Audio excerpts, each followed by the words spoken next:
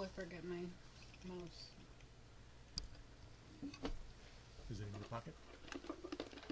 Is it in my pocket? Is there a mouse in your pocket? No. That's funny.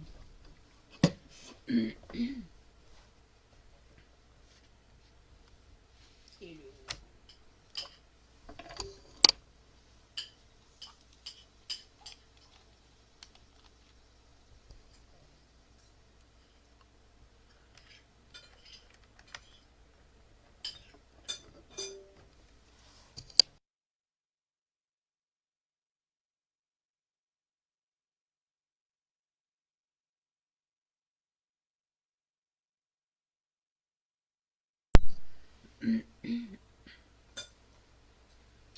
you gotta say hi to everybody before you leave.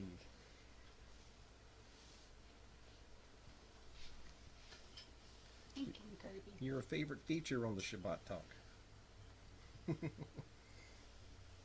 It's Charles.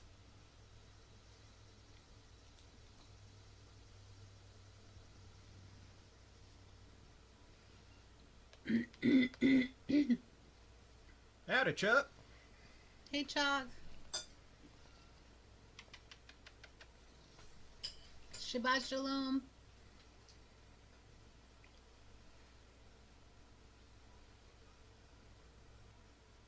Hello.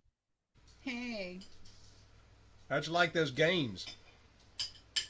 Oh, I didn't really get into the games too much, Todd. I had things to do this week, and I ended up taking a nap anyway last Sabbath. Shocker, that never happens. Oh, only weekly. Only weekly. Yeah. Well, that's what Uh Shabbat's for. It's a day of rest. huh. How are y'all doing? Pretty Good, good. good. Good, good. Staying busy. Got our little fuzzy buddy with us. You showed his nipples. Right now, I think he's about to run. No, bless his heart. He's got the sneezers. How are things on your end? With your wife and you're muted.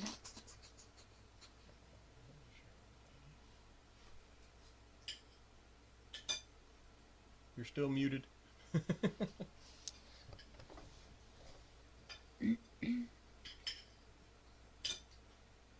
Now you're unmuted. Oh, Now you're muted again.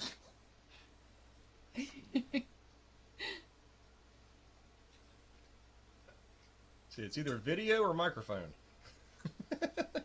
oh. Yeah, I guess bandwidth. I was going to show you a picture of my little puppy dog, old lady, baby dog. She's 15. I can't do that, I guess. Are you on your phone? Yeah. You might be muting it as you're clicking it over. Could be. Yeah. I well, I just following the directions on the phone. It says tap to unmute, tap to speak, it says. So, but that shuts off my microphone. What kind of phone do If you I have? It's an Android. And it's the new one. It's the one that after I busted the last one, went and got another one. And I didn't take the time to set up all of my apps because I just didn't want to, I guess. It can take a while. That's why we don't like changing our phone very often. Like everybody will, so like some people will change their phone every time there's a new version that comes out, especially iPhone users, and there's like a new one every year. But I don't like updating all my apps and signing into everything again. Yeah, that's the same here. I don't really want to go through that. And besides that, all these little 3x5 cards that I got my passwords on, why do not those work? It's kind of like the phone changes its own passwords all by itself sometimes. And I've gone through 3 or 4 where that happened. So over the last 10 years or 5 years, really. Wow. Dave said it's the devil. Yeah, yeah, okay. Just Poor like in Dave. that foosball, it's the game of the devil. Oh, is that what that is? I thought that was pool. That was Bobby Boucher. Bobby Fuji. that That's was some high quality H2O. yeah. Yes. Yeah. Starts with a P, rhymes with T, and that stands for trouble. Well, like the last phones that we had, they lasted 7 years and still looked brand new, but we had to get new ones because And still worked great, except the some apps stopped working. yeah, they say that usually after 7 years They stop updating the they apps. stop updating the apps because I was trying to get on certain apps and they weren't working anymore. So I'm going, why are they not working? And she wasn't Money. having that It's issue. all And about of a sudden, money. Yes, I was. well, all of a sudden, my Dexcom wasn't yeah, working. then she started having issues with some of them. Yeah, money. If they keep making you go obsolete, you have to upgrade and they get more money. Mm-hmm. Yeah. That's all that's there. But the best thing we ever did is told Verizon to take a hike Yeah. because we use Patriot Mobile. Oh, you using Patriot Mobile? How is it? Covered pretty Love it. good? Love it. Coverage Yeah. is excellent, Yeah. and it's a lot It's cheaper. a third of the price that Verizon Hey. wanted. I wanted to get out of Verizon anyway for the simple fact that they donate money to liberal causes. And so Hey there, True. Hi, True. I didn't want any of that. But Yeah. the messed up part is I went to Verizon and told them, I said, look, I just want to pay my bill off. I've got, I've already changed companies It's and done. I'm done. Here's the, I called them for Charles the will case do it. number and, did all that stuff. And so I go there to pay it. And the manager told me, she says, well, you can't pay it right now. I'm like, why can't I pay it? She says, well, the bill hasn't been released yet. And I was like, what does that matter? I said, you should have it on the computer. Let me just pay it and get it over with. Yeah. And she says, well, we can't do it until you physically get the bill in the mail. That I'm doesn't sound right. Okay, whatever. Oh yeah, I got a bill in the mail. Like By 4 days collection later, I got a agency. collection notice. There you go. Verizon sent it to collections, and the bill wasn't even due yet. They put the kibosh to you, as we say up here. Yeah, and so I went back there, and I bet you I was there 2 hours, and even their company kept hanging up on them So, as they were trying to call to get if you don't everything- mind me asking, how much was that bill, just roughly? like It was over $300. no, it wasn't that. It was Verizon. like 189. Yeah, I mean, and they spent $1,000 trying to defend their position. That's not good business. The person told me on the phone because they eventually, after a bunch of clicks and swaps and clicks, they eventually got me into the collection department, the ones that sent the letter. And I told the woman on the phone, I said, look, I don't know what your problem is. I said, I haven't even gotten the bill yet, and you're sending me a collection notice. I said, if this shows up on my credit record, Oof. she said, no, sir, it won't. She says it hasn't passed a certain notification day cycle or whatever. Right. And I told her, I says, I want to tell you something right now. If that shows up on my credit, my lawyer will be talking to you next Yeah. because this is a ripoff. 100K is what we'll take. 100,000, and we won't say a word to anybody. I remember back in the days when all these credit cards were coming out in the 80s. This was the 80s, and I get this one credit card. I forget who it was, but you had to pay it by mail. So I was told that if you were postage stamp, post stamp by the day or a day before it was due, you're good. Well, I had one that was post stamp 3 days before it was due. And about a week later, I get a letter in the mail, and Patty and I still talk about this today. It said, "Imagine our surprise when you didn't pay us." And I think back in those days, my blood pressure was probably 200 over 150. I was ready to go. I wanted to get in my car and drive to that place and just shoot them up. And so I wrote, imagine my surprise, and I wrote this filthy. I would never do this again, but I wrote this kind of not filthy, but imagine my surprise. There are idiots like you that and I showed them from my bank that it was actually cashed. It was cashed on the day it was due. So how can you say that's late? And I never heard back from them. I was 25 years old. I was struggling with everything, and we had two kids and couldn't pay the bills. Yeah, I know. We're being recorded. I got to remember that. Angel's going to become wealthy by listening to my rants. Yeah. I Well, that's, Anyways, about that's that. just like the issue we're having right now, just trying to pay the house off. Oh my gosh. I I mean, it's think been it says we're being recorded because it's voice to text. And it's probably the recording of the text is probably going somewhere, but I don't have any idea where it goes. No, the recording goes to me, and Oh, I just started uploading them on YouTube, and there's actually been a few people that have been interested in joining. good. oh That's wow. that's yeah, good. Good. Okay. We hopefully. we we had a new person last night, which we're nervous because she got into a big fight with Ross. Um, and Oh, but she was good last night. was it the and person? And yeah, yeah. And it's Gibson, but with a P. Gibson. Okay. That, Sounds that- like is, a is that a sounds like fake? Is that a sounds fake like a Gibson? sounds like a That would be a good fake sounds like a name. Les Paul knockoff. Yeah, it's a Gibson. A Gibson. No, and I mean, what she said to Ross, it was problematic for me to even. No, it's all between us, but I guess it's on the damn thing now. But Yeah. Angel's It's got on the freaking thing Angel's got it. now. Angel's got it. But no, I'm just saying, she said things to Ross that were very offensive and bizarre. Wow. Like Ross, when you end your broadcast, you didn't say Shabbat Shalom. This is not acceptable. Like who would write that?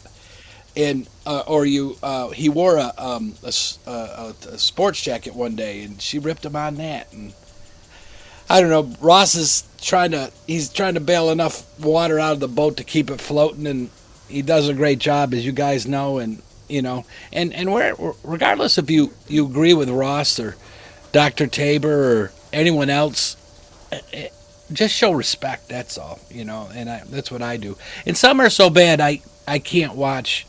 I can't watch the Messianic Jewish people. It just makes me. Yes, is there any way to scratch that name from the recording? I don't want to be record her name up there like that. Oh no, Angel. Okay. I mean, I spoke the truth, I know, but and Angel isn't going to edit this but thing. but if she came around and is like trying to come around from all that, you know. No, I said she did good. Okay. All I'm saying is, you, I I, can, but I don't think I want to edit a 5 hour long video. no, and not only that, don't worry about it. We spoke the truth. I have nothing to Yeah. hide. Yeah, that's my philosophy. If you don't want to have your dirty laundry aired, then you should behave better. Well, and yeah, agree, Yeah, David. agreed, agreed. I took a shower yesterday. I took a shower yesterday. I agree with Angel. If you don't want to be rebuked, then don't be stupid. Yeah, and some of us can't help it, but Well, I I would know. yeah I know if somebody's going to make fun of Ross's jacket, what are they going to do when I don't even brush my hair? there you go. Yeah, You know, yeah. kiss one, baby girl. Yeah. That's about it. Well, the other thing I'd say is this that if it was something, even if it's something theological, let's just say, there's ways to have a discussion with respect, And I talk to my Catholic friends respectfully. I really, really don't agree in their belief system, but I go with simple things. One of them that really gets them, and this is all my Christian friends. I say, "You believe in those 10 commandments?" "Oh yeah, I believe in the 10." And I go, "Well, what about the Sabbath?" "Oh yeah, Sabbath is every day for me." I go, "That's not what the commandment says." And they go, well, that's awful legalistic, Dave. And I said, you believe in Jesus, don't you? Yeah. He said, why did he say at the end of times, pray that you don't have to leave on the Sabbath from Jerusalem? Why did he say that? Good point. Because it still matters when end of time comes in your theology. And they go back. And then I go, I'll tell you where it is. And I got the last of letters. I got all the letters and epistles from the church, 38 volumes. It was on sale for like $120 Christian book distributors years ago. And I got all 38 volumes. And I thumbed through those things for so long, and I found out the last reference that the church ever made about the Sabbath. And their final discourse was, we don't care what day we're going to do the Sabbath. We'll have it on any day except for the day of the Jews. Yeah. That was their final. We're just not going to do it on the damn Jew day. Well, wait a minute. That's not a Jewish. It says right in the book. These are my Sabbaths. These are my holy days, not the Jews. And I it gives me faith to listen to people, but then they don't ever bring it up again. They do not talk again about it because it's kind of I won by what is it? What do you call it when you what do you call it when you back off from the chess game? You just won't finish it. There's a name for it. In other words, you're going to lose. There's a name. Forfeit? No, it's you resign the game or something. Meaning you're going to get a loss in a tournament, but you don't want to go through the humility of actually suffering the loss. Checkmate. You don't get checkmate, but there's 4 moves left, and no matter what you do, you can't win the game. So that's kind of what they do. And again, I'm not trying to ruin people's faith. I'm just trying to make them think about their faith. And the one thing I really obviously can't stand about the Catholic faith was you got to go to a confessional. Are you kidding me? You're going to go to a confessional? My goodness. We don't need no confessional. We've got AI and recorded. Yeah. I'm in confessional right now, aren't I? I'm an angel's confessional. Where's her wings? I don't see them. I had a friend of mine ask me one time. He's like, "How do you know for a fact that the Sabbath is on a Saturday? Oh, How do we know what Saturday is anymore? This, that, and the other." I told him, I said, "Oh, that's easy because the Catholic Church changed it to Sunday. yeah. So there's your Saturday." And what do they call? I never knew that. What do they call the Sabbath in many countries? Like in Italy, Sabbato. It's been that for thousands of years, and A lot of languages. yeah, and so when I see that,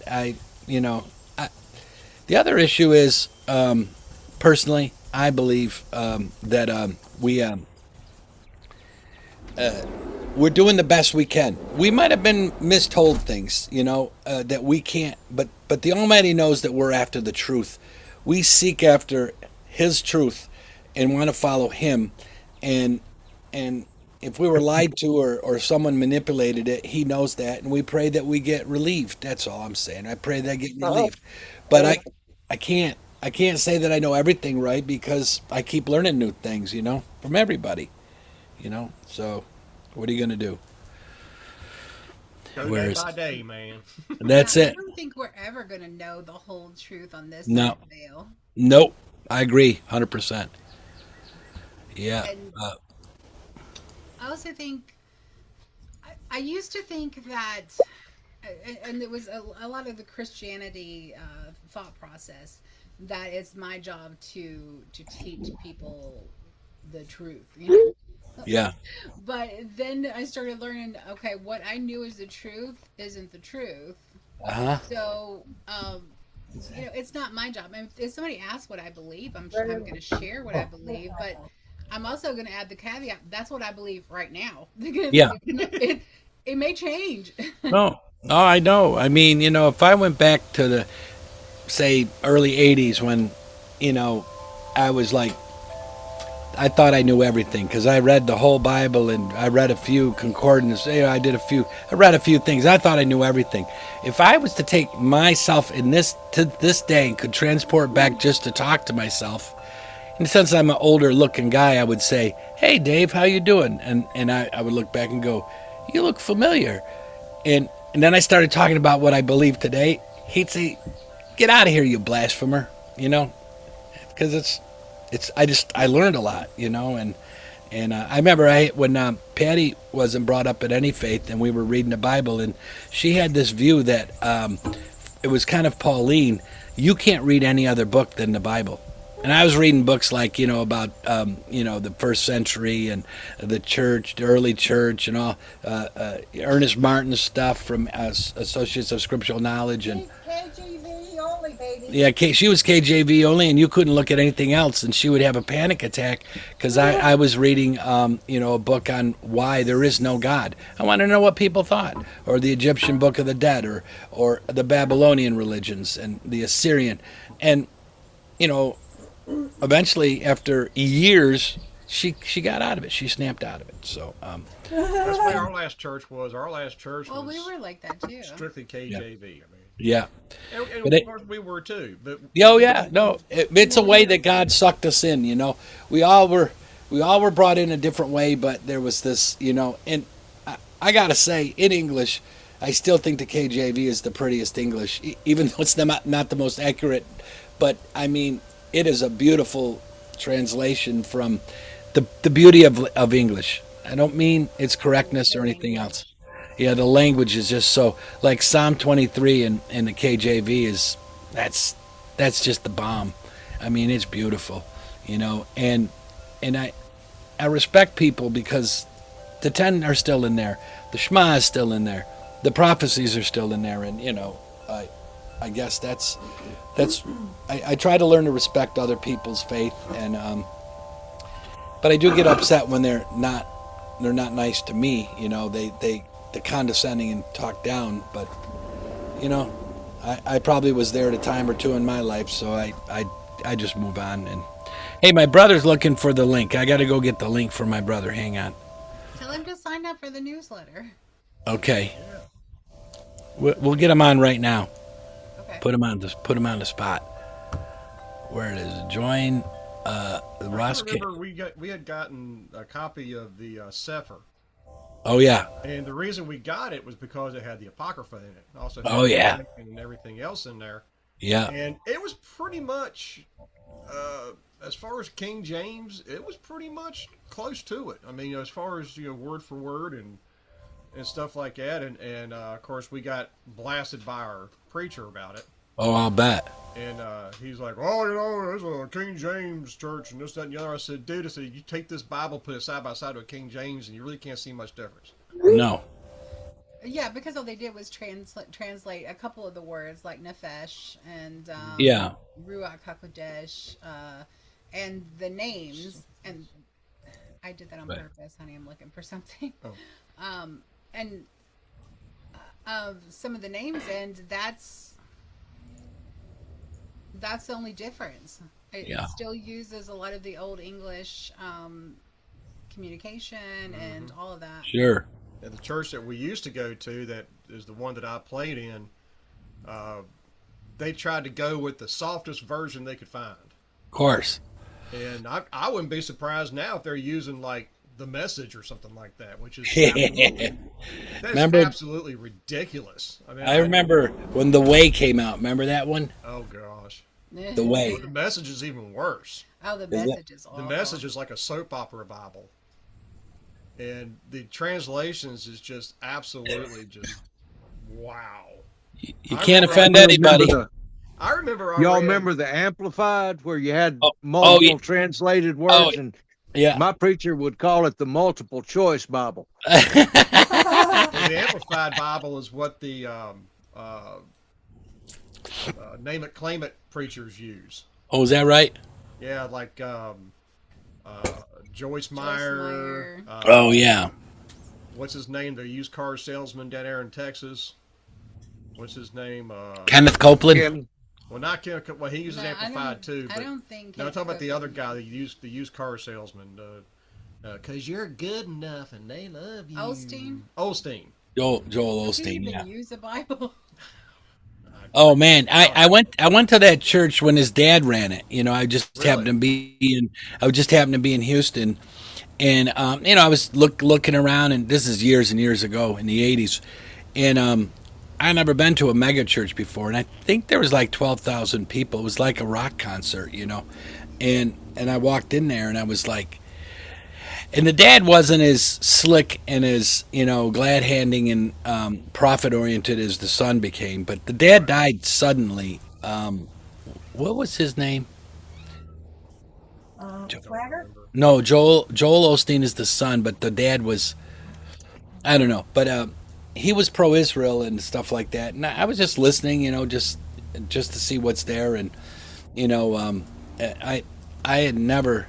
We have one mega church in upstate. It's in Syracuse, and but that's a relatively new thing for our area. Like Yeah. I think it sits 10,000 people or 12,000, and they do two shows, as I like to call them, on Sunday. Two sets? Two sets, yeah. You can go to the first show if you're a real Christian, and if you're a lazy Christian, you go to the second one. And I think I heard from one of the people they bring in 500 to 600,000 per weekend in donations, Jeez. cash money. And how is I just recently found out from I was texting my old bass player from church and a while back, and it used to be the contemporary service, which was what I played in. They yeah, started at I think 8:30 or something like that, uh-huh, and that had the biggest turnout over the traditional service. right. And I just recently found out from them that they ended up canceling the first service, the Oh, contemporary service, because there's nobody coming. yeah. I was like, what? Because I was asking if a certain person was still playing with him. He says, well, we're not even doing that anymore. I'm like, Hmm. 25, 30 years later, and it stops? Wow. Wow. Hey, can I mention something here, guys? No. Sure. How are you guys all doing Hey, today, first of Steve. all? Good, thanks, Steve. How are you? Good, good. Hey, I was telling my brother this morning that I've been watching these series on YouTube. It's by Paul McAllister, I think. And it's the rise and fall of someplace, like the rise and fall of the Poconos, the rise and fall of Daytona Beach. They're really fascinating. And when I walk my dog, I just love listening to them. And this morning, it suggested the tragic fall of Heritage USA. And oh my gosh, if you guys get a chance to watch this, it was all about Tammy Faye Baker. What was his name? Jimmy Jimmy Tammy Baker. Faye. Yeah, Jimmy and Tammy Faye, and I can't do it justice, but it was just absolutely fascinating, and how twisted the We've tale seen some got. documentaries on that.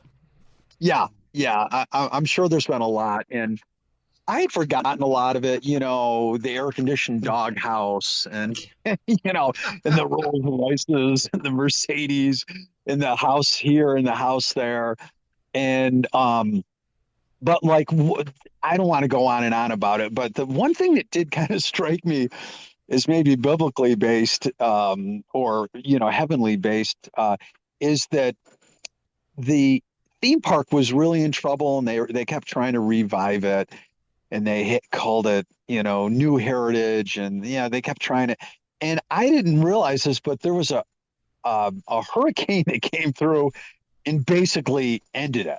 It destroyed it. And I'm thinking, wow, I don't know, but was that the hand of God just saying, like, enough is enough with you people? Could be. Could I never very know. I well know be. they oversold shares on that. Yeah. Yeah. Oh yeah, they had, that was one of the things that really took them down in the court case against him, was that they had documentation that his people said, listen, you way oversold this thing. I think they were going to sell originally 25,000, and they went up to like 66,000 shares, and there was no way in a year you could get everybody in there, and that was part of it. And they said he got on the stand, and he thought he was going to talk his way out of it. And they said, he couldn't answer a lot of these questions, and it actually made him look worse. But he basically portrayed himself as this poor, innocent, guy that was deceived by a lot of other people. And, I mean, come on. But I was telling my brother this morning and sister-in-law, I was listening to it, and I couldn't help but think of Ross, and how hard he works, and Seth and everybody. I don't know how they're doing. I hope they're doing better. But this guy was pulling in, you know, millions every week, multi-millions every week. It was just unbelievable. Just hard to believe, really, how gullible some people are. I always wondered I, if Tammy Faye had like a little side thing going where she was teaching soap opera actresses how to cry on a snap of a finger. Because Yeah. that Oh, woman I didn't was. have to pluck a nose hair or nothing, man. She was just going to town. I We know. used to always And make fun of her because she had all that plastic on her face. Oh yeah. And I can't. It's been a long time ago. It's one of the bands I used to play in a long time ago, and and our thing was if we were crying over somebody's demise or something, we would do the the Tammy Faye eyes. Oh, the fake lashes have gotten a lot more extreme than in her day. We call them drama lashes, is what we call them. Yeah. did you hear what she's noted for now? Uh, Mm-mm. Take a wild guess. Who kind of what group in this country kind of adopted her Oh, into it's this? yeah. I know. Well, I yeah. don't know. Go ahead, tell him, Dave. You'll never believe it. LGBTQ plus. Yeah, yeah, Well, she did they, have a kidding me? drag queen look to her. She did. yeah. Maybe maybe it Kind of was had that little Tommy Faye. bobblehead Maybe it thing was going Tommy on Faye and too. not Tammy Faye. But she had that bobblehead thing going too. Yeah. Yeah. Or I'm sorry, I don't mean to make fun of her, but she, the two of them together, and oh, the drama, like after he went to prison, she divorced him and married. That's, forever. Marriages are forever, but yeah, or until the first, prison sentence. But she ends up marrying this contractor that did a lot of the Heritage USA work, and then it said, now she's noted for, being in this LGBTQ community. But the whole thing was, it went on and on. It was just hard to believe how misbehaving everybody was in there. It wasn't just And they getting got to away with know. would he get 5 years in prison for stealing millions, Yeah. Yeah, And I was that, telling Have, my have you brother seen that. Have you seen Jim Baker lately? no. He's Didn't he I was lost have all wondering of if his he's hair. He grew a beard, and he's still a shyster. Oh yeah. Is he still alive? really. He's on. Oh yeah, he still has a TV Yeah, I program. think he's on TBN or something like that. Well, of course. Oh my It's Salem gosh, really? Doomsday. And he took Oh, money from people whose it was the last $100 they were given. Yeah. so I don't want to be near those people on the judgment day. That's all. Just like Kenneth Copeland, Yeah. people send letters all the time, and nobody ever reads them. Mm. They just take the money out, throw the letter away. Yeah. Oh, I know. Did you know what? Originally PTL stood for Praise the Lord, right? Hmm. Yeah. And then there was a second one that was not derogatory. It was another, I forgot what it stood for, but it was kind of religiously based. And I had forgotten this, but I'm sure you guys remember this. What was the third one PTL was noted for? I don't know. The derogatory one. I don't know. No Pass idea. the loot. Pass the loot. Pass the loot. What was it? Pass the loot. Do you remember Mother Angelica? Yes, I Mother, do. Yeah, Mother, from the Catholic Church. is it Angelica or Angelica? Mother Angelica. Yeah. Yeah, she was on there. Did she get that friar with the hand signal? Oh yeah. He had really It was long Catholic fingers. theology. It was Catholic theology. Oh my god. Oh man. And Oh, they were preaching about how they're They the were original. entertaining though. I Yeah. mean, we would watch it. I don't know why. Remember your I don't know dad? if I want to see a praise show that was entertaining.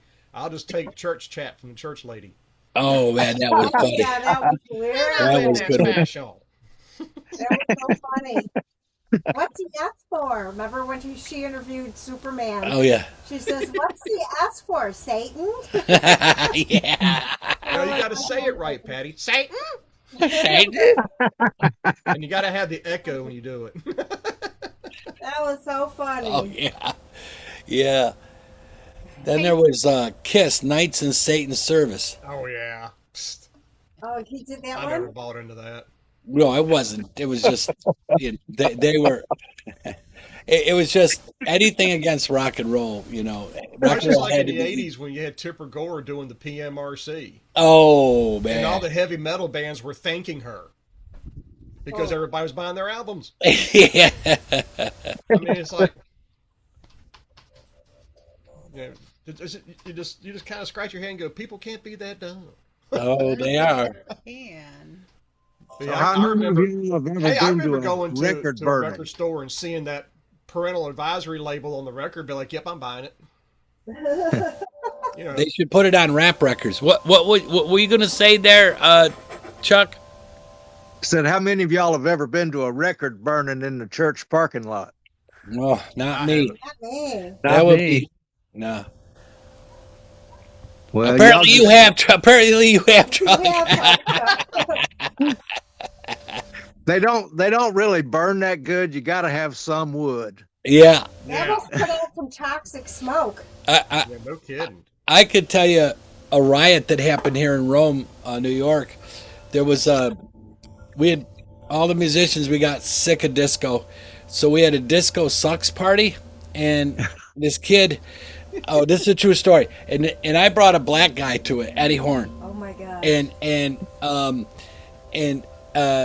they were supposed to have like 200 or 300 people at this place out in the country, and I think 1,200 people showed up, and they started burning disco records, and they had like this 12-foot in diameter fire pit with real logs, because these are farmer boys, and they started throwing those things on there, and I think fire departments from 3 different districts had to show up.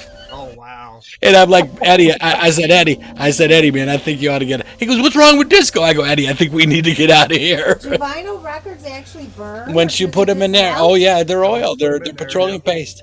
Yikes. You like Chuck said, you can't just light it and it won't burn.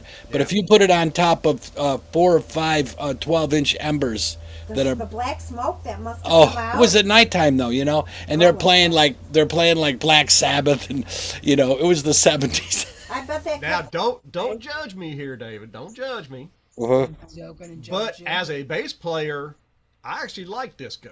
Oh, I understand Because that. the bass, because if it wasn't for the bass, there'd be no music. The bass owns that stuff. Oh, I Well, do. we kind of like it now. It's just back then it wasn't cool. Well, Because we. it was a whole different environment going on. I Yeah. hitchhiked to see Led Zeppelin. I saw Rush, Blue Oyster Cult, Black Sabbath. I didn't care about disco, and Not but only that, there really wasn't any disco concerts to go see. no, there was on the nightclub floors. And here's another Yeah. thing.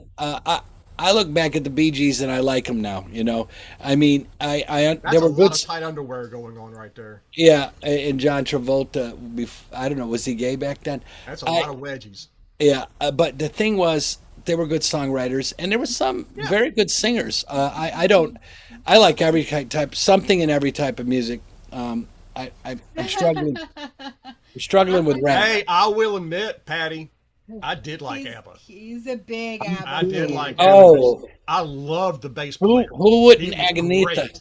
Agnetha, yeah. Agnetha. Who wouldn't love an Agnetha in those jumpsuits? Holy cow!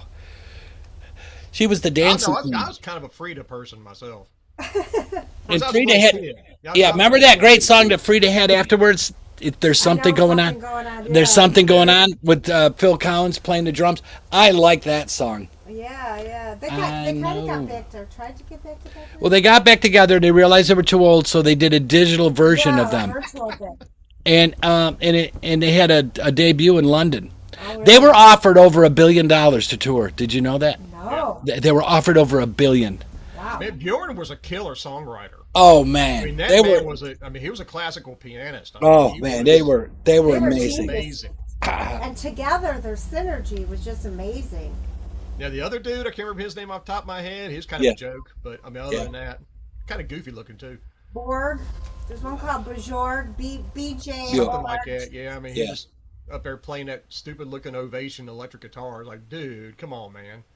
Hey, Glenn The guy Campbell used behind you those. doing the actual playing, he's got a Les Paul. Yeah, yeah. I knew that. Here's another thing that I saw that was pretty interesting. So do you remember the band Focus? hmm Hocus Pocus by Yeah, Focus. yeah. So the guitar player, I always thought he was really good, and Oh, he was amazing. yeah, yeah, and he was an incredible. Trying to think of his name. Yeah, I can't think of the top of my What head. was his name? Anyways, so Weren't they from like Finland or something like that? yeah, they were. Yeah, Denmark or somewhere? yeah, yeah. And let me just look it up real quickly just to see the guy's name because Jan Ackerman. What? No, yeah, Jan Ackerman. Yeah, yeah, that's it. Yeah. Yeah, yeah. So I was in New York one night all by myself, New York City, and the concierge told me, "Hey, if you want to go see a play, go at 7 o'clock because they sell the tickets they can't sell really cheap." So I go, all right. So I went to see 42nd Street, which, believe it or not, it's a musical that you would know every song in because it was part of culture. But but anyways, I'm sitting like 3 rows back, and this guitar player is just knocking it out, and I'm just really. I go, I gotta go see who this guy is. And so afterwards, when we're done, I walk up and I said, "Can I talk to the guitar player?" And he comes back out, and I really enjoyed your playing and your techniques. And he said, "Thank you." I go, "What's your name?" He said, "Jan Ackerman." And I said, "Well, Focus?" He said, "Yes." He smiles. He had a really heavy accent, though. He couldn't hardly talk English. And that guy played the charts. He's playing, and it's like even though they were a big band, he had to play or probably couldn't. He couldn't make money, or he couldn't live because they only had a few. Remember the yodeler in that band? Yeah, Oh yeah. I mean, I don't know how that And that guy was did it. completely improvised. They said when they were writing the song that he Yeah, just did it, yeah, and the whole band was like, "Leave that in there." yeah. There's Kelsey. Hi, But Hi, Kelsey. Kelsey. Hi. yeah, I've watched. Kelsey, That's kind of hi, funny you Kelsey. mentioned that because a couple of weeks ago I was while she was on her Zoom call. I usually watch stuff on YouTube, Yeah. and I was watching a bunch of different live versions of that song. Oh, And of course, really? no two were the same. But just watching it and watching that keyboard player, I was just like, wow. Oh, yeah. I mean, that No. whole entire band was incredible. Oh, yeah. And And they they didn't had, care. didn't they have Uh, one other hit? the Hamburg Concerto maybe was a big hit. I'm not sure. I Yeah, just know that Hocus Pocus was their number one yeah, yeah. It was. deal. It Let, was let like me, one of the very first speed metal songs. yeah, and that guy playing and that guitar was Oh so yeah. cleanly picked. That guy was a stunning. The drummer, everybody was. If I'm not T mistaken, spent. I think the bass player had a Rick. If I'm not mistaken, Yeah. Let me I see. think he played a Rickenbacker. Yeah, yeah. They were great. And like I said, it was such an unusual from the American or English type of sound. It was really good. Well, But that's that, why in the '80s they call it the British Invasion because yeah, that's basically where metal came from. yeah, Was in yeah. Britain. Oh yeah. Tish Van Leer was that singer, man. That Yeah, guy, and then he would do the other things besides the yodel. He'd he go, played flute too, yeah, yeah, yeah. which was Tish. big back in those days because you had Ian Anderson, Oh yeah, Jethro Jethro Tull. Tull. Yeah, it was a good time. But anyways, to see that guy, uh, was amazing, And he was a and goofy looking dude too. they all were. They were white people, but barely. Yeah. They look like they had some alien influx in there. Alien DNA. Yeah.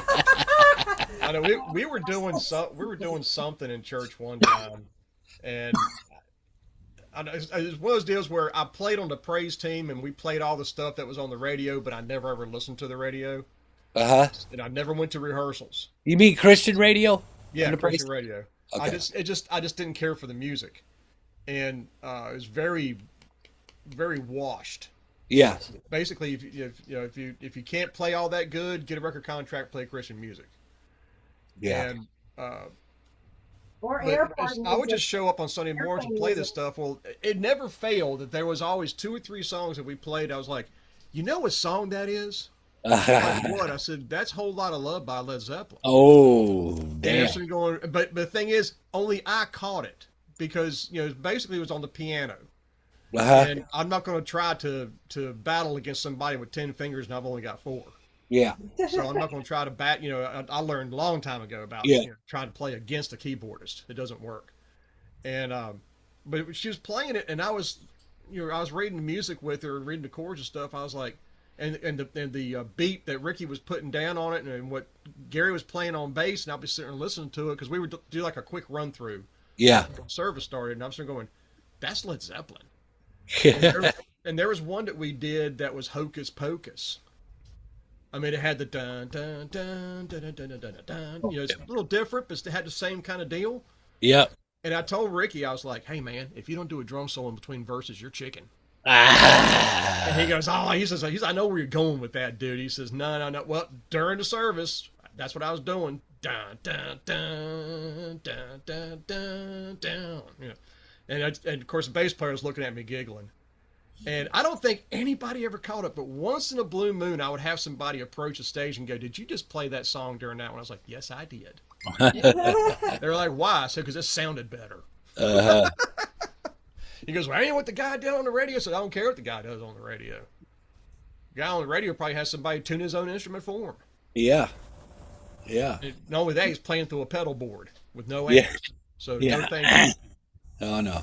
I played through an amp, but solid state, but it had a mic in front of it. Who cares? They had beautiful solid state amps. No Well, it question. wasn't mine. The church bought it for me Yeah, yeah, I got it. because I had my amp there, which was my when I first started, I had my '68 Deluxe Reverb, Oh. which I was stupid and got rid of. Oh. One of my favorite amps of all times, and Dickie Betts used that. and so I had a Blues Junior, which is a little 12-inch, Yeah. 15 watt. Well, I still have it, still use it. My dad, my Very loud amp for 15. my first amp my dad bought me was the Vox.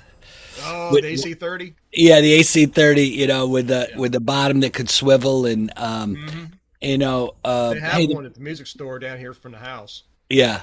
They have But one in the window. it was the Beatles used it, so what the hell, Yeah. Brian It- May used them. Yeah.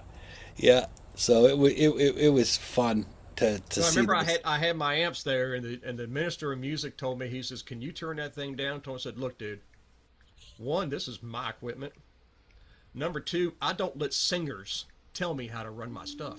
Matter Uh-oh. of fact, I usually don't let singers talk to me Uh-oh. because Patty, did you hear this, Patty? You I am can't an talk. You anti- can't talk to Todd.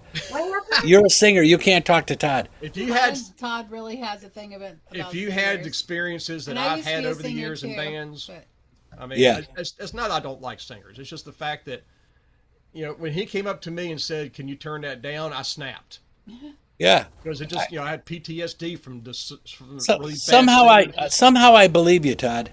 And so I told him, I said, "I'll tell you what. If you want to buy me an amp, then you can tell me how loud to play." And he bought you one. He says, "Well, I'll go get you one." I said, "No, you won't. I used to work in a music store, dude. I used to eat churches. I'm not happy about it, but I would charge over list. You let me go, and Yeah. I'll get an amp." Or cheap And I price. said, and Because then he used to work in a music store. and then you just pay me or pay them, whenever. And he goes, "Well, if you can find one." I said, "I'm not going to get nothing fancy," and I didn't. It was like it was a $350 amp. It was a Fender. Yeah. And I plucked a few chords through it, and I said, "That'll work. That's all I need right there." And he says, "You want it?" I said, "Well, the church is buying it for me." And he says, "Well, tell you what, tell him $200 it's yours." Wow. And I was like, "Are you sure?" He goes, "Nah, that's my cost." He goes, $200, and he says, "And just go ahead, and this is like on a Saturday." And he said, "Just go ahead and just take it, and just tell him to come by here and pay it." I said, "You sure, Ron?" He goes, He says, "I ain't worried about you. Sure, go ahead." Because I'm the one that gave him the Fender dealership anyway. Wow. And so he was like, "Yeah, just take it with you." So I showed up the next day at church, had the amp there, and he walked over. The minister of music walked over. He goes, "Where'd you get that?" I said, "Oh, you owe Kelly's Music $200." And he says, "For that?" I told him, I said, "It's a $350 amp he gave me for 200." Wow. He goes, "Oh," and I even kept the price tag on. I said, "Look, here's the price tag." Wow. He said, "Just come by with $200, no tax, no nothing. Just give him $200, and he'll call Wow. it." That was He nice. goes, "So he let you take it home?" I was like, Trust. "Yeah, he did, because I bought thousands of dollars worth of guitars off of him over the years. Yeah, he kind of trusts me." Uh-huh. Wow. So yeah, he went Monday and paid it, and so I thought it was kind of funny, but I stopped by there, I don't know, a few days later to get some strings or something, and I asked Ron, I said, "Did Chris come by and give you the money for the amp?" He goes, "Yeah, he came by Monday morning." And I said, "Cool," and he said, but he was still perplexed over the fact that I just gave you an amp to take to church, and he said, "I just looked at him and says, me and Todd go back 30 years." He said, "I'm not worried about giving him a $200 amp." I'm walking out the door with it. But yeah, I just blew Chris's mind. I was like, "Dude, that's why I was telling you, you're not going to buy me an amp. I'll get the amp, because I can get it a whole lot cheaper than you can." Yeah. Because I'm not proud of myself, but I used to, whenever time I saw a church come in to buy stuff at a music store that I managed, I saw dollar signs. You can talk to Sweetwater about that. Man, it's the biggest part of their Oh yeah, oh yeah. it's tens of millions. He said there's my guy Brendan Murphy. He said his biggest sale was 4.8 million to a church in Texas. One church, Wow. a mega church. Talk about commission. He's a happy guy. I said, "Man, you must be believing in Jesus by now." Good golly, man. Well, And, there's that's a not the place biggest one. That's not the there. biggest one. He told me. He said there was one that was over 10 million, and that's because they sell everything. All the recording equipment, the lights, the sound system, and all the. What gets difficult is when you have, say, 100 ears. That you're going to do wireless. That becomes like you have to talk to the FFA, right? Or wait, FDA or the federal. It's about the. I don't know if it's AAA. It's you have to clear that you can use these channels in a certain area because there's so many. FCC? Is it FCC? Federal FCC, Communications? Steve, you got it right. FCC, Mm. Federal Communications Commission, and I know that our studio geek Michael Lombardo, he's an expert at this. He sets up the huge systems like for Metallica and stuff. He just sets the system up. He doesn't mix or anything. But he said that at the Super Bowl, they have 1,100 different channels they're monitoring to run the Super Bowl, and they spend like 3 weeks before just checking everything out, and so it's a big deal. Yeah. I Okay. see where Patty wrote about airplane music. Is that similar to elevator music? Is that what you're referring to? Yeah, and like on Okay, Delta. here's a trivia question. Okay, Who is the king of elevator music? Barry Manilow. I don't know. Ah, my man. He I hear a is the lot of Barry. king. Yeah, I hear a lot of Barry Manilow. Exactly. That's what I'm saying. He is I got to the tell you a king of story. elevator music. I got to tell you a story. We were in Vegas and we stayed at the Las Vegas Hilton, and I was a Hilton Honors. I'm a lifetime diamond and all this. So I got this little cupola by the pool, and across the pool, Barry Manilow was having his meet and greet because he was playing there regularly, and all these older women, and I'm going, if they only knew. But anyways, he had to get away from him, and he walks right by, right by us. He walked right by us, and he said, "I have to get away. I have to get away." He seemed like a nice guy, you know. He couldn't He had miss him. some, His nose got there 5 minutes before he did. yeah. Didn't he just die recently, or he's I don't really know. sick? He's something happened to him. I don't know, but I will give somebody props though. I mean, for them to have a show in Vegas, and do it every night, still draw crowds and stuff. You Sell got out. to Oh give yeah, somebody the props on yeah, that. yeah. Remember the Little River Band had that song that talked about Elvis being at the Las Vegas Hilton.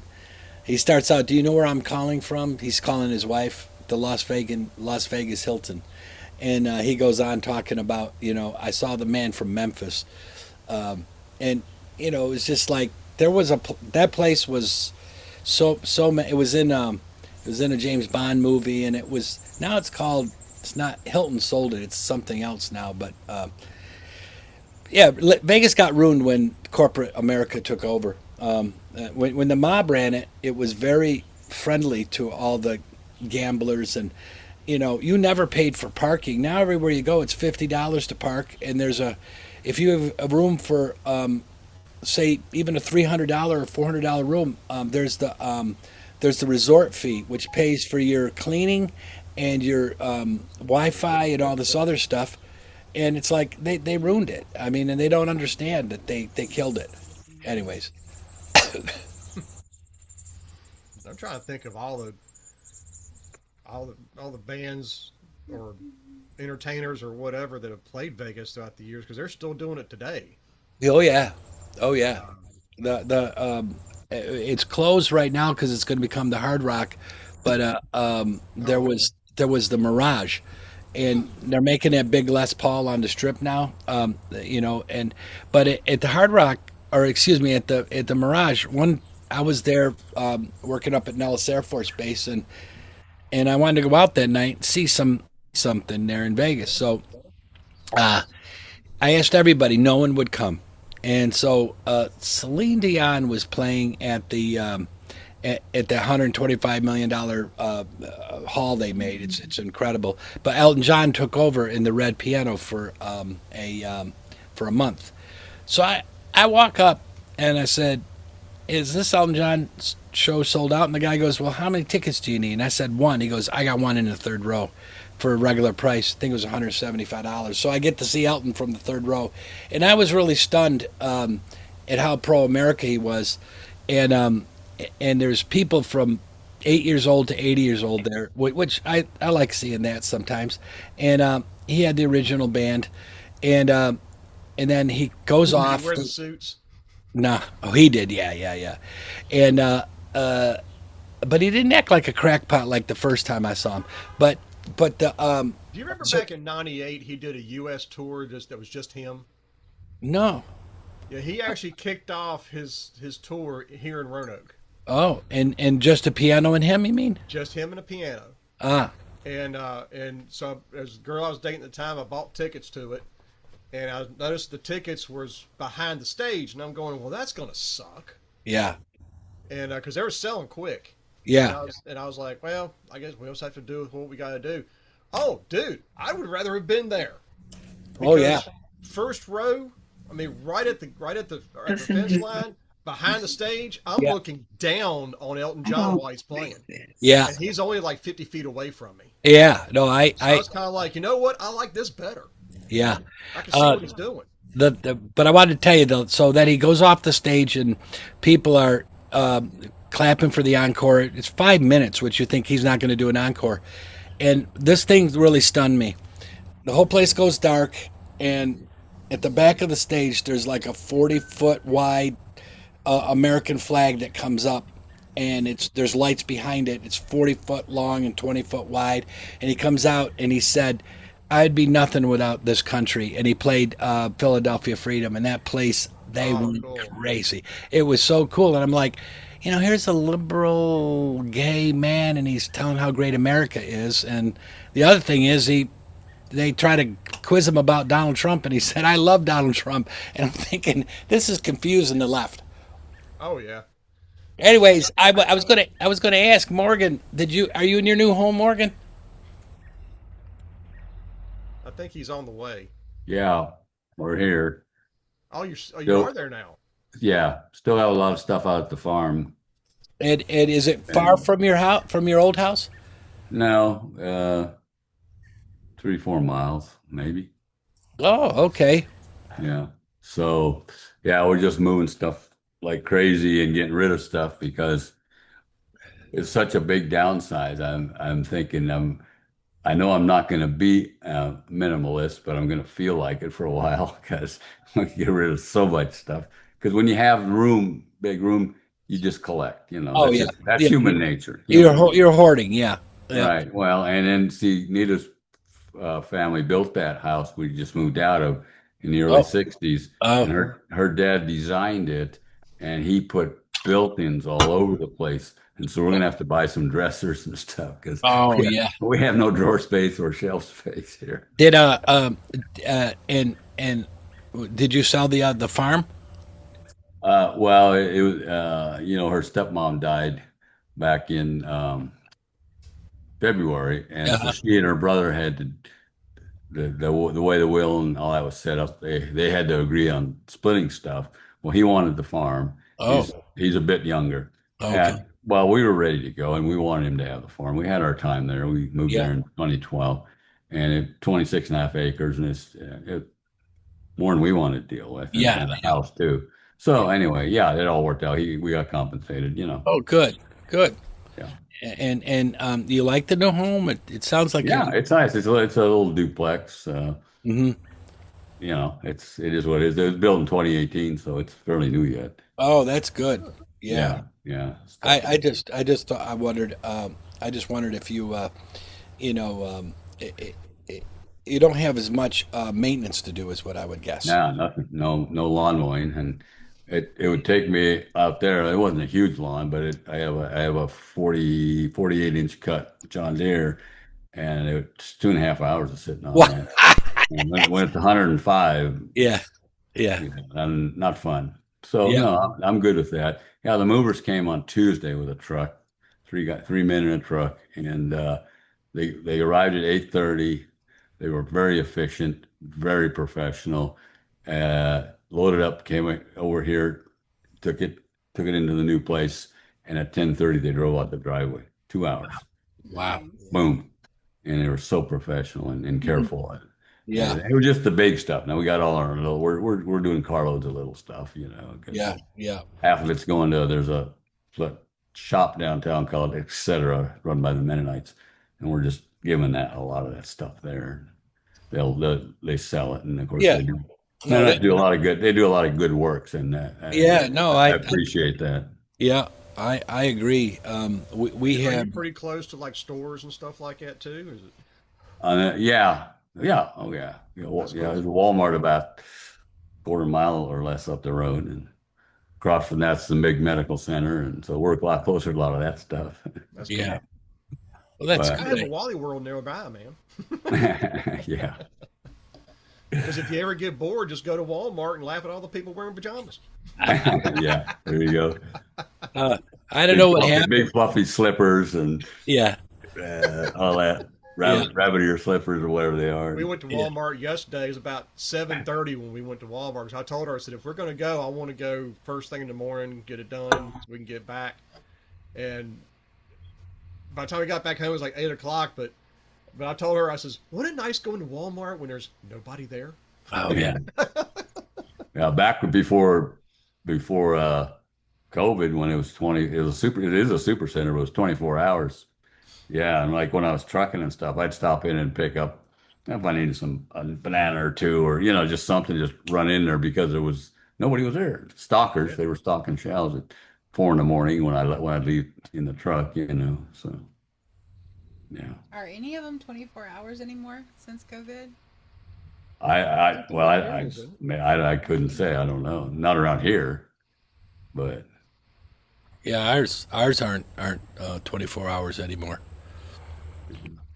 that's why when we lived in a motorhome for about 2.5 years, we traveled around and we'd camp at Walmart because they had, they didn't care. And well, they gained because we'd walk in there and buy stuff. Yeah. Yeah. But we liked Sam's Club better because they weren't 24 hours. They shut down and you didn't have a lot of traffic coming and going and coming and going. So we Huh. did that quite a bit, just, for overnight stops and stuff. Yeah. Yeah. Mhm. Oh, that's great. Yeah. We're doing all Extra right. tour. That,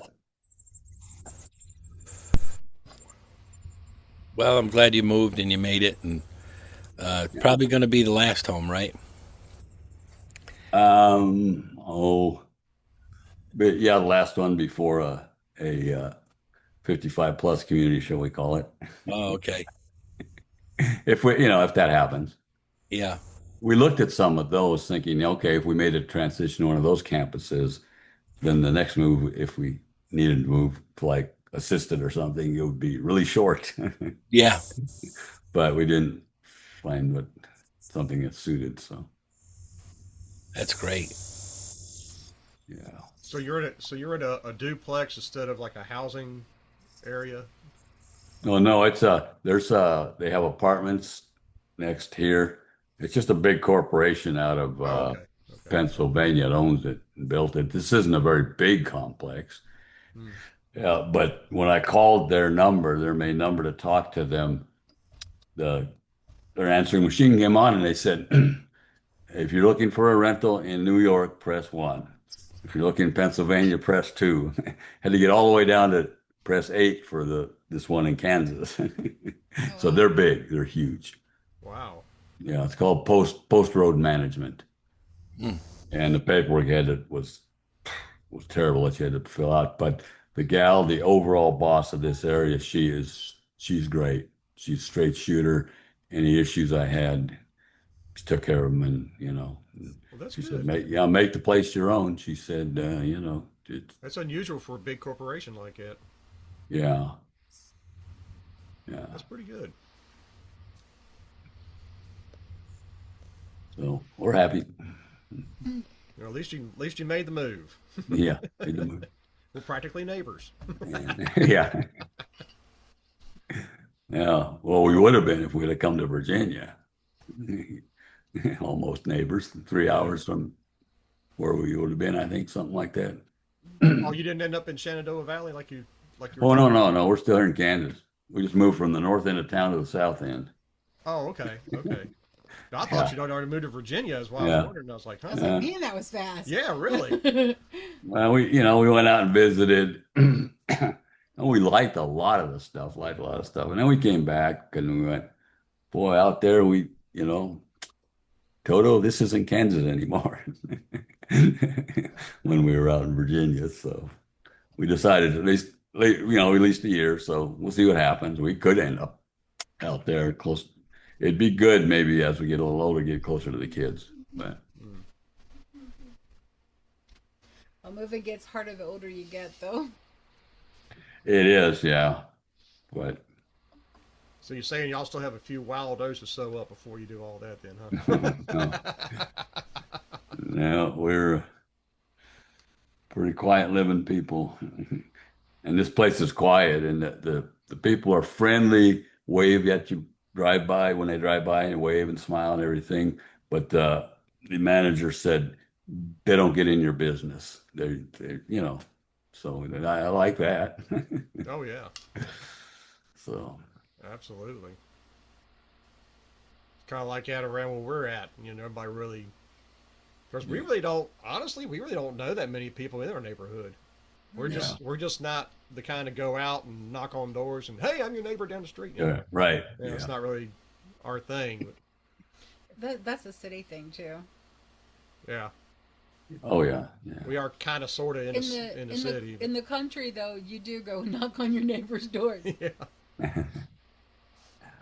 yeah. I mean, we was in the kitchen yesterday and this guy and this girl come knocking on the side door and I'm thinking, oh no, Yeah, there's two guys whatever and you're a girl. selling. Come to find out it was the police department No, giving us like tips to stay safe in the house and this, that, and the other. And oh, I told her, I said, if I had been out there, if I thought about it, I would have told him, I said, well, hey, if you want us to give you tips on people doing stupid stuff or whatever. Said 3 houses down, you need to keep your eye on them guys because they apparently they think the road is a racetrack. Yeah.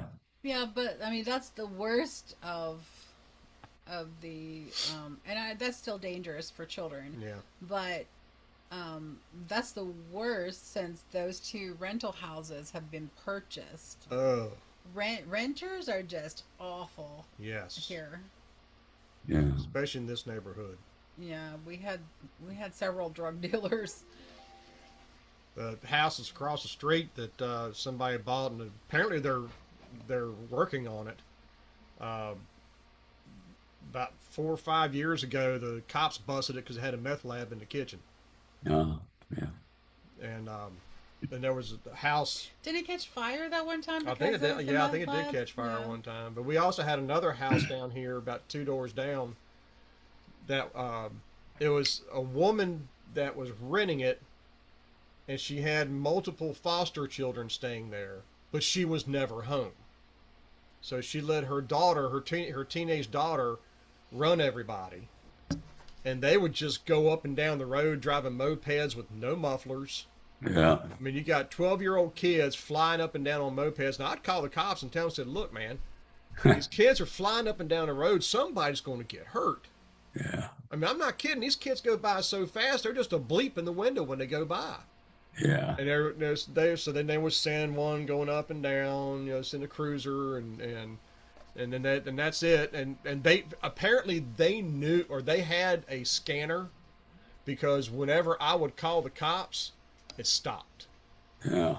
And they would hide behind the backyard back there. And then as soon as the cop goes by, then they come back out again. I'm sitting there going, they've got scanners, man. They're listening to the police calls.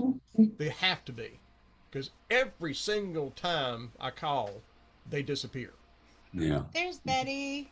And Hey. eventually what happened one day, though, is I saw one going up and down. It had a little 10-year-old kid riding on the back, and like 12-year-old in the front, and they were flying up and down the road, and I was getting ready to call the cops, and sure enough, we hear this bang, and the kid hit a parked car Oh. right in front of their house, sent the young kid on the back flying across the road.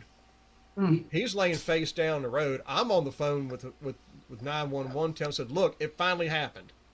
These kids got on his mopeds and they done wrecked it. So it's in a million pieces, and one kid's laying out in the street. Well, I heard about a minute later, here comes the fire department and rescue squad. Do you think a police officer showed up? Nope. It was the fire department that had to fill out the report. Yeah. And one Hey kid guys. one kid left in an ambulance, and that woman finally showed up. She took the other kid, to the emergency room or whatever. But Yeah. I was so glad when they just disappeared. Oh yeah. Yeah. Because We lived across the street from a house where they just kept coming and going, and if you look real close, there was a little opening in the door. They never even went inside. They were passing through the door, the money and the dope, And for fun, what they like to do, that they had little motorbikes too, but they just rode them in their backyard, round and round. They'd laugh, they'd crash into stuff, and they it's did that just over here too. kind of crazy. Yeah, they did it over there too. Tore You the know, it's backyard kind of up. sad, but And I noticed like every person that rents that house for some strange reason, there's always some kind of drama involved. yeah, Never fails. And it's not like that around the rest of the neighborhood. It's just that house. yeah. Maybe it's possessed or something. I don't know. But it always brings in the people that are just Ah, drama. I mean, out in the middle of the road yelling at each other kind of stuff and everything. It's like, man, Sure. shut up. Go back in your house. yeah. Hey, you remember a month or two ago, and I guess it was up in Yellowstone, where that man and his grandson were walking, and the bison guy came after him and threw him in the air. He was a big guy. Looked like a rag doll, just boom, Oh, yeah, yeah. And he broke a few bones, and he was very fortunate. But somebody, and it just wasn't. It's one of those things that it's funny, not funny, right? It's you, it's not funny, right? So okay, there was somebody put up on Facebook. There was a bunch of Native Americans signs, 10, 10. Didn't stick the landing, but 10. I felt bad for the guy. And I learned something. The bison, we got a lot of deer around here, lots of deer, and they're pretty big. And when they go into the rut, the bucks are looking for does, and they don't care about cars, semis, anything. You better be watching because they got their nose in the air and they're just going to go. And when they sense something, and you see a lot of dead bucks by the road. But the bison, I didn't know that was mating season for bison back in starting in June or what. It starts much earlier here. The deer's in the fall, and it started much earlier. And so if you know that, if you find out a few things about these wild animals, like when that bison, first thing he did is he gave himself a dust bath. Well, that's usually their sign they're feeling good, and they get that dust on their. No, that's agitation during that period of time. That's he's agitated and he's going to go after somebody. I didn't know that, but it'd be good to teach people that. I know the parks are really stretched because they cut a lot of the personnel and stuff, and then but people need to know that because you just don't go walking out and you Wasn't he know. the guy that was trying to walk up on it to film it or something like that? No, he was trying. They were trying to keep away from it, and they thought everything was good, and they turned around and then it started chasing them, and he drew it away from his grandson. He was a good grandpa. He drew that bison away, and he took the shot himself instead of his grandson. So, but yeah, but these animals are wild. Yeah, there are a lot of tourists that I saw another thing they posted back earlier in the spring, and the bison was saying to the other bison, "Oh, I think it's tourist tossing season coming up here." You know? Call it heads or tails. Yeah, because a lot of people that walk up, and I mean, I remember when we were camping, and as a kid, we camped all the way from North Dakota to the West Coast, and every night pitched a tent, and it was my mom and dad and my sister, and we're in Yellowstone, and she got chased by a bear in the campsite, and it was funny, not to her, not at the time, but it didn't really go after her. But it's looking for food, that people feed them, and they know that. And so she did climb on top of the car. We had a big old Rambler station wagon. I got pictures. It's on slides. She didn't like that, showing that. Hey Morgan, the Buffalo Bills have a new logo. It shows the buffalo, which is not a bison, but shows a Right. buffalo throwing a man, and that's on the side of their helmet. It was denied. That's I like what Chuck pretty said. clever. Hey, big boy.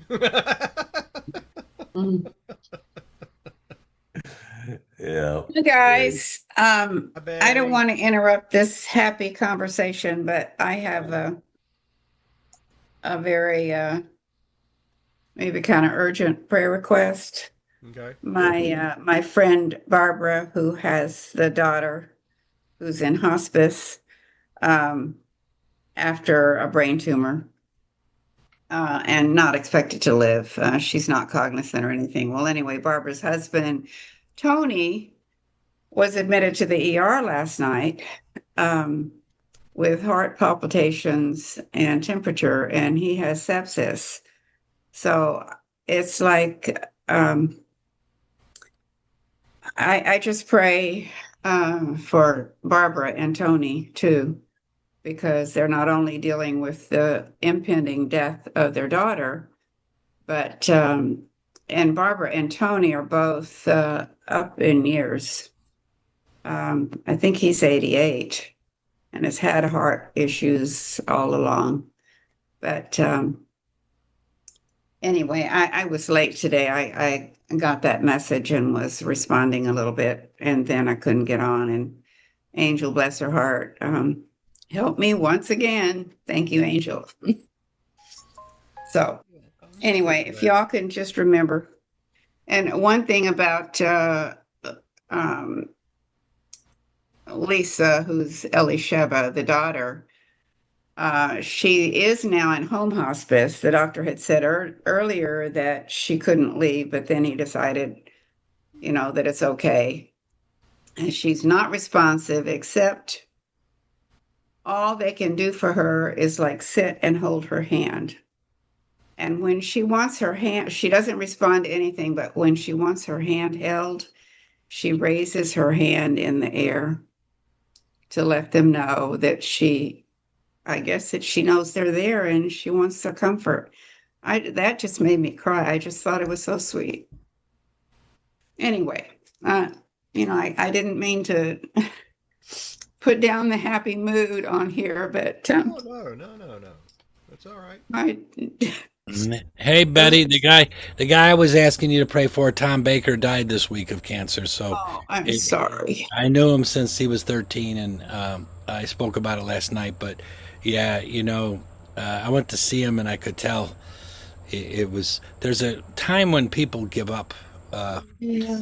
I don't know what it is, but he's 67, and he left the wife and his kids, and it's sad. It really is Yeah. sad when we get these things. So we'll pray for them, no doubt.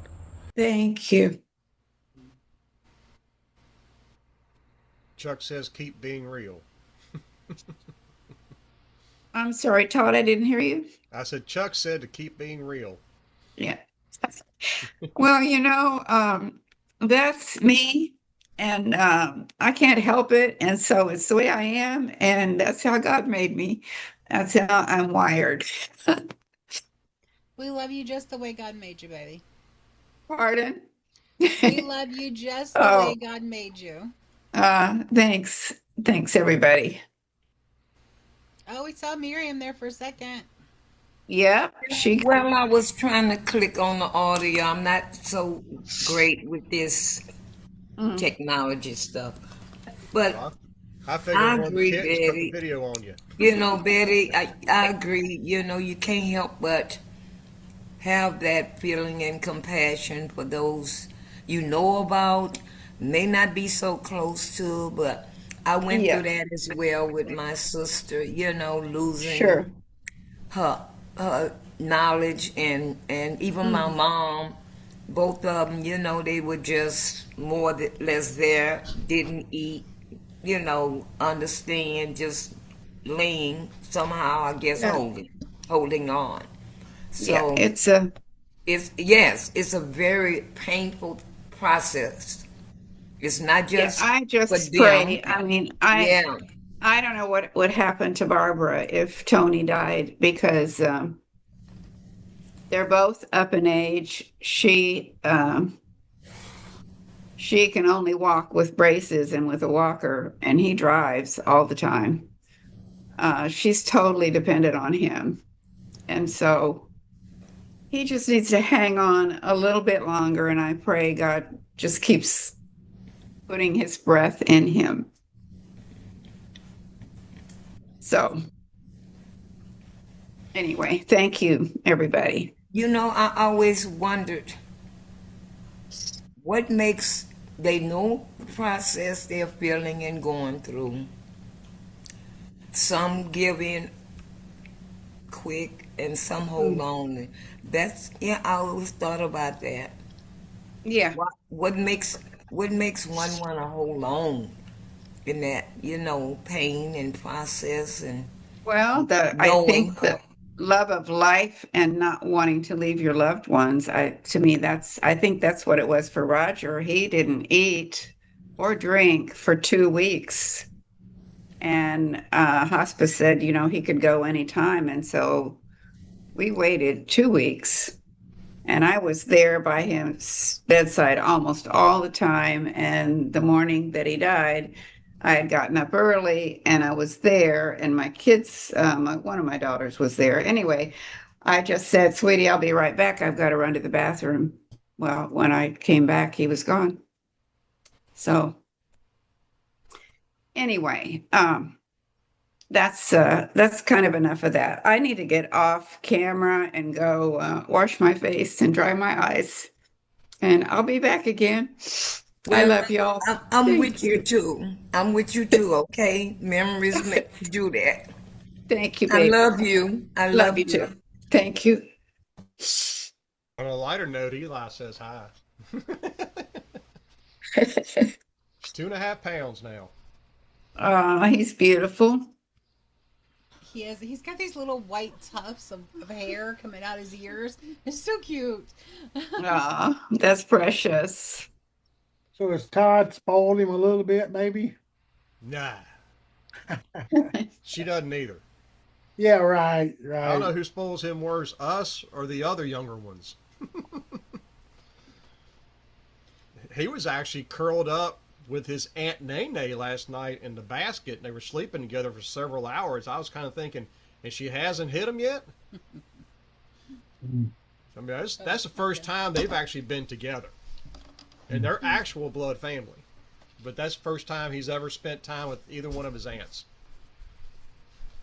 I was really shocked.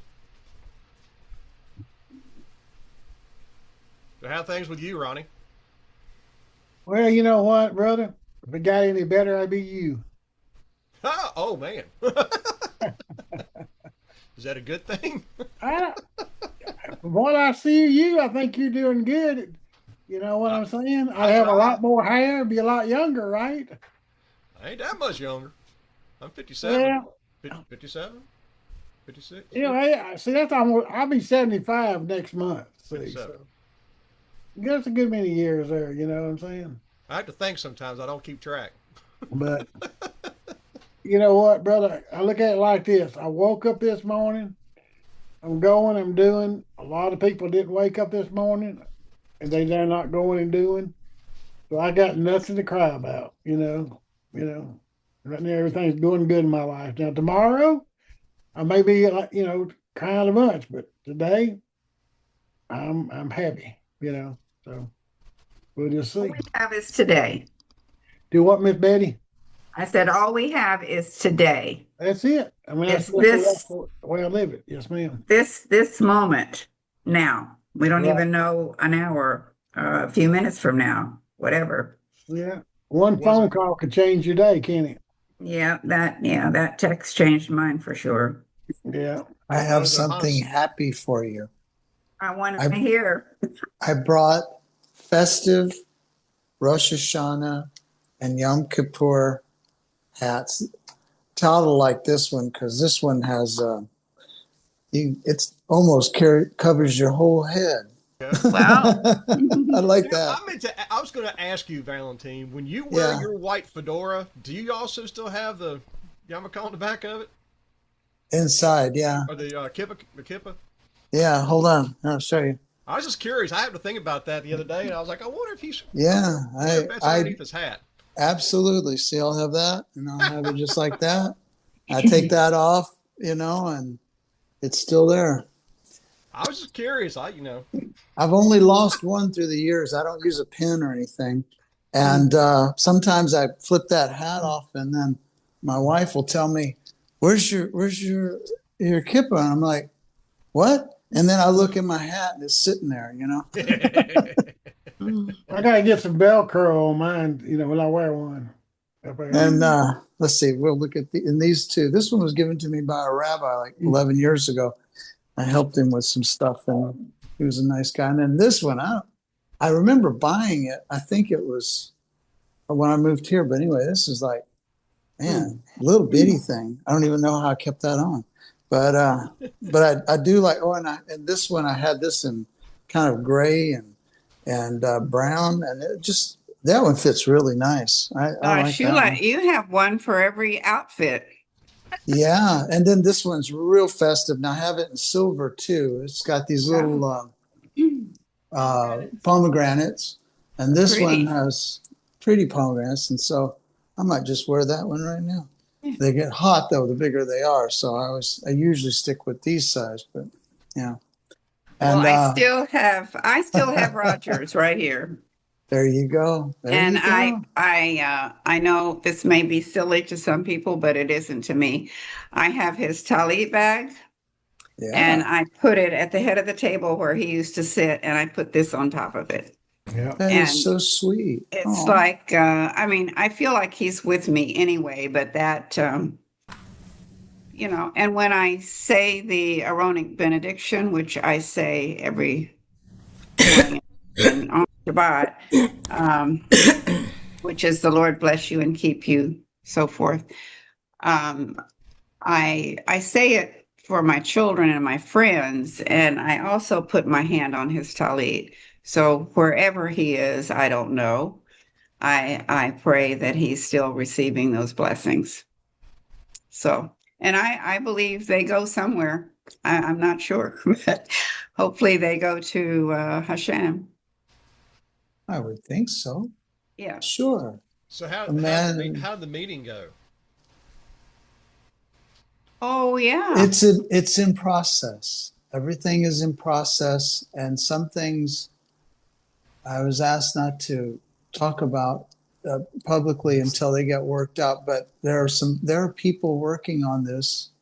You know, I didn't think that I was the only person, you know, to come up with this idea, but I hadn't really heard people talking about it. And that I did for the people that weren't here last week was the problem that's happening in the Jewish community in Israel, with a lot of protests and some backlash because the the ultra Orthodox don't want to serve in the army. They're just happy as they can be getting their payments, and I'm not being facetious. Please forgive me if I sound like that, but they're happy getting payments to study Torah. I would be too. Sure, you bet. But but somebody's got to be in the army, and it's just what has to happen. Anyway, there's been some big strife, but I was also given a thought earlier this week that this will work out. It'll be okay. And I believe that, but I just think that in this time, day, and age, we don't need divisions. We need unification. It needs to be, well, you know the word, HUD. It needs to be one of oneness, and these divisions don't need to happen. But oh boy, there's been some big clashes, and it bothered me very much. I don't like to see people clashing like that. And anyway, it's in process. And we're going to see what happens, and hopefully everybody's going to be just fine. It will be. I mean, this is probably nothing like some of the people have seen in the past. I mean, don't forget two of the earlier prime ministers disliked each other so much. One of them sank a whole barge full of needed ammunitions off of Haifa just because it wasn't approved by the Haganah. This was back before things developed in the process of Israel's security. And they blew the whole thing up, burned it, it sank, and it was nasty stuff.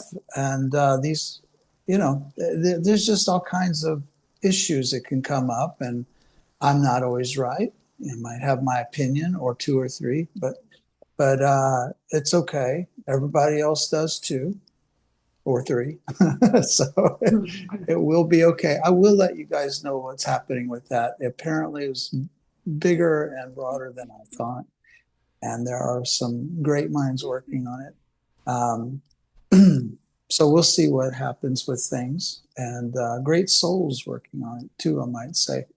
I just felt it needed to be addressed. It needs to be addressed, and right now around Rosh Hashanah and Yom Kippur, which now I'm officially in the festive mood for. Oh my goodness, look at that! Oh, brand new big old, that thing's bigger than my head. Big old shofar, and the night that in a couple of weeks we're going to have Rosh Hashanah, and of course because it's on Shabbat, I have to wait till dark, which would be about now. So when we meet that night, what's that? The 11th, I think. Yeah. No, 12th. The 12th after Shabbat's over. Then I'll blow the whole thing. We'll go through the Tekiyah, Terah, and Tika Gadol, which just means the type of ways you blow it, and we'll do all that, and it'll be so much fun. But my wife bought this shofar for me because I'm so sweet and she loves me. But she bought that for me this week, and we were at a place, and I picked that thing up. It was just so beautiful. I picked it up, and right off the bat, just first thing, I filled that entire mall with the sound of that shofar. I mean, it was humming down the whole corridor. People like 200, 300 meters away were turning and looking like. Yeah. Hey, wake up, y'all. And there's a rabbi who it's through Chabad House that runs this little. It's just like a Judaica thing, and it's kind of specialized stuff, but it's very nice, and they're nice people. They dress up a little bit differently than I do, but they're very nice people. And he said, "No, just give it a big old blast." Pardon me. And so I did. That was so much fun. My wife said, "You need to get that one." I'm like, "Yeah." So there we go. So that's good stuff. And the prayers earlier, we were talking about the people for prayer. That's good stuff too. But I thought I would dazzle you with my kippah collection of for the festive days of Rosh Hashanah and Yom Kippur. I mean, you can wear something like this for Rosh Hashanah, but you got to wear a white one for Yom Kippur, and so I'll probably wear that one. This other one's too hot. It's just hot. That's all there is to it. Because you have hair. If you shaved it all off, you would be a lot cooler. I did shave it all off one time. I won't be doing that again. But I shaved it all off.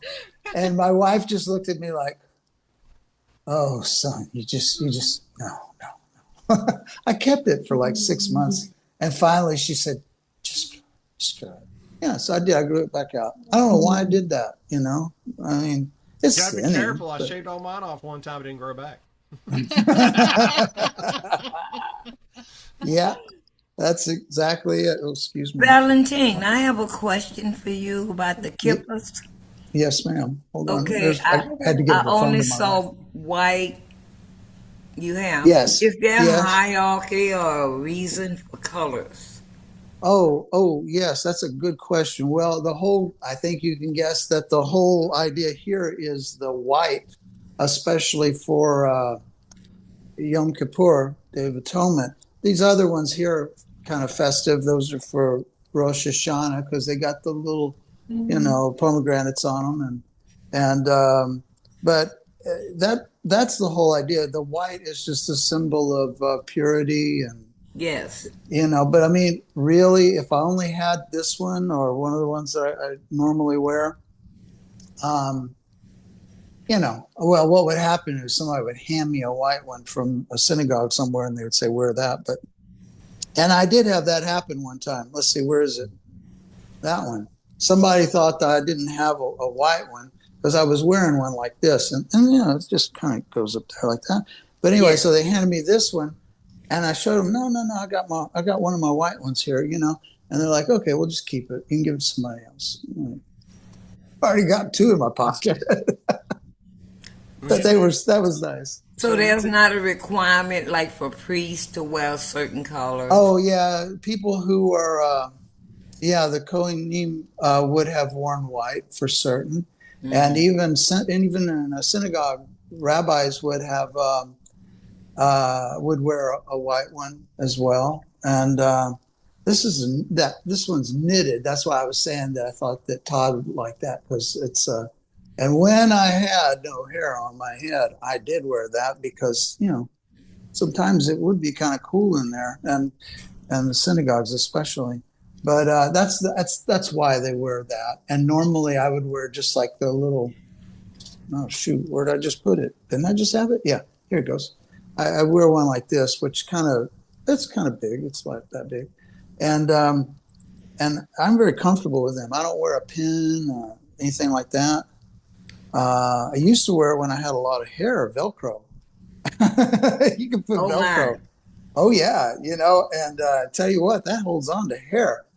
But as you get older, if your hair thins, then you go to the bigger caps, and I guess I could still wear. I have like 12 kippa that have Velcro on, and you can't get. I'll show you something. You try to pull that stuff off, and it leaves you with that, and that's nasty. So Let me ask you a question. Can you see sure. this one I have right here? I can't. I don't know if you can see that. Where's my camera? Let me Yeah, the see. blue one. Oh, Yeah. oh It's yes, I see it. okay. You can see it. Yes, I beautiful. got this in '98. Uh-huh. How I can't remember.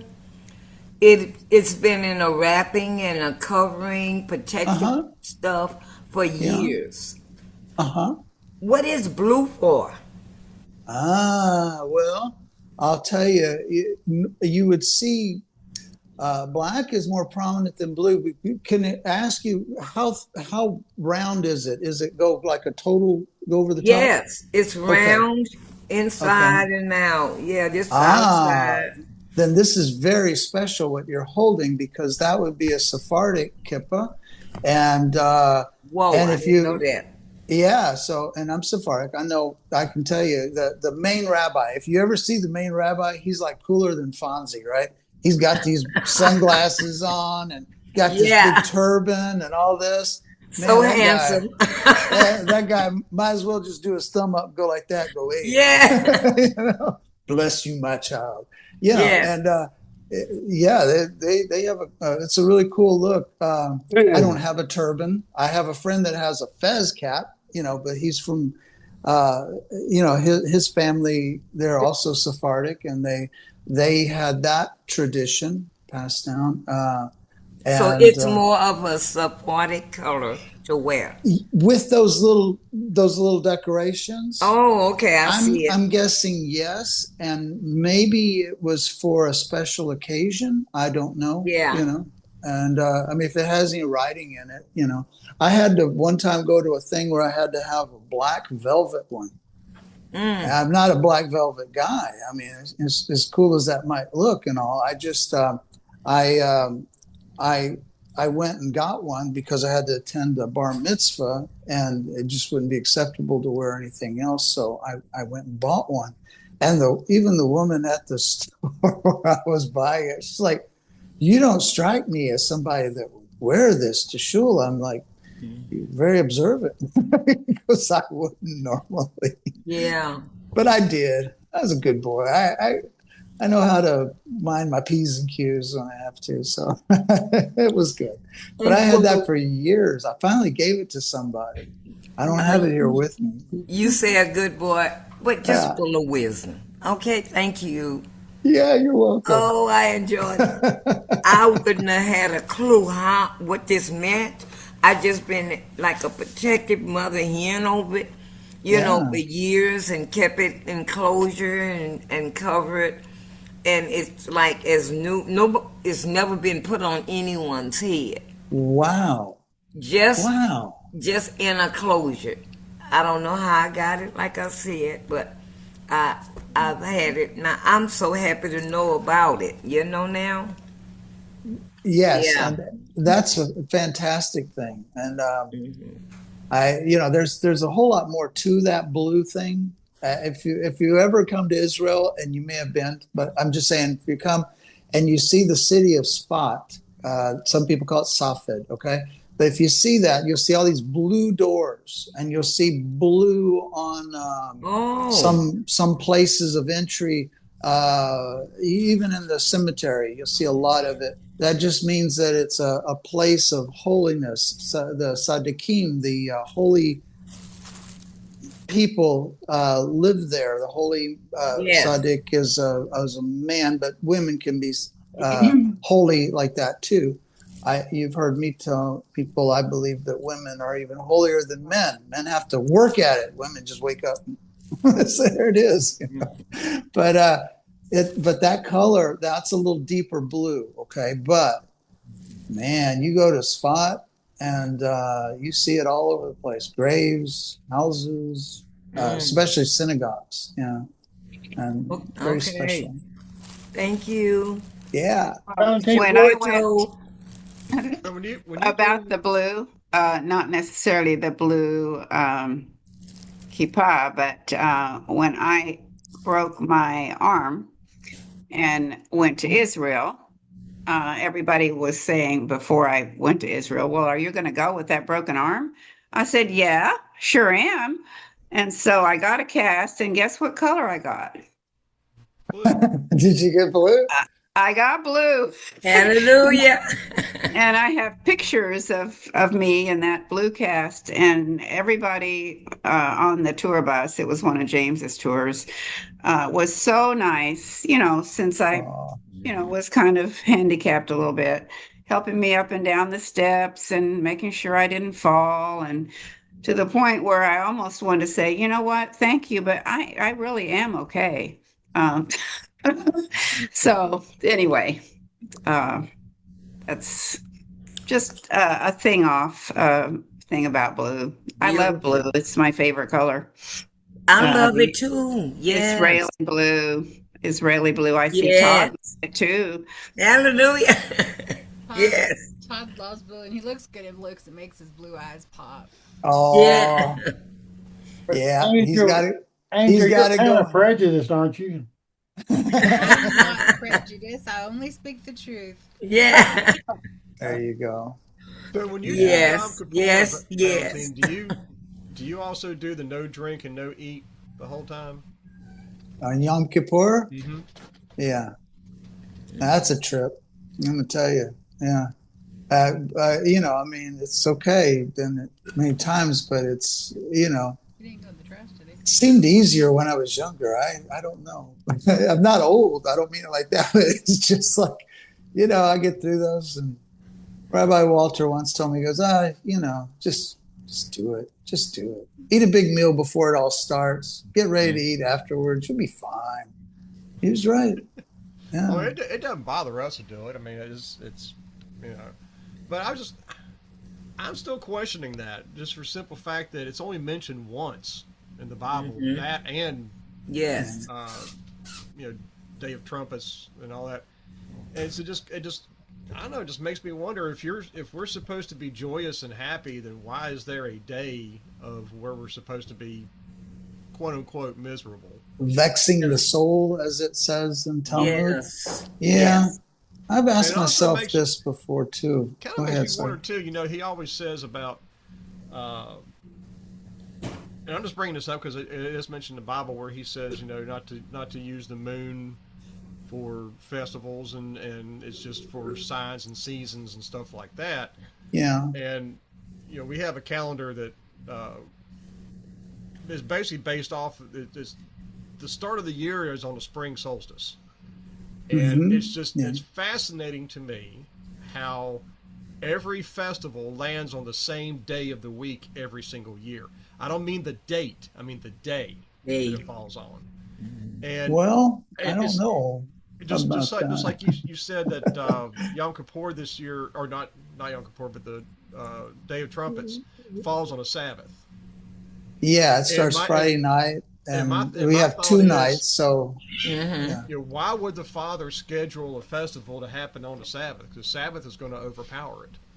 Well, yeah, but that's why you don't blow the shofar when it's a Shabbat on Yom Kippur. You wait until afterwards or the day before, the next day, I mean. And see, normally you would do it like at a morning service or something. You would give it a big old blast, and you could have several of those things ringing out. I've been to places where you have like 4 or 5 going. Some people want to be the person that blows the shofar, and they'll spend $1,000 on a ram's horn, and they'll give it a big blow, and that's beautiful. It's beautiful. And with special effects and microphones and stuff, you can make it sound like it's just out of this world. But I've been to these things, and you get these little ones going, sounds like a truck horn, and and it's kind of an amazing thing. Now for Rosh Hashanah, the New Year, right? The idea is the commandment is to hear the shofar. And really, that's the biggest part of the whole commandment for Rosh Hashanah. Now, they got all these other things: eat an apple with honey, eat a round challah with honey instead of Mm-hmm. salt, all this stuff. Yeah, I mean that's fine. It's great. I'm all for traditions and stuff, but that's not in the Torah. That's just symbolism stuff that comes. Like we want a year that's sweet, so we're going to have honey and this and that. Okay, the same thing. Same people came up with the idea that I'm trying to think what some of the other ones. Oh yeah, like a fish, with the head because it's the head of the year and stuff like this. It's like, oh come on, man. Yeah, but that's okay. Whatever people need to do, that's all right. But the basics, get them covered, and it's good. I feel good. I'm kind of a minimalist with a lot of that stuff. Always have been, and and I'm okay with that, and I respect when people want to do the whole big shebang. That's good too. And I've done a lot of shebanging in my time, so it's okay, But I don't know if I could use it. how do you manage a fast day, Yom Kippur, with children? With children that they need to eat, babies need to be fed. Yeah, Children it really don't. No. Yeah, you don't. You're talking about in reality.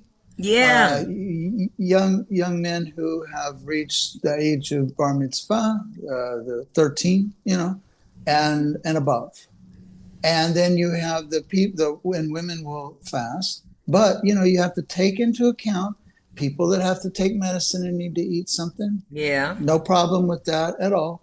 You have to take into account children. You have to take into account, very importantly, livestock. They come before you. You got to feed them before you eat. And so, that's a biggie. And there's all kinds of little special. When I was taking medicine for a long time. I had a special dispensation written that said that I didn't have to fast. Well, that bothered me. That really bothered me. But I couldn't do anything about that because medicines make you throw up if I don't want to sound crude, but it's true. That's true. And so you had to eat a little something. That always bothered me. And I remember when I could stop taking medicines and stuff like that and go back to the fasting. And that was wonderful. I love that. Here in Israel, all over, it doesn't matter where you are. You're not supposed to drive a car on Yom Kippur. So you will see hundreds of thousands of people just in the streets, walking up and down streets, and just people out everywhere. And there are people that go into their services in the synagogue and all that. That's what they're supposed to do. And but it's wonderful to see the people walking the streets. But I can tell you, when you're walking up and down the streets with all these people enjoying yourself and all that, you get thirsty, you get hungry. Yeah. And so you got to curtail your walking a little bit for that. But it all works out. So during those fasting times, Yom Kippur, do restaurants shut down? Everything shuts down. There is nothing open on Yom Kippur. Yom Kippur. No driving a car in the city. They have allowed for people to get from one place to another on the highway, but you actually have to get written permission to drive a vehicle in town. And we have the largest city in Galilee. It's Carmiel. It's 50,000 plus and people, and you have to get police permission to drive into the city. Everything is shut down at the edges of the city, all the entrances. It's quite a spectacle. If you ever get to do it, it's worth seeing. It's an amazing. So one can be arrested just wandering around at the wrong time. No. Driving a car or a motorcycle. Driving. Okay. Yes. What about Sorry. What about the Muslims and the Christians and the Armenians that? Yes. It doesn't matter. It's same thing. It doesn't matter. It's the day that all the malls are closed, all shops are closed, police are open, hospitals are open, but that's it. And if you need emergency Yeah. assistance, there's somebody to help you. Yeah. Other than that, there is no driving. You can walk anywhere you want. You can go anywhere. I mean, people are walking to services, but a lot of people sleep at the synagogue. If they live close enough but far enough, you can just stay there. A lot of them have mattresses and you sleep because, for some people, well, there are a lot of hills, and so Mm-hmm. you get kind of tired if you've been fasting, especially older people. Through the years, I've noticed that. Now, I guess, and it doesn't matter who you are, or whatever. There's just no driving. It doesn't matter if you're Muslim or Armenian, Christian, or Druze. Everybody, it's the whole country. Yeah. So it's like Torah law rules. Period. Nothing else. It is a stringently enforced law, Israeli law, and it was in the founding of the state of Israel, and it's not going to change anytime soon. It's not going to change in my lifetime. Yeah. Yeah, but it's probably good. Everybody I needs to think just so kind of too. relax. Yes, I do. I think so. I just don't live there, but I'm Yeah. learning about it. And the Yeah. more things are, I can be. Yeah. And you know what? There are a lot of people that are non-Jewish. They're not Jewish. But they have a connection with Hebrew and with Hashem and all this. And there are a lot of people that will fast during that day. Now, maybe they don't fast the 25 hours. They do it an hour past. Again, I'm not ultra Orthodox. So that sun goes down, I'll give it 15 minutes and I'm eating. That's the Yeah. truth of it. But yeah, it's interesting. Now, Thank you. Todd was talking about the moon and the significance of the moon, and you're right. Because back, let's say, antiquity, there were there were calendars. There are people that kept up with those calendars through millennia. But the new moon would mark beginnings of months and beginnings of festivals and times, and of course that. But even today, it's still even in the Knesset, somebody will walk in and say, "We observed blah blah blah." The stars in the sky, and so we proclaim the new moon. Even in the Knesset, it happens, and it's big stuff. And of course, if you follow or see the Hebrew calendar, because you got the Hebrew calendar. It's just here. It's part of everyday life, and so we really have two. And days are set by the Hebrew calendar, not by the Gregorian calendar or the common calendar, however you want to call it. So, like right now it's Elul, okay? And then when it gets to be, the 11th, I think, the end of the 11th, so the 12th will be, it just shifts every month and it has its seasons and it has its times. And that's really awesome, And I love that the calendars, people have all these calendars for these things too. That's kind of cool. I'm going to show you something. I'm curious. You say that everything shuts down and you're not allowed to drive and this, that, and the other on Yom Kippur. Is it like that on the other high holy days too? No. It has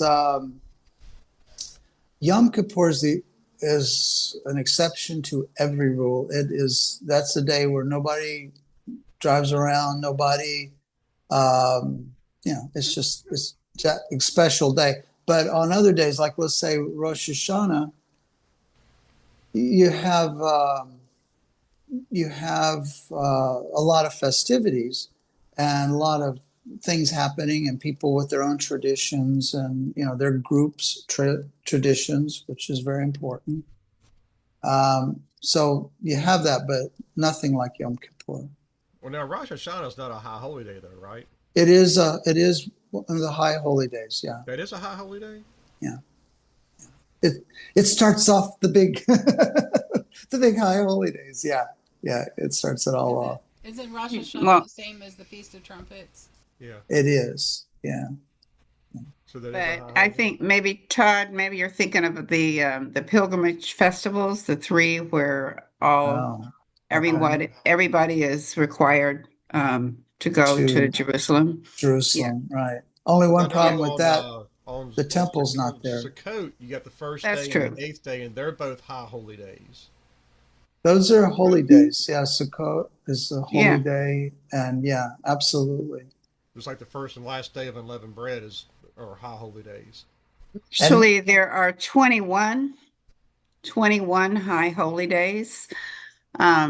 I read this years ago. I actually put it in my book, which is all about the festivals and all, which some of you have read.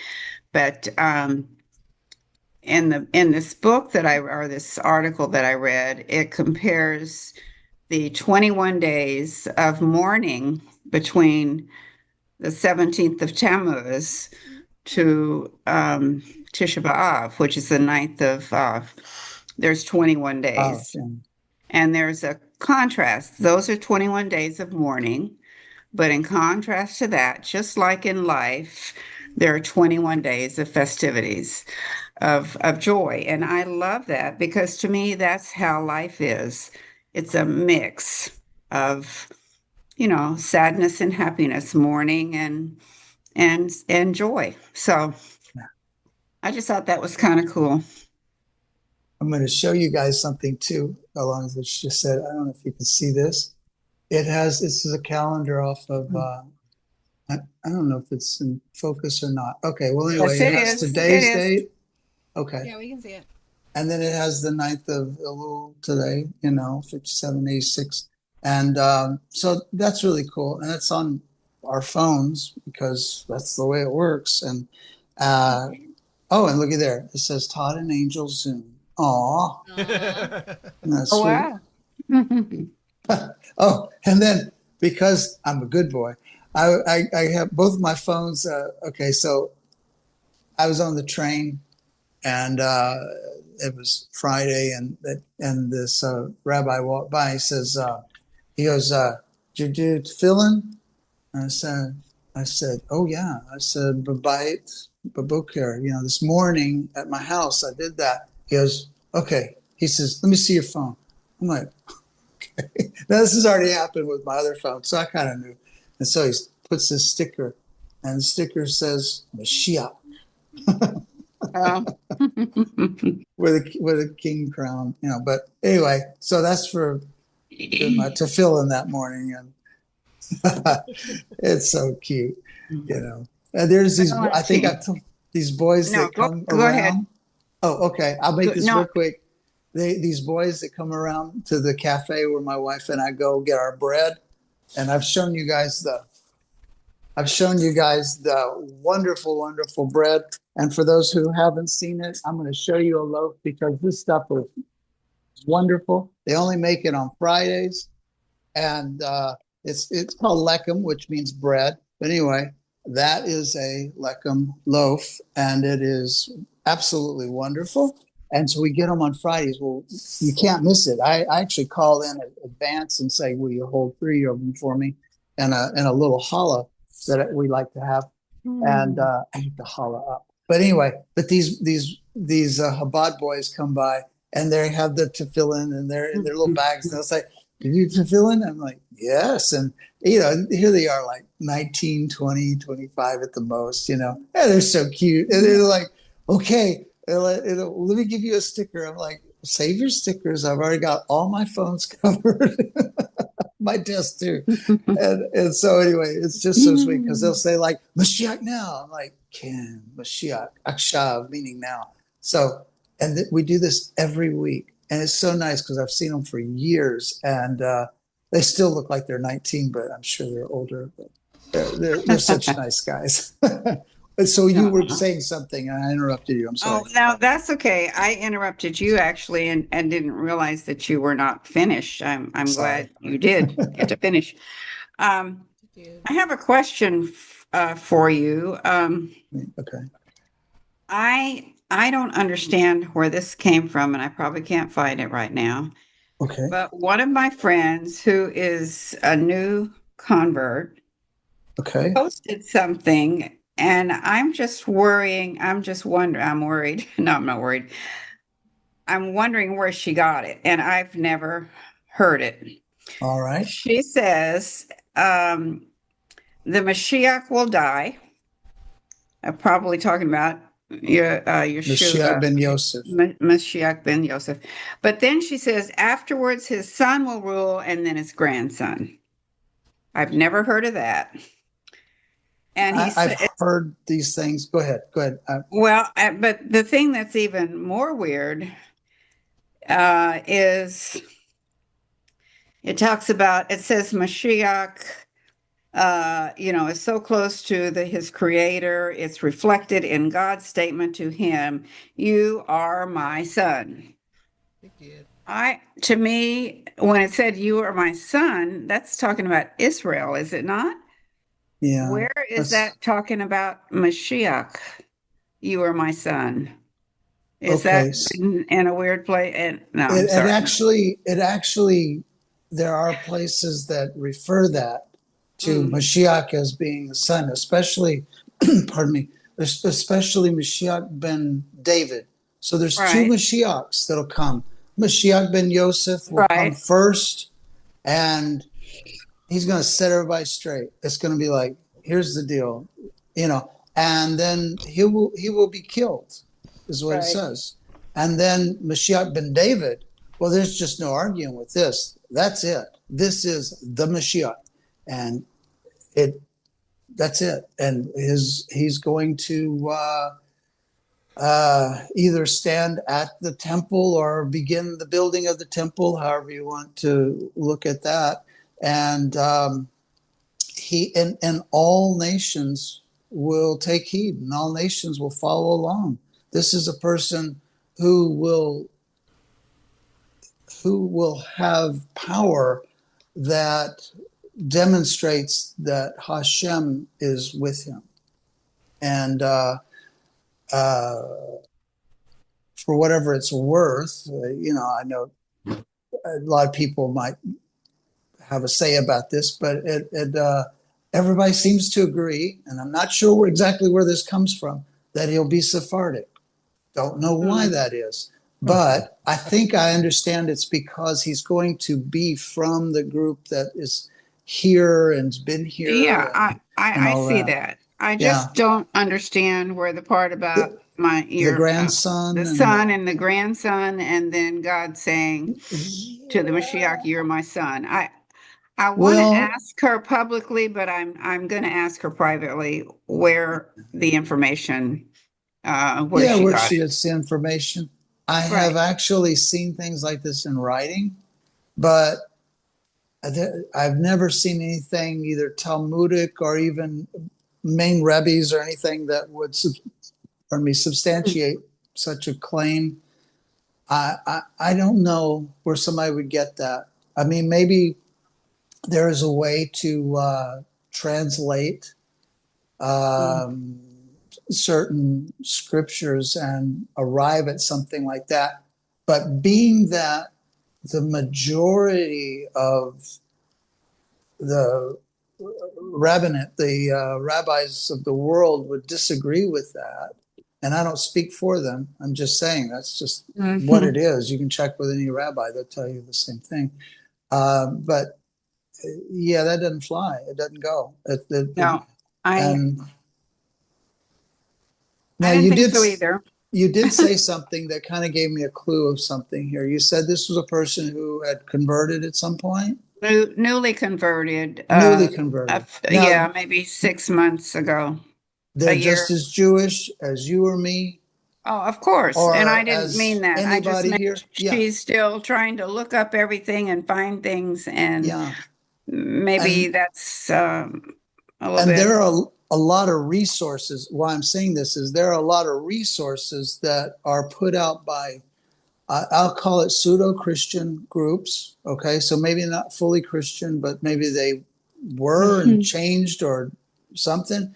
And I've actually seen literature like this. As a matter of fact, 10 years ago, somebody put some literature at the base of the stairs at my building, and it was in Hebrew. But when I was looking at it, I was like, what is this? What is this? And it turns out it was a Messianic group.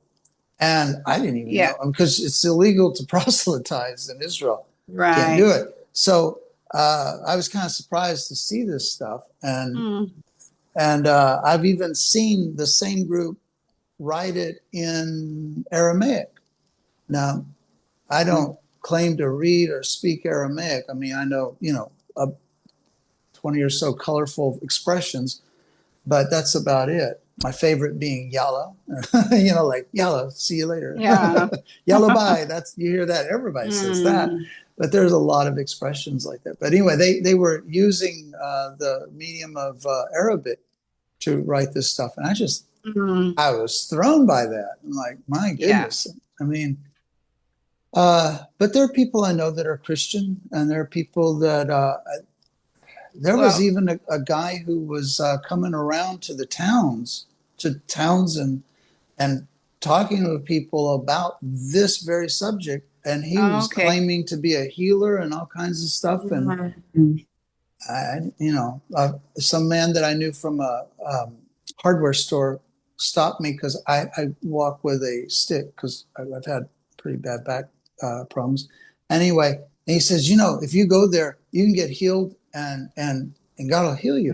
And I appreciated that. I mean, that took great courage for him to say something like that to me. I appreciate that. And I believe in healing, and I believe God heals. So I have no problem with any of that.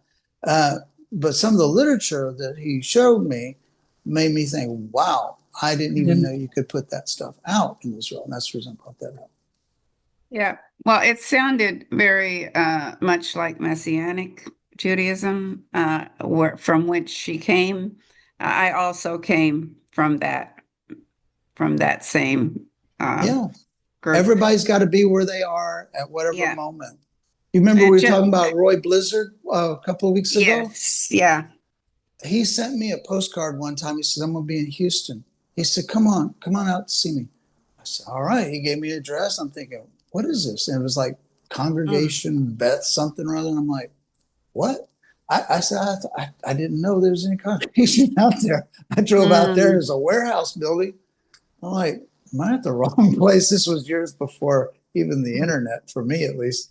And certainly no GPS systems then. So I look at them like, and I see these people, kippas, and they're walking into this building. I said, is Roy Blizzard speaking here tonight? He goes, yes, and sure enough, he was. But there was a Messianic congregation, and everybody had kippas. First time I didn't even know anything like that existed. I was amazed, But there's all kinds of stuff out there. All over here, all over the U.S., I don't know anything. I know nothing, as my neighbor would say. I know nothing. I know nothing, he said to me. Well, the verse in Zechariah 14:4. On that day, 14, his feet shall stand on the Mount of Olives that lies before Jerusalem on the east. Yes. My understanding is that is talking about Yod He Vav He, Hashem. Going to stand? I mean, not literally stand with feet. He doesn't have feet. My wife has it. I'm just it's in Zechariah 14:4. 14. Okay, I tell you what I'm going to do. I'm going to look that up. Hold on, let me over here. And this is just my opinion, okay? And please don't anybody get offended. To me, Mashiach now and all of that, I understand where that's coming from, but I don't want so much focus on Mashiach that we lose the focus on the Creator. I don't think that's what they're talking about. I think they just want unity and Mashiach. I mean, that's true. There has to be the unity in all of Judaism or all in the Hebrew nations, because it's not, as you know, and everybody here knows, I think it's not all just Jews, like Judaism, like from the tribe of Judah, and there'll be the other tribes, representatives of the other tribes will be there in that time, Right. and they need to get on over here because I don't want to be 85 or 90 years old and this happens. It's like, Well, can we we do it tried, but it sooner? wasn't. It just wasn't to be for us at that time. So I know. Isn't that interesting? It'll come yeah. when it comes. Hopefully, our eyes see it. If not, I hope my granddaughter can see it. And it's just what it is. Yeah. That verse, I did just look it up. It does have, it's referring to in Hebrew, Yod He Vav He, There we go. Yeah. that it is his feet.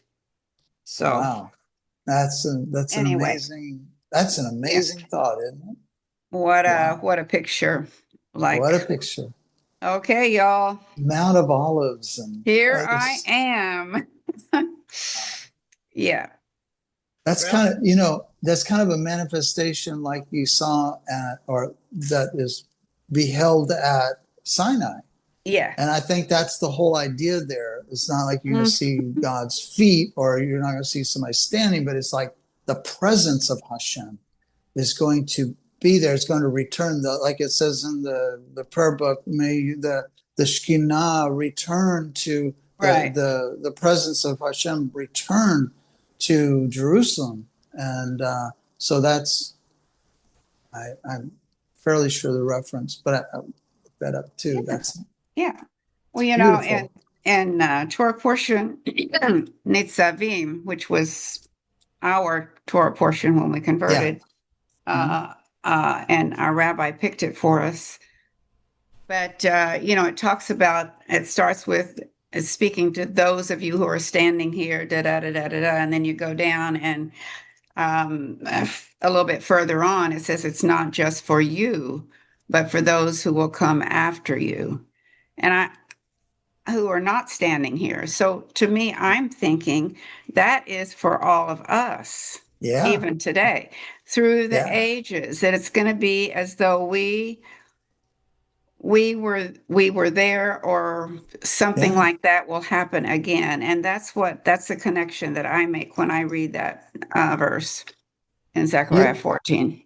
And you've heard this saying that all the souls of Judaism, past and even present and future, were there at Sinai. Right. I have a thought. I don't want to offend anybody. Okay, so if this is too much, you just tell me.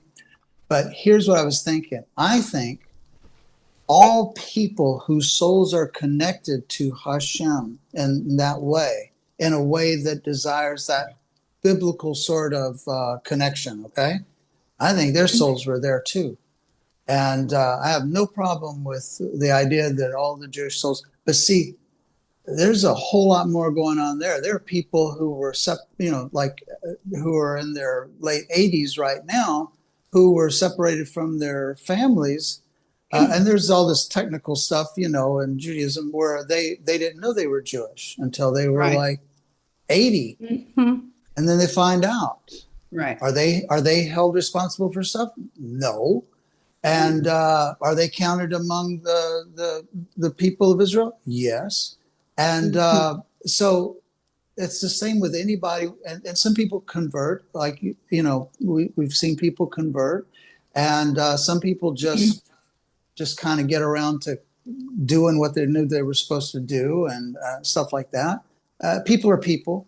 But when people are connecting with Hashem, I have no problem with it. I absolutely believe that part of their soul, that ancient part of their soul, which is the higher, like the fourth and fifth level of the soul, was there at Sinai. They were in that presence in that soulful way. And even millennia later, 3,000 years later, you can't shake it. You feel it. You don't have to be Jewish to feel that. You want that connection. I felt it long before I was technically Jewish. I felt it. And I think anyone, like you said, who is close to Hashem, seeking God with all their heart, it says, you will be found of me, actually, you know? There you go. Yeah. So he's gonna find us, because not only are we seeking, but he's seeking us too. Sorry for preaching. I just get so preachy No, when no That's I good. preaching. think of this. That's It's, good it's stuff. good. It's good stuff. Because I absolutely love that verse. I've loved it since the very first time I read it. And I think, how phenomenal is that? You know, and then that the Yes. whole earth will be full of the Ah, knowledge of God. The whole glory. earth. Yeah. Whole earth. And, you know, I know the mixed multitude have gotten a bad rap, especially in some aspects of Judaism, but the mixed multitude was there too. And Yeah. not all of them were, it's easy to blame somebody else, but I don't think all of the mixed multitude were bad.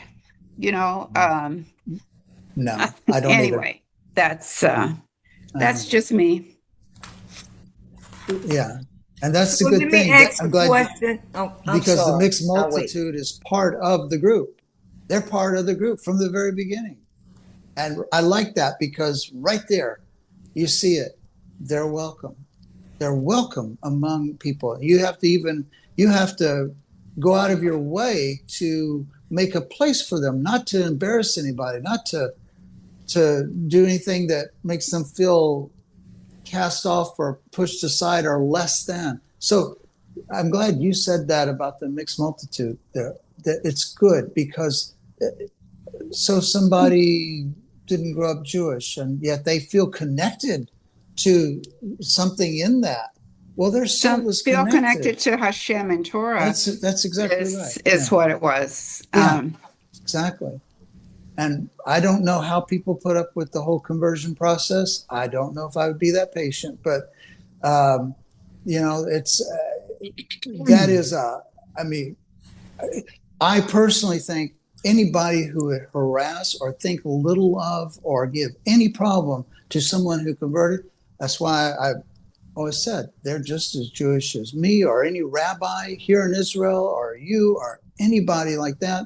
And of course, rabbis will say that. They'll tell you that. But there are some that actually, I don't know why they do it because it says not to, but they will do it. Some of them are just like, oh, well, they were a convert. Man, don't talk like that in front of me. I get offended by that kind of stuff. Yeah. Well, I've gotten hurt a few times, but I just have to brush it off because I know who I am. My creator knows who I am. My friends know who I am. Yes. And the people who want to judge me can just go ahead and judge me. Whatever they want to say. It's we can't be affected, and listen to me, the sensitive one who's affected when people hurt my feelings, but we can't let it get inside and damage us. We're all God's children. We all belong to him. He's the father of all of us. There you go. So stop making me cry. Oh, oh, it's so wonderful. Elishab, I love you. So I love you too, darling. And I prayed for you this morning. Just let you know. Thank you. I need it. I want it. Oh, thank you. Yes. We're talking about ways to come to Hashem the Most High. First, you have the bloodline is automatic, right? Is it? Okay. 2, spiritual conversion or desire or seeking Him.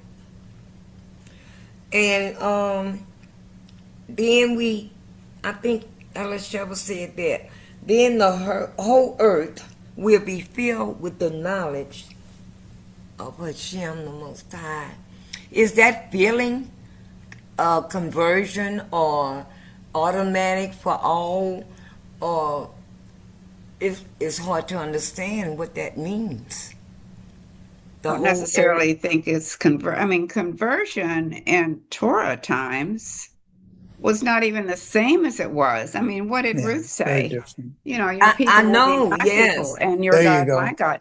Yeah, That's conversion. Her heart was turned. there you She go. didn't have to go through this process of being rejected 3 times and blah blah. I don't Oh mean to be man. light on it, but Yes. That bothers me so much. And, I and say just you want to be part of it, be part of it. be part of it, yes. No matter where Well, you're at. all this, oh no, we don't want to Mhm. go away. Man, it's time to stop that. That's my I, opinion, I tried the obviously. I tried the physical conversion, Elisheva, and like you said, your feelings would hurt. I mean, I felt smashed. Well, being African American, it's I think maybe a harder climb, maybe average. I'm not sure. I don't want to be negative, but it's also something I wanted just to grow more to Him, more to Him. And He had me on this path other than going to a conversion, to be Jewish. I tried it. I didn't know about the 3 times when you rejected. I'm not sure how many I felt. I can't say. So I won't say nothing negative. But I will say I gave up. I was just beat down and rejected and downtrodden for years.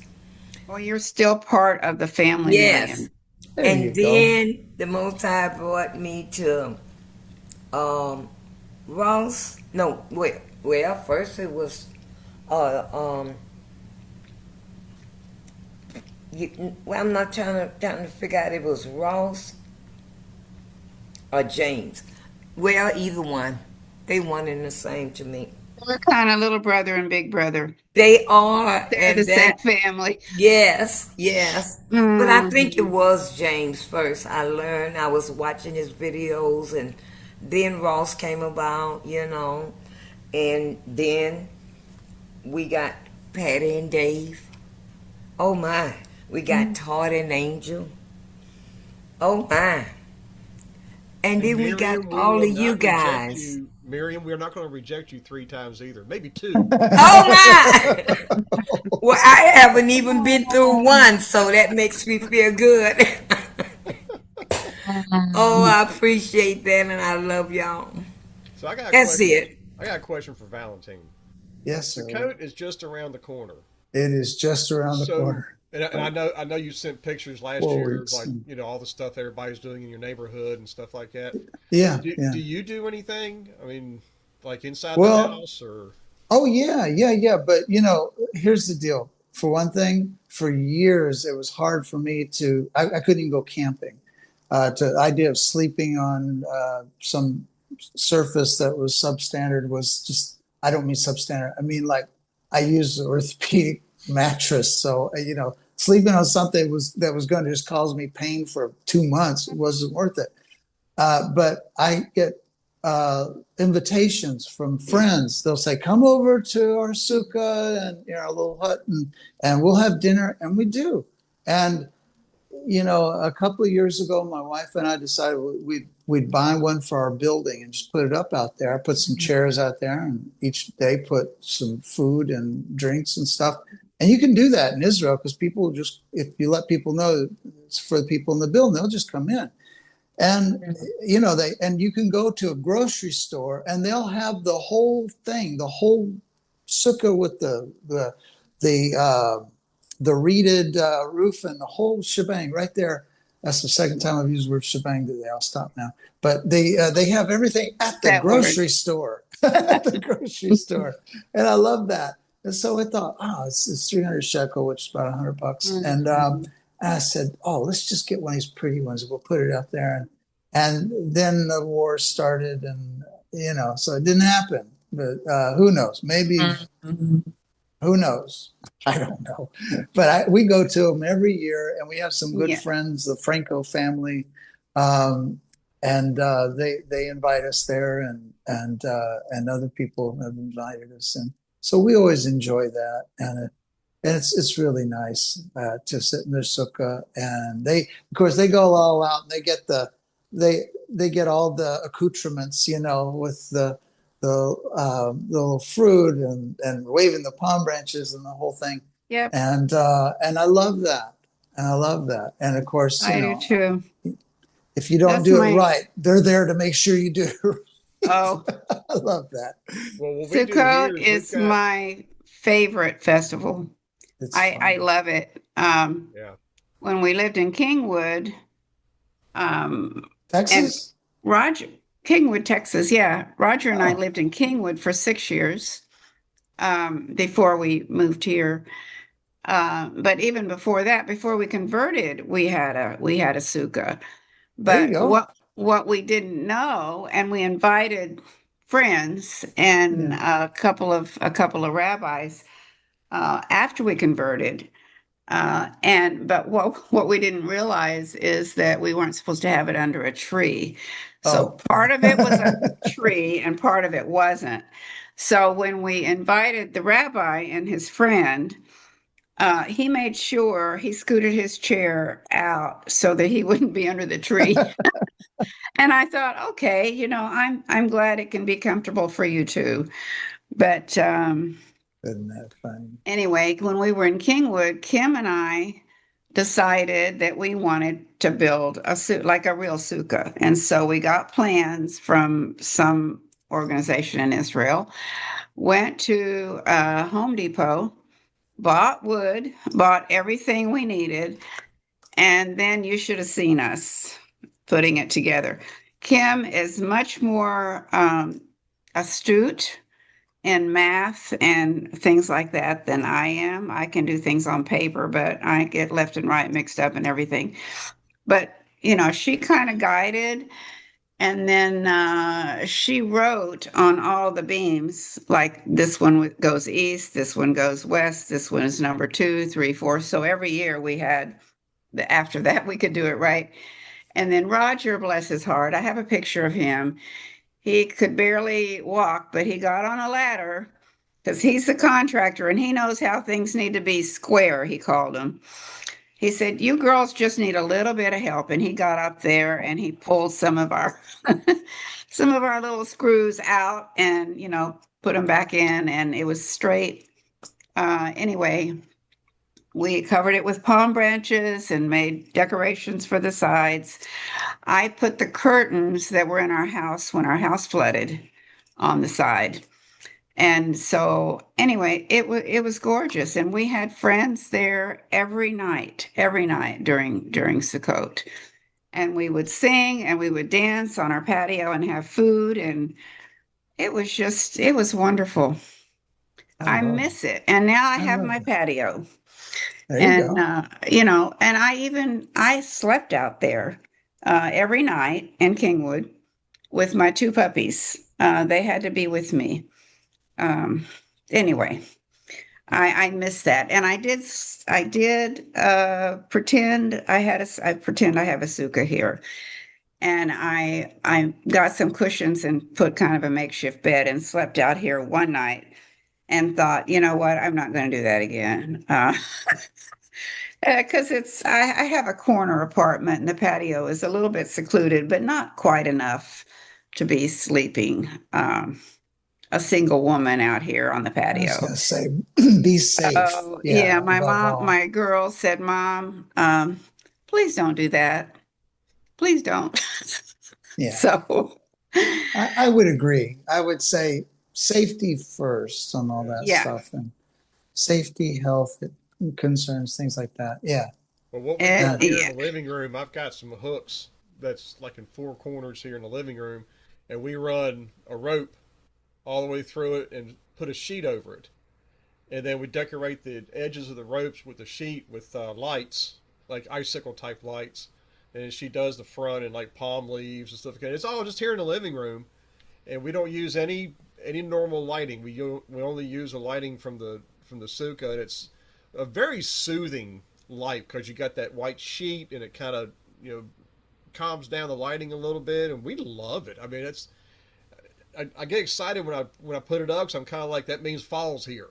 No more hot weather, you know. Because Yes, I yeah. done had enough of summer by then, and it's always depressing when we take it down. 'Cause I always tell her, I said, it feels like we just put this up 5 minutes ago. Oh, No. You know, isn't then we that got to take it something? down. I'm just kind of like, because when I get up in the mornings, I'm usually in here for an hour or two before I go to work, just kind of waking up a little bit, you know, watch a little bit of YouTube and stuff. And I have those lights on in the sukkah, even in like 4 o'clock in the morning. And I just love the way the lighting does the living room. I just love it. I think ambiance is very important, Hmm. and that's part of it. And I it's It, make my and it's just patio us, so very you know. decorative. I get fall colors, I get fruits, I get whatever, and and I can see the stars from my patio. I have to look out like beyond it because it does have a roof over it. There's other people that live upstairs, but it's the best I can do. So I there pretend you go. that it's a sukkah. And there you go. See, that's it though. You're just enjoying that moment, that Right. special connection the best you can. And that's why I was saying we live on the fourth floor. For us to have a sukkah just outside, or we don't even have a patio outside, or we have one there. Uh, but it's okay. It's all right. I mean, the building we live in is as old as me. It was built in the '60s, and it's an old building, but I love it. And oh, I'm sorry. I'm not trying to change the subject. David Tyler had posted a thing with Isaiah 56:6, and I see he's gone. Oh, Patty's there. Okay. I was going to say, I think 2 weeks. I think in 2 weeks, that's the Haftorah, exactly what he wrote there. And it might be 3 weeks, but I think it's two. Because see, we're at 54 right now. Yeah, 54, Isaiah 54. So Mm. that's really cool that he posted that. That is anyway. Yeah. I'm not trying to change the subject, but I saw he posted that, and I looked Mm. around. He wasn't there. Now, hmm. He's a nice guy. Yeah. Yeah, that's beautiful. We do have a lot to look forward to, whether we're going to be here in this life or somewhere else. Um, so, The thing is, you know what? I'm really glad you said that because something I was talking to my wife Corrine last night about. I said, you know, I said I don't know. It's like a circus on YouTube with all these people, and look at what I've got to say, and look what I've got to say. And I was like, sometimes now we weren't looking at it last night, but I was yesterday midday, and I was thinking all this stuff. It's like, oh, this new improved thing that you can do with God, or this, maybe you should look at mhm. this mitzvot, or you should, you know. Right. And I thought, I use that word circus. It was like that, and I thought, how about this? How about this? Love God with all your heart, all your soul, and your Yes. mind. Love your neighbor as yourself. You can do that. You're Hmm. good to go in my book, no matter what. I don't care if you build a sukkah and a bomb shelter. Everything's cool. What I mean is, it's so simple. There's nothing complicated about the whole thing. You and Hashem connected. And there are people that I know they want to get hits, they want to sell products, whatever they want. I don't know. I'm not putting anybody down or saying anything bad. I'm just saying it's not complicated. There are people talking.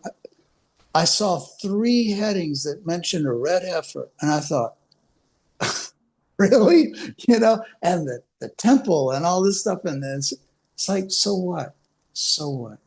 When it happens, Yeah. it happens. They put a red heifer there. Okay, so what? It has no effect on me except that it'll be there then. Just like, there are people Mhm. that we know they were born before there was, Betty was born before there was a state of Israel. People were here, but see, she was Sure born into was. I something, was and now, 5. yeah, exactly. And see, that's the thing though. It's like just handle that. Love your neighbor as yourself. If you can deal with that, love Hashem with all your heart, soul, and mind.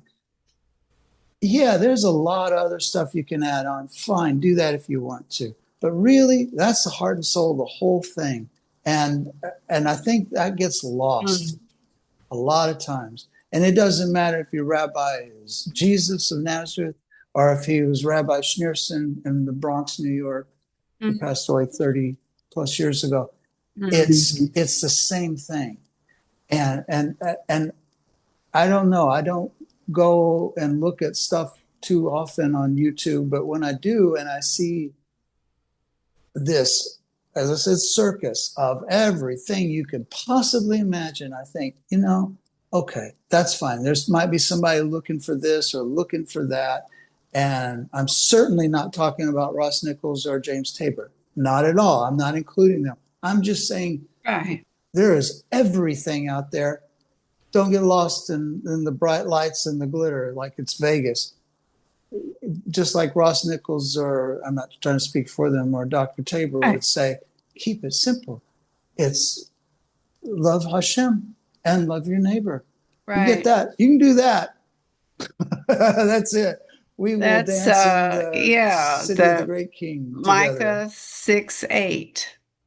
I have a rabbi that I listen to every week, and his whole teaching is on Micah 6:8 and how that's how we are to live, and he connects it to so many other verses in scripture and the patriarchs and all.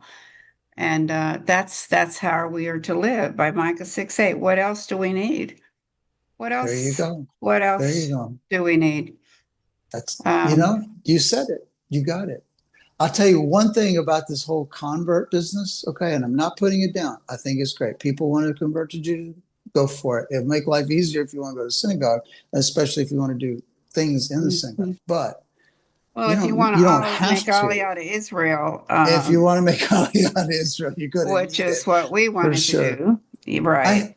I had people who used to tell me when I lived in the United States, "Oh, well, but you're kind of light Jewish." You tell me, I was Mr. studying Torah and Talmud every week inside of everybody who passed by in the synagogue. I was there, but yet people would say, "Oh, but and this or that, whatever things." But you know what I do love is that my ID is State of Israel, that my passport is State of Israel. And it's so funny because for anybody who wanted to question what level of Judaism, well, you go to that synagogue, that's really kind of light. That's like, drinking Diet Coke instead of, bourbon and Coke or something. It's like, I used to think, what are you talking about? It just sounds like crazy words. And what I love is that argument went totally away when I moved here 12 years ago. I mean, nobody says anything anymore because what are you going to say? It's like, Israeli. And it's like, I don't like labels. Synagogue I want to go to. Yeah. Who needs labels anyway? Oh, you're Some Jewish. people live by them. Are you Orthodox? Are you Chabad? Right. Are you Reform? Are you conservative? What are you? And you're not going to say anything that makes them happy. Nothing's going to make them happy. I just say I'm just Jewish. I want to follow Hashem. I don't like labels. There you go. Yeah. And actually, labels make it easier for your brain to process. If you've got a context for something to start with, then it makes it easier to have a place to put what you're hearing or learning. So labels have an important function. And when they go haywire, like for me, it's a big problem. But in Judaism, labels sometimes can separate people.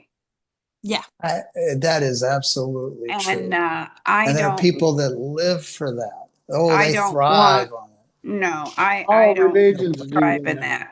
All religions do the same thing. Yeah, you're right, Ronnie. I have no place for all that stuff in my. I'm not going to live with it, deal with it, I like your comment, Ronnie. People want to recontextualize the message.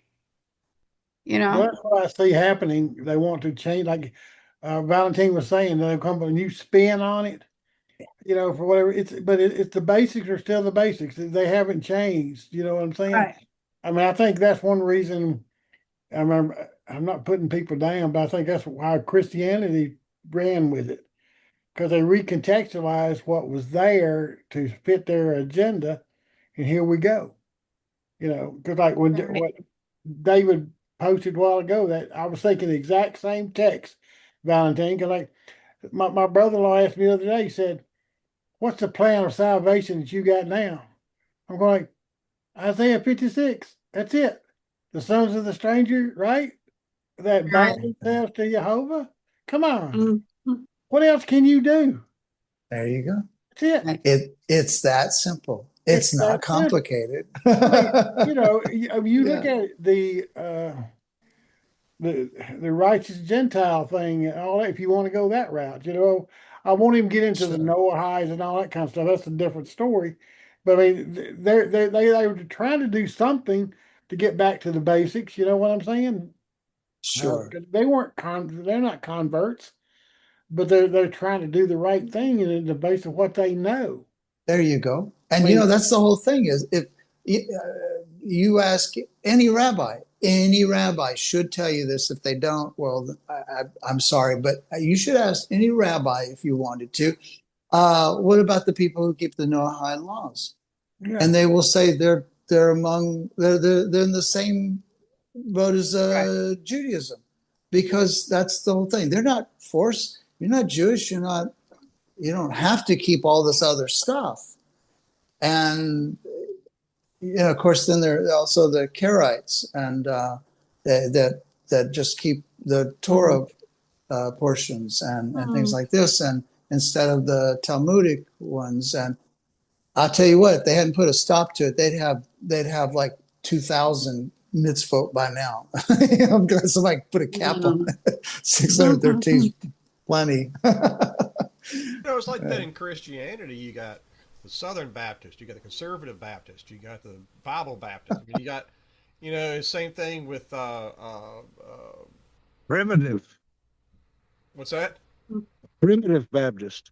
Yeah, There's lots of Conservative Baptists. Baptist. Yeah, yeah, Mm. and they all, think that they're the only way to, to be Baptist and stuff. And of course, you Mm. got the same thing with what was it? What it used to be in Ronnie was the Pentecostal, Pentecostal. Look how many different variations of Pentecostal there is, right? and it's like, why? And, It's Well, about even you, Really. Go no, I ahead. was just going to say, even in my background, very fundamental Church of Christ, there were the one cuppers, and there were the ones with one cup. You drink out of one cup when you do the quote Lord's Supper. Everybody drinks from the same cup. So those were the one cuppers. And some of our relatives, when we would go to family reunions, were one cuppers. Well, I would not partake in that in that part. I mean, you have those. You have some with music. You have some with only singing. I mean, all kinds of stuff.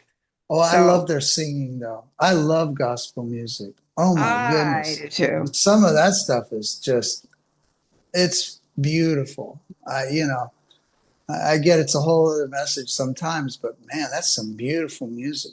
you Ooh. mean like One the of the ways Gaithers and that stuff like that? The what? You mean like the Gaithers and stuff like that? Oh, yeah, I know who they are. Yeah, yeah. They yeah just, oh man, they got some good stuff there. And Great musicians too. yes, and I used to be familiar with people who were literally in this musical scene. I think you were, Todd, if I understood, and play this music, and you had professional musicians, and man, they could put some good stuff out there. I have been amazed at that. I love some of that. well, It's great. my grandfather was a cotton farmer. They were very poor. My dad was one of 11 children, and actually, he was the first one to go to college and get a degree. Um, but to help raise money, his dad used to go around with a couple of his kids who were very musical and teach what he calls singing school. Singing, like singing, singing Yes. school. They'd go around to all the churches and teach people how to read music and how to harmonize. And I Oh, tell you wow. what, the Church of Christ, some churches were some people were really off key, but you put everybody together and it's very powerful. Not that the instruments to accompany it aren't beautiful, but there's just something about the human voice that God put in us, our vocal cords, and using that to praise Hashem is just beautiful. Anyway, that's how he helped support his family with his little singing school things. So, Well, there's some um, congregations that don't allow music in church at all because it's the devil. oh, yeah, Isn't that well, like, is that, mm, because I knew a guy like that one time. He was a bass player. And I asked him because he lived in this little town, Cut and Shoot, which was founded by two rival Baptist churches mhm. there in Texas. But anyway, and I said, so, because he was always talking about his church, and I was in high school with him, and he was telling me all about this, and I said, oh, so do you guys play music at your place? He goes, no, we Oh, no, are, no, no. what is it? Uh, uh, Church of Christ. Is that right? I, I, I might Yes, be yeah. wrong with that. They don't do music, right? And They don't do accompanied music. okay, yes, right, They right, do right. music and with their voices. The scripture says, according to them in First Timothy or something or other, make music in your hearts. Make melody in your hearts. It doesn't say make melody with your instruments, even though King David certainly Yeah, had a harp. there you go. Um, yeah, That Paul ruining it for everybody else again. yeah. But in our family reunions, James and Cindy and I used to love them because everybody would get together, all the kids, sometimes the kids would be running around, but usually they'd settle down and sit at the feet of their parents or somebody. Everybody would be in a big circle and sing. Um, all kinds of music. And a lot of my aunts and uncles wrote music, their own songs. Uh, but when they would get to a spiritual song, a religious song, they would all put their instruments down. I remember my aunt could really play the piano and she'd be playing to all the music and then somebody would start singing how great thou art and her fingers would just jump up from the keys and she'd close the thing like, oh my gosh, I can't do this because that's a religious song. And I never quite understood that, but that's just how it was. I'll tell you what. One time when I was 15 years old, this young woman, it was a young black woman that came. We were in the same class, and it was a Bible class. And I somebody said something about a quote from Genesis, and I just happened to know it in Hebrew. So I said, "Wait a minute, hold on, no, no, no, no, no." And I quoted it in Hebrew, and then said what it was in English. And this young woman came to me and she says, this is a week later, she said, I told my dad about you, and he's a Pentecostal preacher, and he wants you to come to our church service in downtown Houston, which is like 70 miles from where I lived. And I said, okay, all right. Oh, you Now I'm went? going to tell you something. That was some music. I'm going to tell you to this day, that was 48 years ago, and Mm. man, this woman was playing the piano, this guy was playing the electric guitar while the guy was preaching. I was like, wow, that was the coolest thing. I loved that. And that was in downtown Houston. I'm guessing 79 or 80, somewhere like that. And I just thought, whoa. Now you talking about some people that want to praise God. Yeah. They were connected. You think perhaps music developed in black churches? Well, I'll tell More. you, I think you got I don't know something about there. I that. kind I of can think tell. so, I think rock Yeah. and roll developed in black churches for Yeah. sure. Yeah. I don't know how right that is, Miriam. But I'm gonna tell you what. If I ever had a chance to play in a black church, give me the bass because those guys kick it. Yes. I mean, they Oh, get it. I'm sitting going, holy cow! I mean, the walks they do is just mind blowing. it is. It is some amazing I've stuff. never I known to totally. go to church without music. Oh my All goodness, my life that's in the something, isn't South. it? Yes. I can remember years ago we had some. I think they had a record contract or something. Some band came in to play during the offering, and they did a few songs or whatever, and they were okay. I mean, I don't see what the big record contract thing was. I mean, the guitar player played through a pedal board with no amp, one of those kind of deals, and I was just kind of like, okay.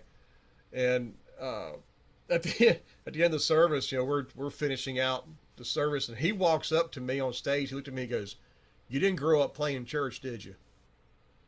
I said, "Why do you say that?" He goes, "Well, you're wearing a Les Paul for one." He goes, "And you're playing stuff that I can't even follow you because your hand's going too fast." I looked at him and said, "Well, yeah, I did kind of play in bands for many years." He goes, "What are you doing here?" I said, "I'm still asking that myself." Wow. Wow. Because I told him, because I was retired. I told him, I don't play out no more. I don't do any kind of stuff. I said, I just do a weekly thing here. And he says, "Do you rehearse?" I was like, "What's that?" "I just show up and play on Sunday mornings, dude." He's like, "I can tell." He said, "Very first song you played," he said, "First thing I told my guys in the band, that guy did not grow up in church. That guy has played." And he That's says very that he cool. said I was the only person in all the churches they played at that could actually do what I did. And I was like, "I'm not doing anything, dude. I'm just playing the music." He says, "Yeah, but you're not playing it like it's supposed to be played. You're doing a whole lot more." And I You said, "Well, I got wouldn't know. soul. I'd never heard the music, so I wouldn't know." Yes, Betty. He's got soul. I got Yeah. Deep, soul, deep, man. deep, What deep they soul. say. Yep. Get that soul train Yes. going. That's awesome. The thing that I loved about Roger and I met in actually, they didn't call themselves Pentecostal. I forgot what they call themselves, but they did raise their hands in praise when they were singing. And in the Church of Christ, we weren't allowed to raise our hands. I mean, we probably would have been escorted out. And Wow. it's one thing that I loved, and so much of their music, the songs I learned were based directly out of the Psalms. Especially And, Psalms and 150. yeah, I raised my hands and I loved it. And I thought, this is what it is to praise God. I would do that at home, but I certainly couldn't do that when I walked into the Church of Christ as a Right. preacher's wife. Oh my goodness, no way. So, um, anyway, um, I loved that part because I don't have to tell you, I feel things. I feel things deeply. I feel music. I Oh, feel music. people. Yeah. I Yes. Yeah. and so Music. to Yes. feel something and not let it out, it's like you're smothering it. I can't explain it. I just felt smothered Well, he in the gave Church us of Christ. music. He gave Pardon? us music. Yes. So why not, Yeah. why not have music? Why not raise your hands? I mean, Why not? I mean, And I can remember the last church we went to. I mean, I mean, the music was pretty horrible, but, people would be standing out there, and if you did raise your hands, or somebody like a visitor would raise their hands or whatever, everybody would just look at them kind of funny. And all I can yeah. think of is Psalms 150. Yeah. Cymbals and tambourines and shofars and Mhm. praising and Yes. everything. They have Amen. they have shofars in that. Psalm 150? No, I thought you meant like in the place. Oh, I'm no, no, no, sorry, no, in the no. place you're playing. No, every church I've I ever had seen, heard of that. I just didn't know. every church I've ever seen on YouTube that has a shofar, the preacher gets up there, he doesn't blow the shofar, he just puts his mouth on and goes, boo, and I can't help but laugh. Oh, It's like, he's dude, giving it come a on, good try, you know. come on, man. Todd, Oh my if you went to our goodness. church, if you didn't raise your hands, people looked at you. Right. Yeah. It's just totally opposite. Oh, Yeah. Good nap, true. Bye, True. it's good to see you. Actually, I got to go too. It's 10 o'clock Shalom. coming up. Shalom, Oh, Chuck. Yeah, okay, you have to leave. Yeah, Valentine. Shabbat Shalom to you guys. Yes, Okay. I got a question about you talked about your there's kappa a while ago. Ronnie. Yeah, sure. Why do you wear your kappa on the back part of your head? Is there a reason for that compared to the front? Okay. Here's where it sits all the Yeah. time. Yeah. Okay. It's just where that's just where it goes. Now if I wear a bigger one, like this, then it can go more forward, but it's Yeah. still right there on that. And I Uh-huh. was wondering if there's a certain tradition behind that or whatever. Yeah, I guess there is.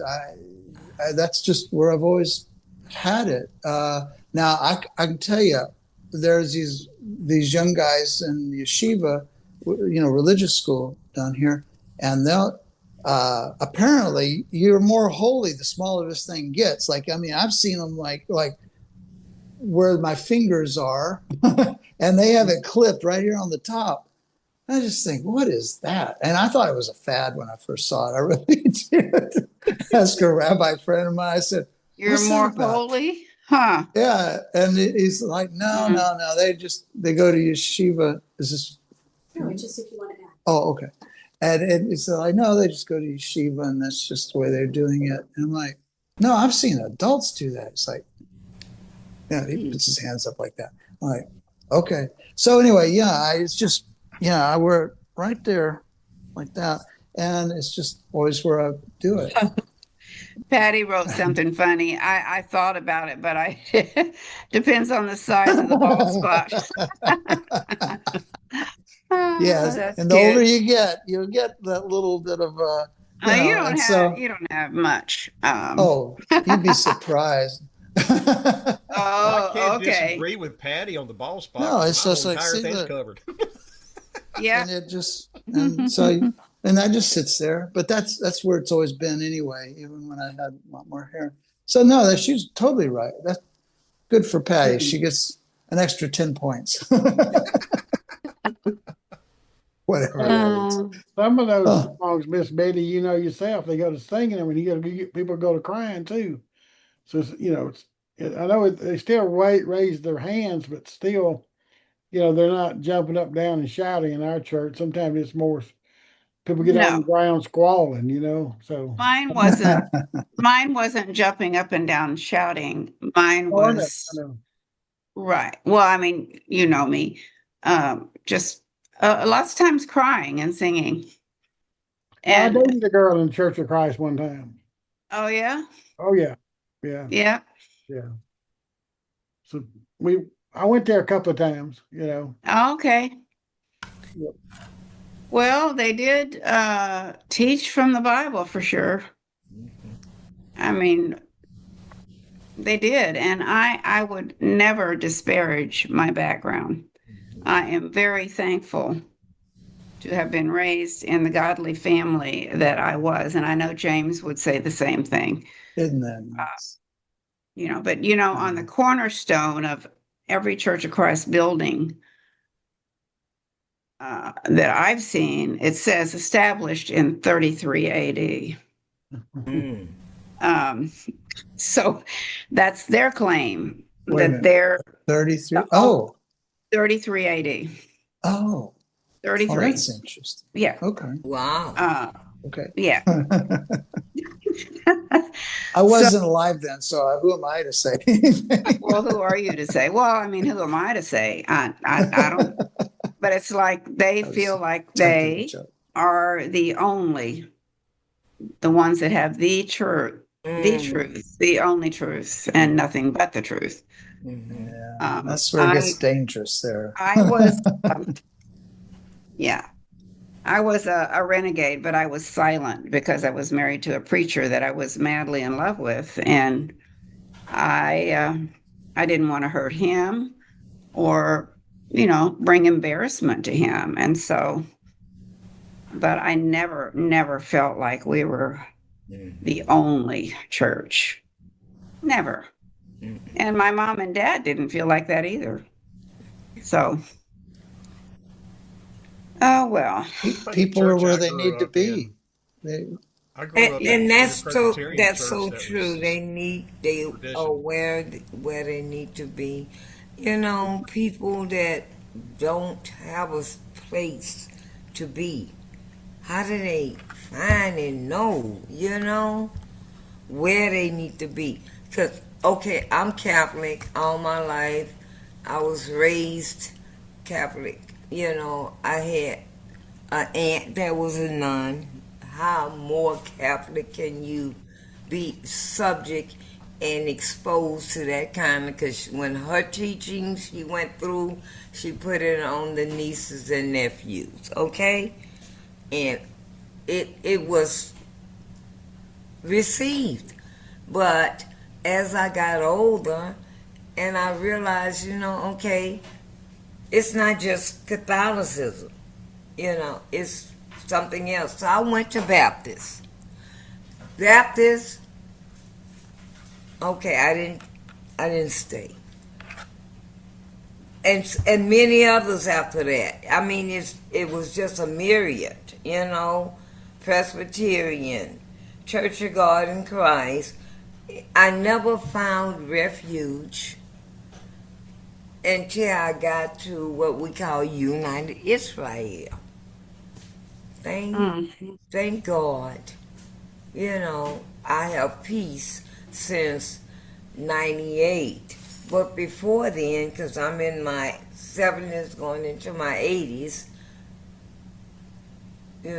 Catholicism was when you was raised for the first 15 years of your life, and you went through First Communion and Confirmation, and here we are, how you go farther if you want. And as an aunt, there's a nun that you're raised around, how much more can you be influenced or feel, somehow God said more, Yeah. But I'm thankful for the journey because it brought me here. It brought me with you guys, which is the best part of my life. And I'm so thankful. Do you think that everything we have gone through or will go through is to teach us something? And it all blends together to become not only part of our journey, but part of us, part of who we are. And no one is actually the same. We're all unique. But I think sharing together is certainly one of the benefits of community. And I think that's why Hashem created us to be in communication with one another. Yes. Because we can all learn from each other. We can learn something, even if we disagree strongly with how someone feels, we can still love and respect them. We don't have to think the same. And that's very freeing, because in the Church of Christ, there was a path and everybody had to follow the same thing. It was hear, believe, repent, confess, and be baptized. 5 steps to salvation. That's what it was. You don't skip any of them. You don't. There's no passing go unless you go through each step, one step at a time. Well, I like the idea of one step at a time. That's how I try to live my life, but it's certainly not a designated step like those steps. they're my own steps of how I choose to live every day. There you Um, go. so, But your and they be choices, like everybody else's. yeah, but your choices to live every day is so divine. It's, organized and attuned to our spirituality, to the Most High, which it ain't average for anybody, but they have it in this theory.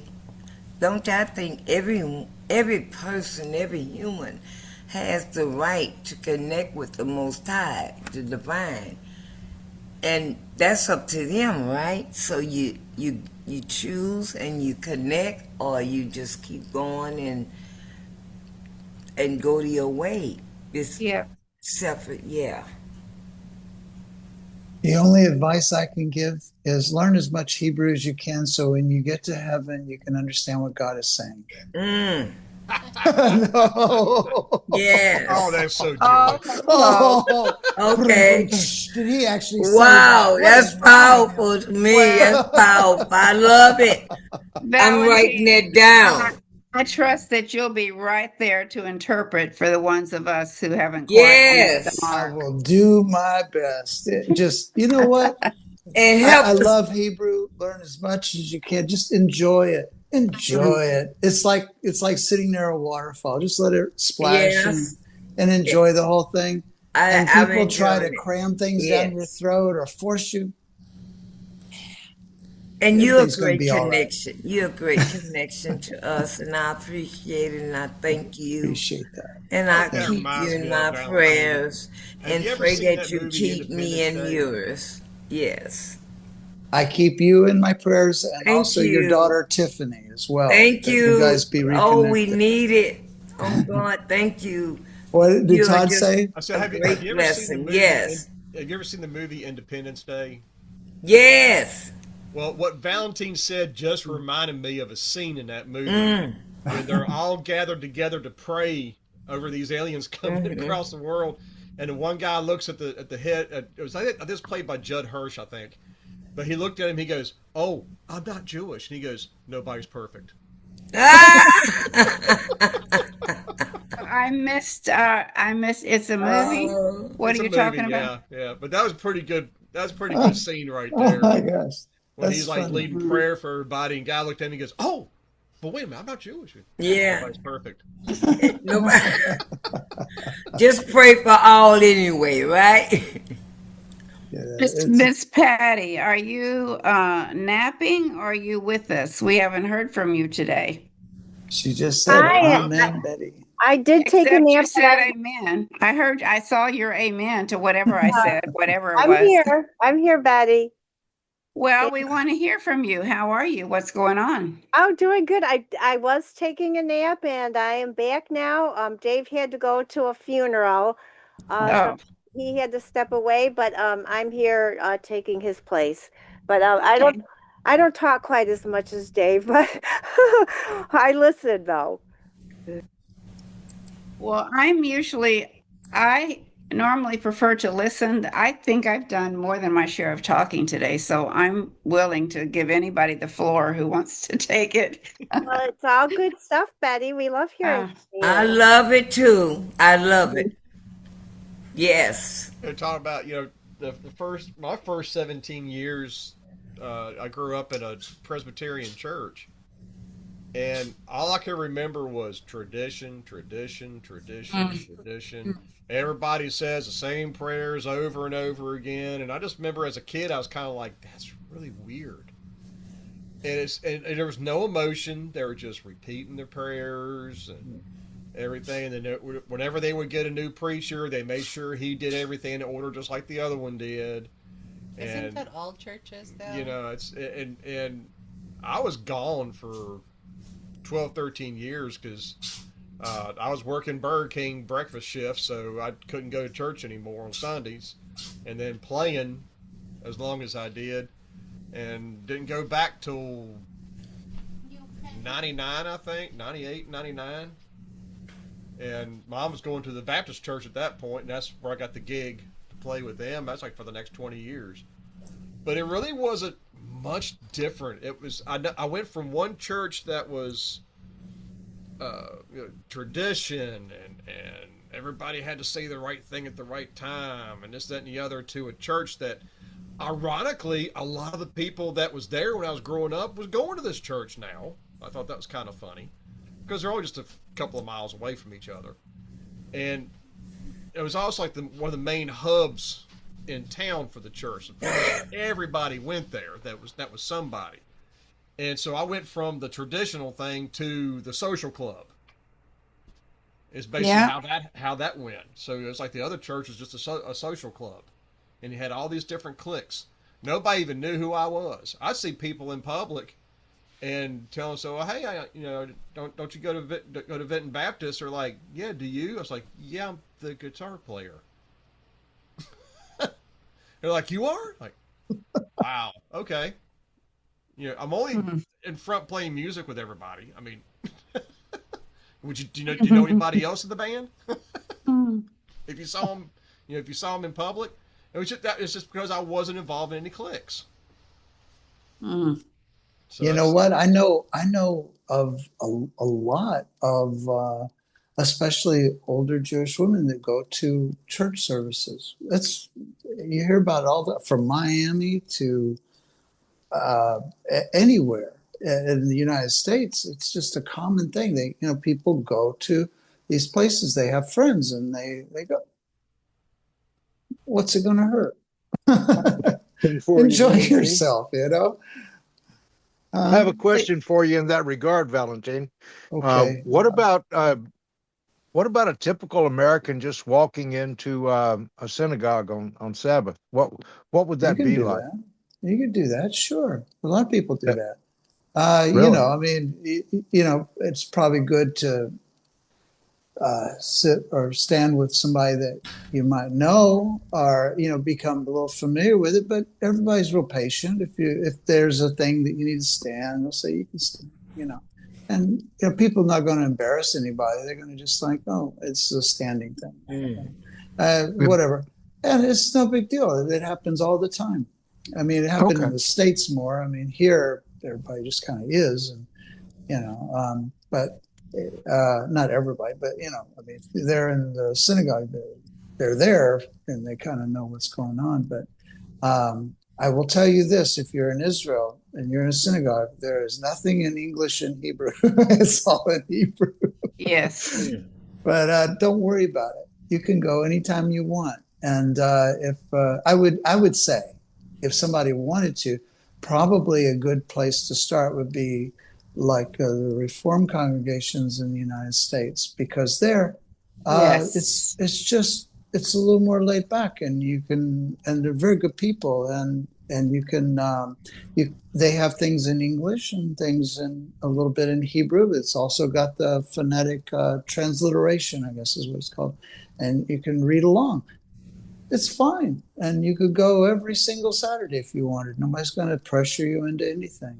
And really, that's the way it should be. You there because you want to be there every single week. Go to Torah study if you want. A lot of the Torah studies are made so you can ask questions, you can talk, you can say whatever you want to say, you can compare. I mean, it's great. I found Reform very welcoming. Very good people. And I've been to all three, actually four, Chabad as well, which makes four. And Reform is the most laid back and, you might say, visitor friendly. Oh, yeah, right. But how do you know when you're walking into Reform versus...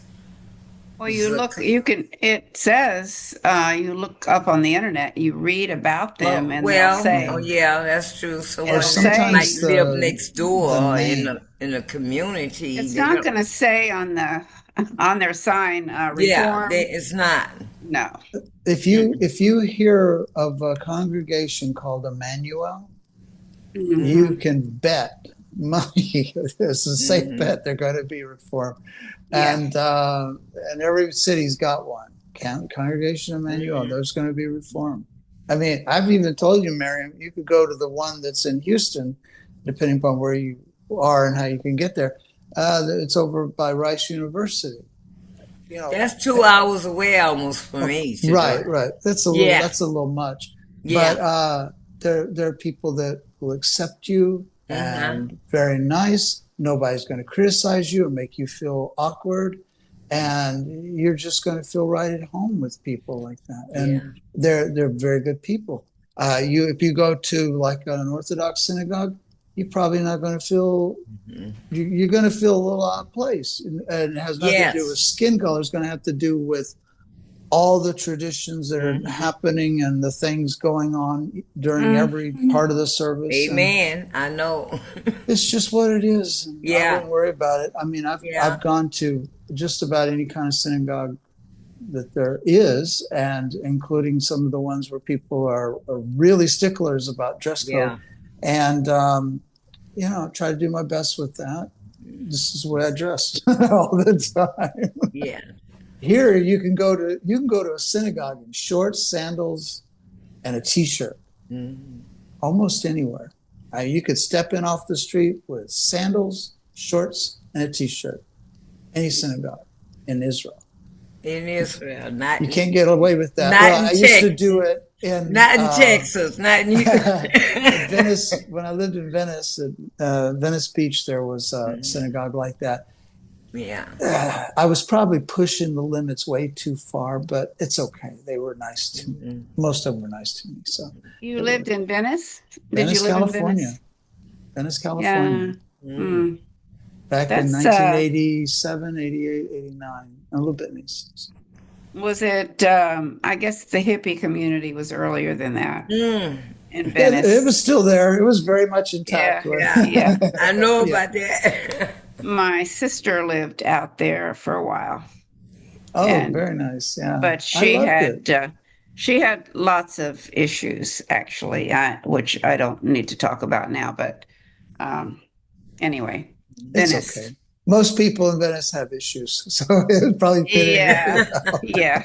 Trying to see if the air in Venice has a nice fragrance. A lot of the area, and I lived about 5 blocks from the beach, and so I'd have my bicycle. My kids had their bicycle. We'd ride down the Venice bicycle lane, and I'd go surfing. Well, I didn't surf in Venice. I tried one time. I almost broke my neck.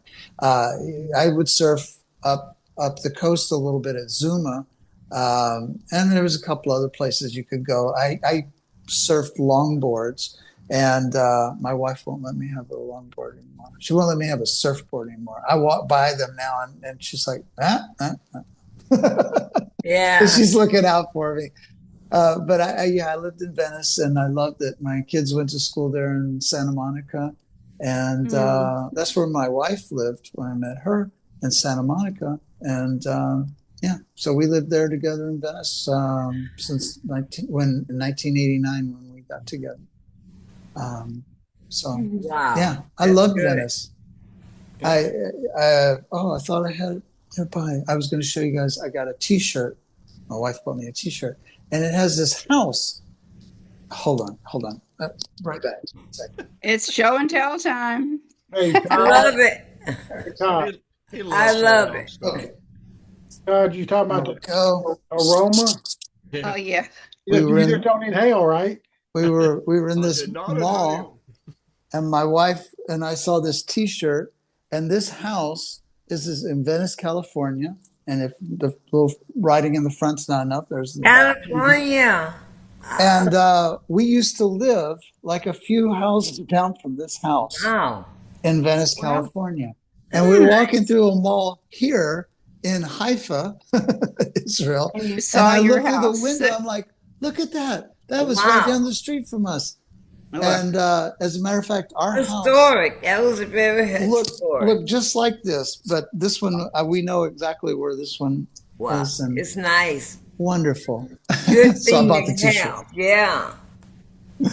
Oh, That's great. I got to Yes. get going, guys. It's good to see all of you. Good to It's see you too, 10:22 Thank you, here. Always. Valentine. Yes, And for so Patty, much. say hi to your dear husband, David. And it's good to see all of you. And and I hope you have a great And week. blessings to you and Good your Shabbat. family. Shavua Yeah. Tov. Yay. Shavua Thank you. Tov to you, Shavua Tov. Yeah. Valentine, and to Thank you. Corinne. Yes. Yay. And then Have a in good one. just a little while, it won't be long. We'll blow the shofar, and you'll get to hear this beautiful thing. It's amazing. We'll look forward to hearing it from your Yes. lips, from It'll your be good. lips to God's ears. Hey. Ooh, yeah. Amen. Just don't forget the chapstick. Yes. Don't get what? Wonderful. What Don't did he forget the say? chapstick. Oh, This one you yeah. don't need it. You just put it on there and it's going. It's I mean that going. Okay. he's referring to that trick that I mentioned, where if you have one of these shofar that you can't really get it, you're not sure how it's going to work out, and you got to blow it in front of people. You can always use like chapstick, and then you're more likely to get a good blast out of it that way. But this one, I didn't have anything on in the mall. Man, I tell you, I got everybody's attention. They didn't know what was going Oh, on. You know, it was great. And, You have anyway, us waiting. it's We can going to hardly be wait. fun. We'll have fun. Yay. Valentine, let me tell you Take Yes. care. please. Okay, let me tell you something. I was Okay. at the Western Wall one time, Yes. and I didn't know they was going to blow the shofar. I was a Christian back then, and I heard that. I'm like, I'm out of here. I'm out of here. You know, Yeah. Oh man. You know, there was a guy, I don't know if he's still alive. I think he's not alive anymore, but back when the British had the Palestinian Mandate, it was against the law to blow the shofar at the wall. And then, of course, when the Judeans captured that part of the city, couldn't even go there. It was all blocked off. But but back when the British were there, they'd let people go to the wall and pray, but they were not allowed. It was against the law to blow a shofar, and people would smuggle in a shofar and blow it, and then spend the next several months in prison because they blew the shofar. One guy got away, but there was still a guy when I moved here that was still alive, and he blew the shofar. It's documented that he blew it, and he spent 6 months in prison afterwards blowing the Oh my shofar gosh. on Rosh Hashanah Mhm.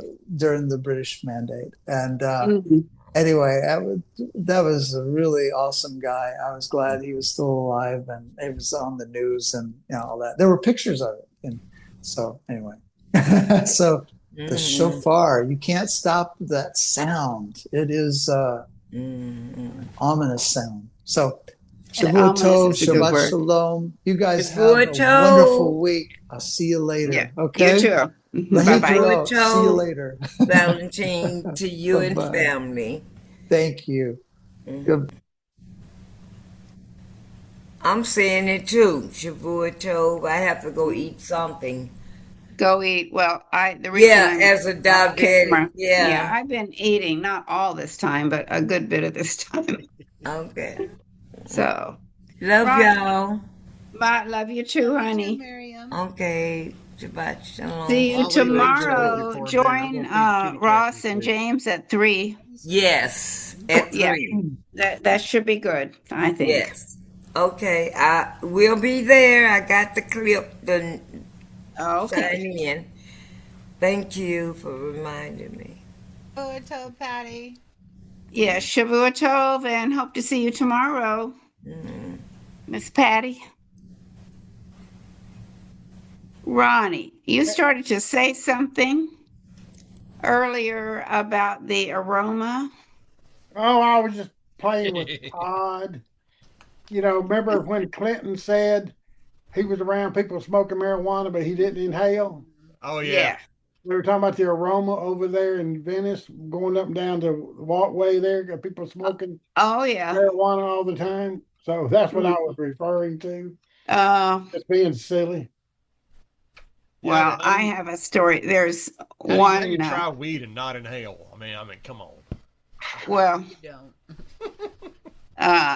I'll be I'm right not back. going to say anything about that. No, Betty's a good girl. She's never tried any of the hard stuff. uh, Has a potty mouth. That's I not what I wouldn't. heard last week. Now I heard Betty was a bad girl. Okay, Betty Well, you is can't believe everything you hear. Yeah, I Betty hear is that. mute. The only thing I'm going to say right now about marijuana is a funny story. A friend of mine who lives in the apartment had a neighbor that would smoke all the time, and the marijuana would come into her apartment. She complained, but they said there was nothing they could do about it. It's the vent system.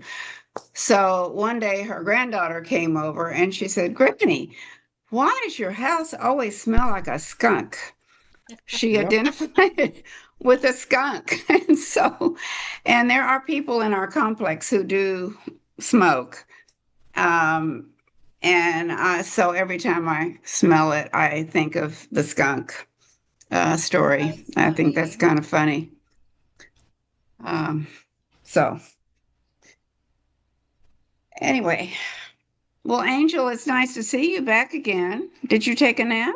I tried to, but Kelsey lays down with me and she kind of wiggles and jiggles and she kind of Um, keeps me. But I did rest my eyes. I was about to good. fall asleep on camera. Oh, But she likes to snuggle and she doesn't snuggle still. oh.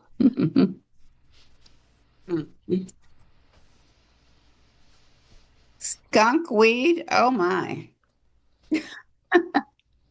Yep. Hmm.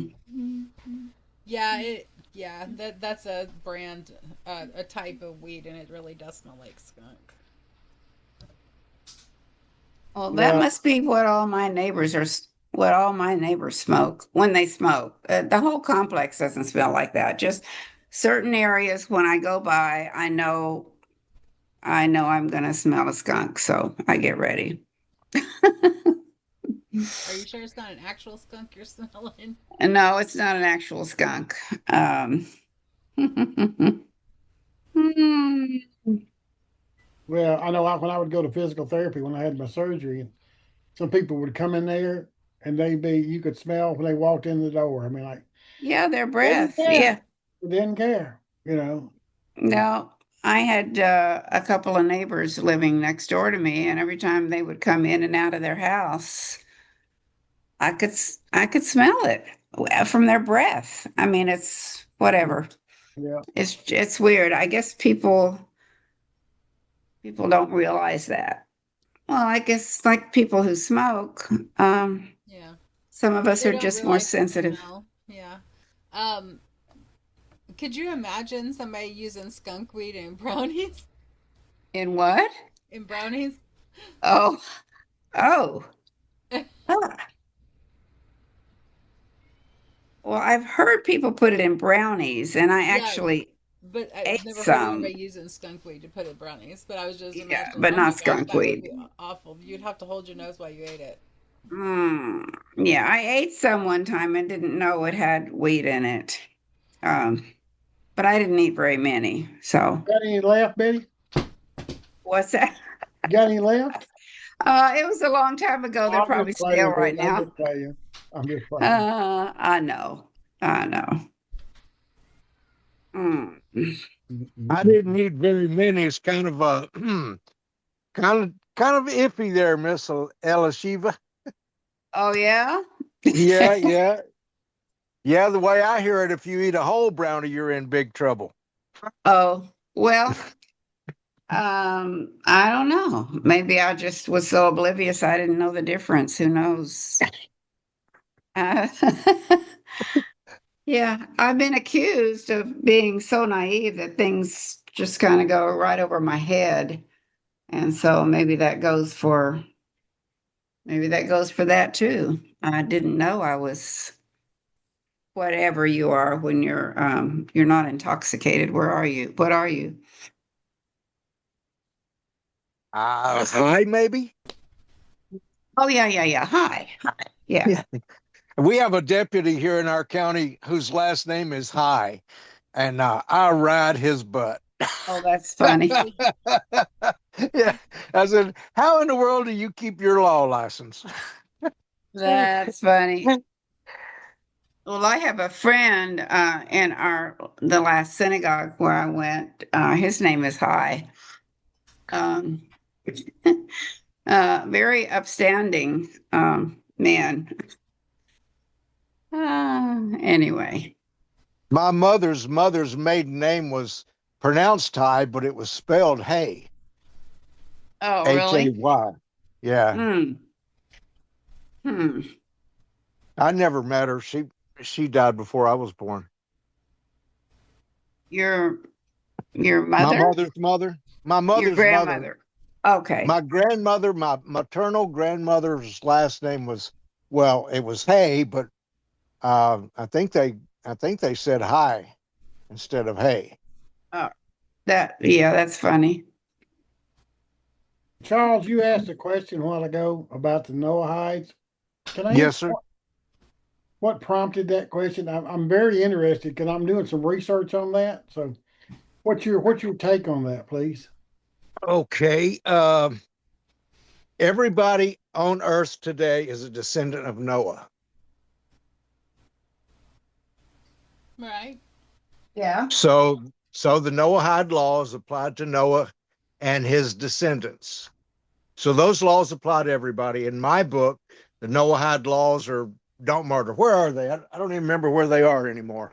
Find my Bible. But They're not in the Bible per se as a list as 1, 2, 3, 4, 5, 6, 7. yeah, but They there were are. some things spoken to him, Yeah. and that's what I call the Noahide laws. And I really don't. I really how do I say this? Okay, who's here? I don't want to hurt anybody's feelings. But Everybody's but I entitled to their own thoughts and their own opinions. Go ahead and share. well I oh goodness. Just say it, Charles. Just spit it out. We love you, Charles. It don't matter what if you got hair or not. Don't worry about it. Go ahead. All right. Okay. Chapter 9. Elohim blessed Noah and his sons and said to them, "Be fruitful and increase and fill the earth, and fear of you and dread of you and beasts of the earth, and all heavens and never creeping. Do not eat flesh with its life, its blood, but only your blood of your lives will I require. From the hand of every beast I require, and from the hand of man, from the hand of every man's brother I require the life of man. Whoever sheds man's blood, by man his blood is shed, for in the image of Elohim he made man. As for you, be fruitful and increase." And so this is chapter 9, Genesis, is what Right. I would call the Noahide laws. And here's the part I don't want to hurt nobody's feelings, but I don't see 7. Maybe I'm not counting right, but No. I don't see 7, and I don't know where 7 comes from, and I don't really have a lot of respect for that because I don't see it in Scripture. Right? Please don't be hurt. No. But Charles, I mean, like, look over there at the 4 laws in Acts 15. They're kind of similar in a way. Okay. It's But you it's also it's go ahead. no, sir. Go. You go ahead. Well, I was going to say, I mean, I've been dwelling in it because I was part of the Noahide movement back in the 90s. Okay. I didn't understand it all, but I loved their teaching and I was getting fed where I wasn't getting fed before. That's where I met Betty, back then. And so Yeah. there was a lot of issues there, but now I'm doing more in depth because I know that let's just use the word codified later. What was the 2nd or 3rd century, Miss Betty? When the rabbi Yeah. did that. If you do the research, you'll see what I'm not going to say exactly what verses, but some of the sayings that they use to come up with the 7.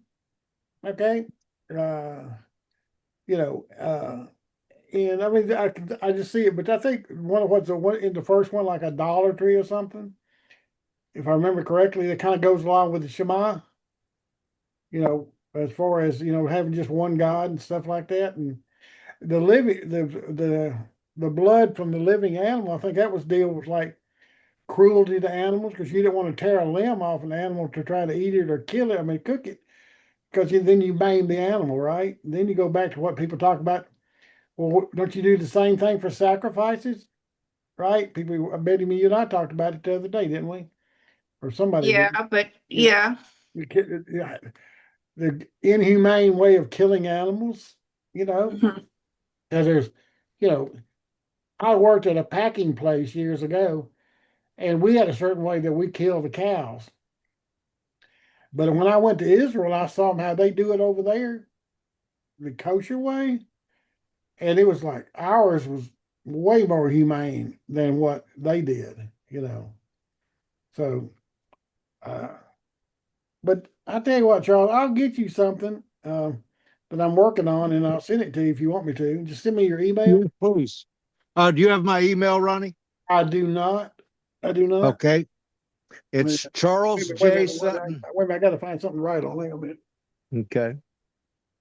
Hang on just a minute. I got to have some paper here somewhere with all this big office that I'm in. Right now. Okay, go ahead. Charles J. Sutton 59@gmail.com. I was born in 59. Oh, Okay. The Gmail. Okay. All right. Well, something I'm working on. I'm working on a bunch of projects right now, but Oh, you send me anything you want, brother. well, I sent a bunch of stuff to Betty and some of the stuff to Angel, and they're so sweet to look at it and help me out. And I really love Angel. I'm gonna tell you this in front of everybody. I love your suggestive criticism, even though we don't always agree. I love it because it makes me think a little bit more in a little bit different direction. And you two, Todd, maybe you're influencing her some or whatever, but y'all do that, and that really helps me to grow. So keep up with what y'all doing. I appreciate it. Okay, I appreciate it, Ronnie. I don't disrespect. I just don't really know anybody in the Noahide movement. I hear people talking about it, but it I don't know. It doesn't line up with Genesis 9 and my book. The things they say, I don't see them in here. Maybe you've got something to show me. Well, I've got a good friend that ran that movement, and I can call him, and he's probably got a bunch of stuff he can give me where they got it from. Because he came out of the Baptist church, and he had a big group. I mean, this guy was going all over the world teaching about this stuff. I mean, he was mighty, mighty because he was, Europe, South Africa, I think South America. He went a lot of places doing this. So, uh, Yeah, I'm not trying to be disrespectful. I just no, not at all. We got to learn, brother. Okay. I have learned the most from people who do not agree with me. Because, I mean, if you just only talk to people who agree with you, you're in your own echo chamber. And all Yeah, you're going to hear is the same things you already think repeated back to right. you. But when somebody challenges your opinion or gives you something that is different from your opinion, it allows you to think about that and process it, accept it or reject it. But that helps you to grow as a person and intellectually and in your beliefs. Right, right, exactly. I mean, otherwise you just be talking to someone kind of like that old black and white movie. I forgot what it was called, but remember it was the Google Gobble, one of us, we'll accept them. Never saw that movie. Well, that's the problem with social media right now. All it does is it wants you to stay on there as long as possible, so it keeps giving you things that you like, the things that you agree with, so you end up in a giant echo chamber. All you're Yeah. hearing is the things that you believe, the things that you like, and you're not seeing the opposite side. And that, I mean, that is a problem with society today because the influence that social media has had on it. Samsung, you had a deal about Yardavi. I think Yardavi is more of the 10 drivers type deal. I don't think he is Noahide, but I may be wrong. Mhm. Y'all familiar with Yardavi? I've heard of him. Somewhat. Yeah, I think he's with some of the other people that We met with UIW. Can't think of her name right now. She's up north. But she has the 10 tribes deal Oh on yeah. Facebook. I forgot her name. I know I see her face. Yeah. Mm-hmm. Because she's really big into that group. Which I mean, I don't have a problem with the group because I think it's very important. You know, all the tribes coming back together. 'Cause, I mean, if this whole thing is going to come together, I mean, either it's going to come together. Or we got a bunch of liars in the book. You know, all these prophets and stuff. What they said about this, these things got to happen. Because I tell all my friends that are Christian, I said they keep saying, "Well, the church is doing this." I said, "No offense. When you start seeing Israel go home, you might want to start looking Ready. around." And do what now, Betty? I said get ready. Yeah, I mean, I think that's when something's going to happen. Myself, you know, we mentioned about people got to convert to Judaism, but think about this, and it's just me, and I don't know. Well, that's Judah. No, I Yeah. understand that, but what I'm I'm saying is, if Israel starts going home, these are mm-hmm. Jews. I don't know if they're going to convert to Judaism, but the law of return has got to be changed for all these people to come home. Something's Preach. got to do it. Preach it, Ronnie. Yeah, that's true. I'm just going by what people have taught me and what little common sense I've got, put two and two together, and going like, wait a minute, something ain't going to work. Because I mean, you think about it. On the other side, you got Judah there, and maybe some other Dan or some other groups that may be there, Levites maybe, but you think about all these people going home. That's a lot of people. That is a political power. Okay, I mean, like you got all the people Todd out there in California moving out to Idaho and stuff like that. It's changing the culture of the people in Idaho as far as the voting constituency. Something's going to give if they go back the way they are, and if they're all drawn by Hashem, that's a whole different ball game. You know, because everybody think they'd be more acceptable to Torah. But Miss Betty, you think about this too. They got to be taught, right? These other things they don't know, and I'm thinking maybe that's why Isaiah 56 is so important. You know, as far as because they trying to grasp their, bind themselves to Jehovah. Well, where's all? And like I mentioned, you said something the other day in that email or text I did the other day. You know, we got a certain few that are doing their best to teach Gentiles, but we got 8 billion Gentiles. You know, we need a bunch more. So maybe I was Betty may talking to be one. You somebody may the be other one day. of them. You know what I'm saying, baby? I was talking to somebody the other day, and they were asking me, we mentioned the Sabbath, and they're like, "Well, are you Jewish?" I'm like, "No." They're like, "Well, have you thought about converting?" I was like, "No, it's never crossed my mind." I said, but I asked him. I said, "Well, let me ask you this." I said, "Jews is short for Judah, right?" Yeah. He goes, "Yeah." I said, "So does that mean the other tribes have to convert?" Yeah. He just kind of looked at me. I says, "Well, think about it." I said, That's "If right. if the That's if right. if the Judeans are considered the Jews, then what are the other tribes? Just Hebrew? Oh, Do they're they gone. They're do they? lost. They're gone forever, right? Oh yeah. That's why they're all Um, coming. That's why everybody's coming back. I'm being facetious, you know that. Yeah. Oh, is that what you were doing, Betty? There's the bad girl coming Betty out made it again. funny. She's Yeah. yanking your chain, Mm-mm. Ronnie. I know, I Yeah. know. I'm just playing with her. Well, Her and people I are good friends. always, you know what they say, Betty, it's so fun to yank your chain. So I thought I'd yank somebody else's. Go ahead, Betty. Go ahead. It's It's fine. Ronnie's day. Hey, Yeah. hey, I can take it. I'm a big guy. I got big shoulders. Come on, bring it. Yeah. Come on, come on. I'll let Woo! the gray hair fall off, Jump! Mm. easy man. Go Come ahead, on. jump. Well, I was going to say the same thing about Judah. You know, Judah, Jew named after Judah. So, it's anyway, the law of return is needs to be for everybody. Everybody. Don't you see some of the writings, Betty, of the later period writers? They use the word Jew and Judah, but in essence, it's Israel. I mean, because Right. I'm not talking about. I know the distinction. Okay, I know it exactly, but I mean, I just see like people say this all the time. you know, we're I know Judah is an Israelite, but not all Israelites are Jews, you know. Yeah, And so right. there is a distinction. And then there's Hebrews. Yeah, So, yeah. All right now, Betty, don't go there. well, I mean, all of these different terms I think are I know. confusing I'm playing. Come on, sometimes to people. we all know Moses was Jewish. Come on now. I Yeah, and look, so was Abraham, right? I get slam dunk on Facebook all the time because people, you used the wrong term. I said, do you understand what I'm saying though? Yeah. I said, okay, that's all I want to do. Did you understand what I was trying to say?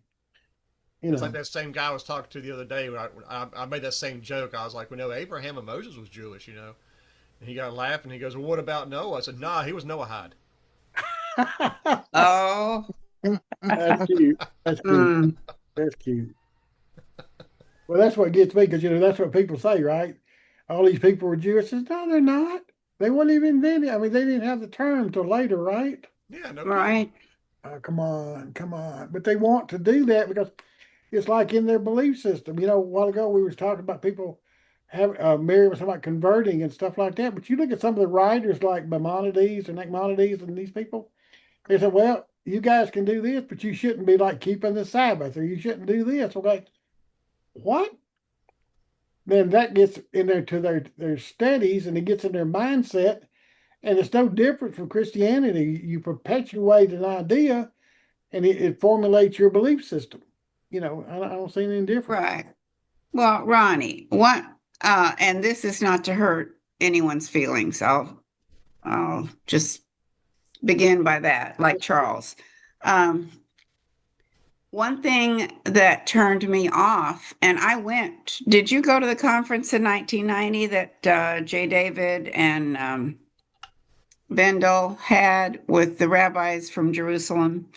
I'm pretty Uh, sure I was there because I was usually there when the rabbis were there. yeah, James invited us to go. We didn't know anything then, much about anything. Was We Rabbi were, Richmond there?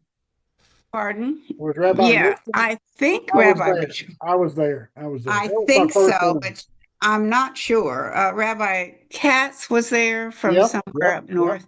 yep. Well, the thing that turned me off then was, and we were already keeping the Sabbath. This was 1990, as Yeah, best as we could. And we were told, no, you can't keep the Sabbath. I heard that. Yeah, yeah. And I thought, well, I don't want to be a part of this group if they don't keep the Sabbath and we don't, and you don't have to keep the food laws. You can eat all the pork and all the whatever that you want. Right, right, And that bothered me with the Noahide group in Athens. But I continued to go because I loved the people right, and I wanted to learn. But right, I just never, it was never enough for me. And right.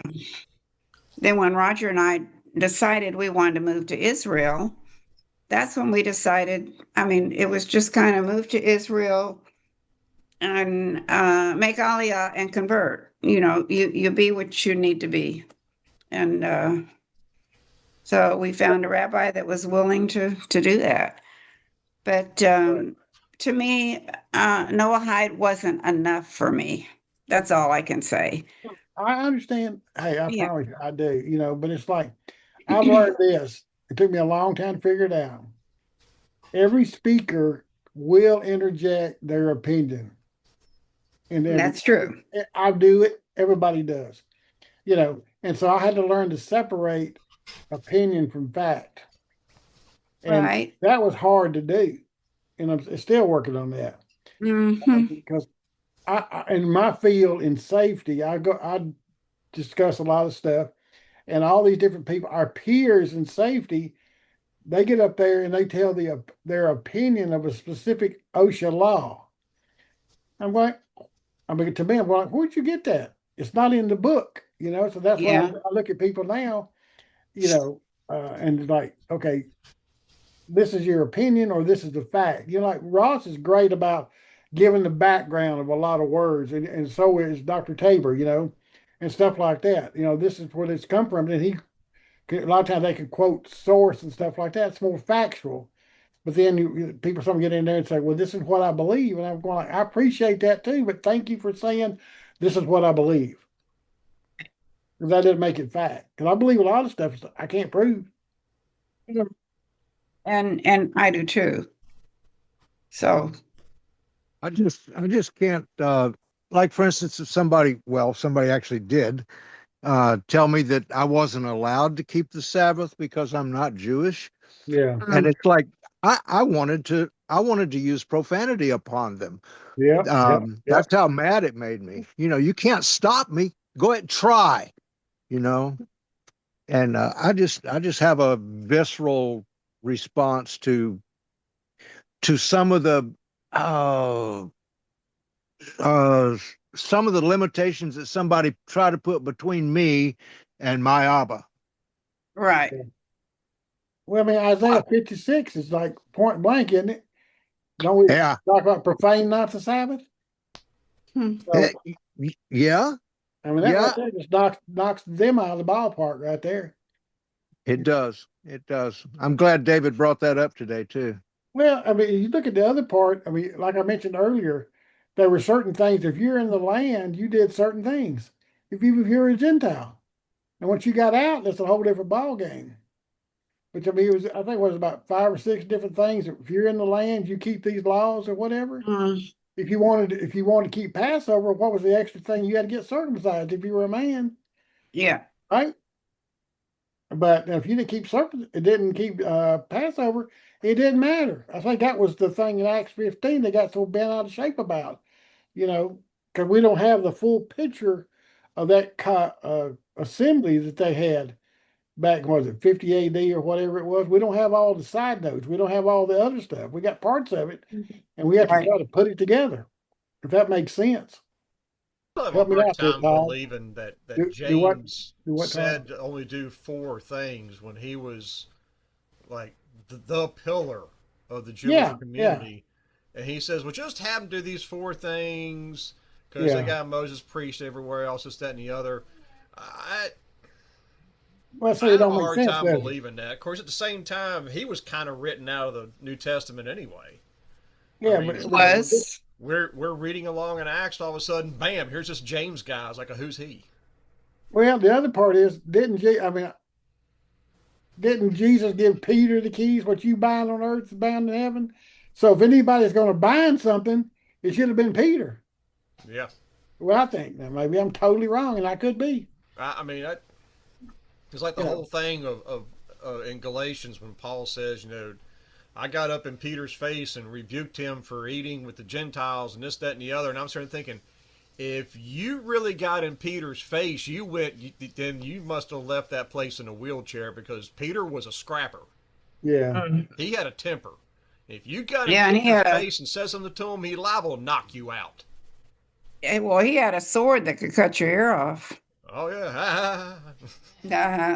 Well, didn't they have some type of deal there back then? I read something I don't remember, but where I mean, if a Gentile, a Jew couldn't, if they went to a Gentile's house, they couldn't eat certain things there because the Gentiles weren't keeping kosher. If they're not, then there could be some issues. So I'm wondering if some of that verbiage there got centered around some of that, or vice versa. Because you have to read between the lines. If you take it point blank and try to read it, it's like this don't even make sense. Without understanding the culture of the people and what was going on at that time. Now True. I'm gonna throw something, Todd. You help me out here, and all the rest of y'all too, Morgan, Charles. But everybody they were looking for a savior. They were looking for a Messiah for what? Because the Roman culture was kicking them in the tail and taking names. That's they wanted to be free from that. Yeah, That their was the whole version thing of a about Messiah salvation. was It a wasn't about warrior. their soul, had nothing to do with it. That's what I think. Yeah, they wanted things set right. Exactly. I mean, if you go through all that persecution, come on. I have another question while we've got just serious people here. Okay. Oh yeah. There's a rumor I've heard, and it affects my thoughts on Aliyah or conversion more properly, and that's the idea that if two rabbis agree, then they override what's written in the scripture. They Well, I can haven't they can. heard that. okay. Well, I remember Valentine said something about that a few weeks ago. I may have missed Okay. that. Yeah, he was saying something about every community has like a couple to three rabbis that are like the judges or whatever. Right, Well, right, that's probably the Beit Din is what he's talking about. right, right. But I didn't realize they would override scripture. Yeah, I don't recall. No, Yeah, I their don't remember opinion that Valentine was part. saying more that. important. Well, I Mm. guess I'm not saying it right. Probably. Let me try one more time. If if more than if a group of rabbis disagreed with something that God said, then their opinion held, not God's opinion. And that just that's the way it was told to me, sort Yeah. of, kind of, and it just flew up in my face as well, y'all are stupid. But you think about the Mishnah and the Talmud and stuff like all those different opinions. Sometimes those would go directly against the letter of the law, from what I see. When they start saying this and saying that, how it could be utilized as far as applicability. I'm not saying they're wrong, but I'm not saying they're right either. Well, that's actually a really interesting question, Charles, because if you think about it, if two rabbis can go against what the Father says, then that also gives ammunition for the priest to change the Torah to benefit them. Exactly. And also consequently to change the Sabbath to the first day of the week. So this level of stupid thinking, in my opinion, is repulsive to me. But Charles, how many times do you see people want to justify what they do by coming up with a phraseology? I mean, you look today in politics; they do it every day. People always want to justify what they're doing. Yeah, yeah. So I mean, I see the same thing. I'm not condoning it at all, but I mean, I see it happening, and sure, it happens in religion too. You know. That's just it, religion. Yeah. Yeah, I guess just to hear people. Well, Betty talks about the time of her and Roger's conversion. Uh, I have a problem even thinking about that because of teachings like what I was trying to explain with very poor wording a while ago. Oh, that's my puppy. Sorry, she's 15, very very old. I didn't hear anything.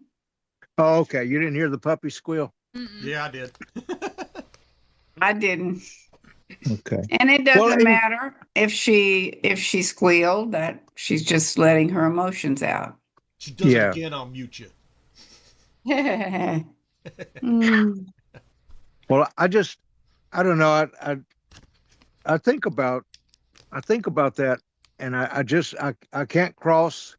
I couldn't cross that any more than I could cross becoming Catholic, primarily because of that doctrine. Apparently, it's been told to me that is Judaism's primary doctrine, that they can change God's word. They can override scriptural doctrine, and that's like, okay, I'm not going to go there, just like I'm not going to go in a Catholic church and bow down to a statue of Mary. I'm not going to do either one of those. So well, I wouldn't do that either, and I am not aware of any doctrine like that that I certainly couldn't accept. And even though now I am a Jew by conversion, I wouldn't agree to it. So, okay. Anyway. Yeah. I know that's good. I'm sorry. I got an email from Joanne Castro. Y'all remember her? Oh, yes, I do. Mm-hmm. Her mother is real bad sick. So I just pulled up my email here and it said she's real bad sick. She wants us to pray. So, Okay, thank you. I appreciate that. Joanne's a sweet lady. Yeah. Yeah, she is. I want to just drop something. Somebody read something to me out of one of the Jewish writings, the major ones. I don't know if it was Talmud or one of those where I was relating, and it's been a while, so I don't know it exactly, but it's like a story thing where God said where God laughed and said, "My sons have beaten me. They're in charge now." So, That's the you know, one. That's the The one right there, story. Morgan. yeah, that's what I That's the thought. That's what it brought to mind. And that's I the heard that. I heard, story Acne oven or something like that. It's a yeah, very famous. right. And I To heard tell you the that. truth, well, maybe I won't say. I mean, I just write that off. Right. And I'm Exactly. not going to Exactly. apologize for it. No, exactly. You don't have to. Exactly. Yeah. Yeah, So I just thought I'd put that in. That's right. so anyway, so blessings on y'all. It's time for me to go and How's we'll your wife, talk later. Morgan? She's doing well. She's doing well. Okay, Yeah. good, Yeah. good. Yeah. Yeah, thank y'all for being patient, explaining that to me a little bit. Yeah. Yeah. Just Okay. Well, itchy things, you know. yeah. Sure. Well, Charles, we're all True here tomorrow. or we'll see you tomorrow maybe. Yeah, In Ross's. So all right. Bye-bye. yeah. And you know it's at 3, right? Not 2. Oh, that's right. It is. Yes. Thank you Yeah, for and reminding me. Thank you. it's not the same. It's not Sunday school. It's Right. just a Yeah. Zoom class, Yeah. Okay. which should be interesting. Yeah. I think it will. So, all right. See you soon. Okay. Thanks, Morgan. Yeah. Thank you. Thank you for hosting Todd and Angel. Mm-mm-mm. Did I answer your question about, or did we clear up the Noahide thing, Ronnie, or is that still Let hanging? me just get you some more stuff. Like I said, I've got some stuff, and I'm gonna call my buddy and see what he's got. He can get to me because he was a major player back then, and so if I'm like this, uh, I write stuff, Charles, and with the help of a lot of people that give me information, I go back and revise it. So my first attempt is, I will share it with certain people, but I'd rather refine it a little bit before I send it. You know what I'm saying?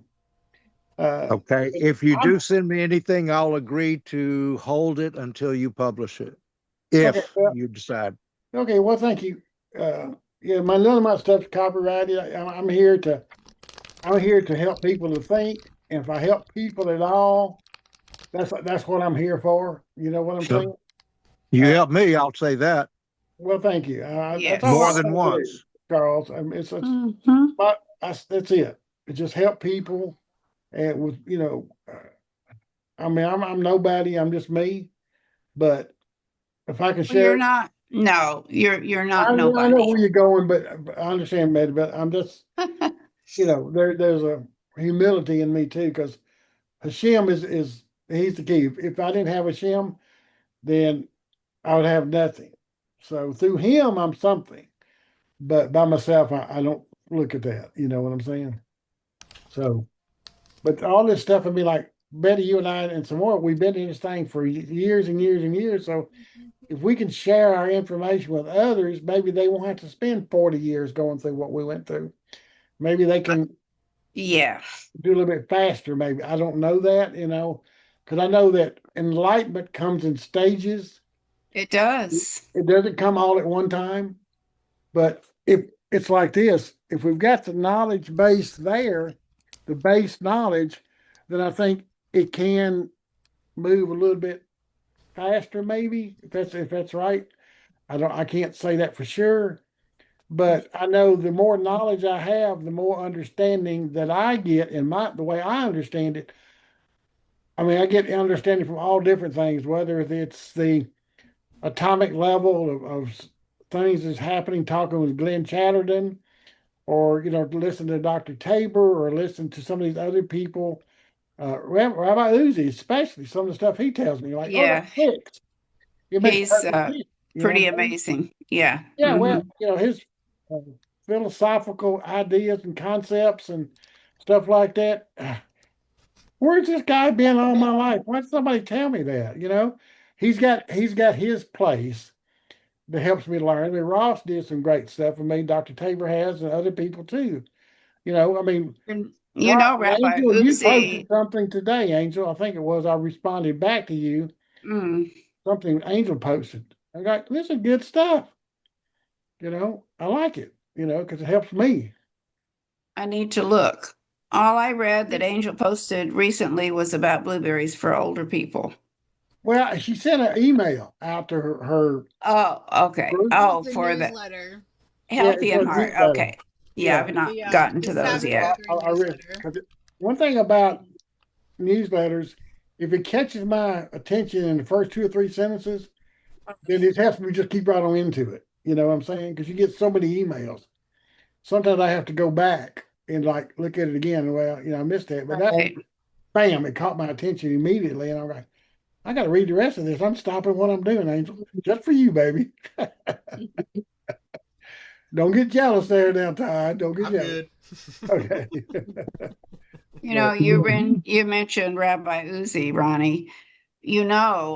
Or maybe you don't, but I mean, I've known him a number of years. He was raised as an Orthodox Jew and went to yeshiva, right. and you know is an Orthodox rabbi, but Well, he has left much of that behind right. and lives by Micah 6:8, and I think that is absolutely commendable. Well, his stuff is more real world.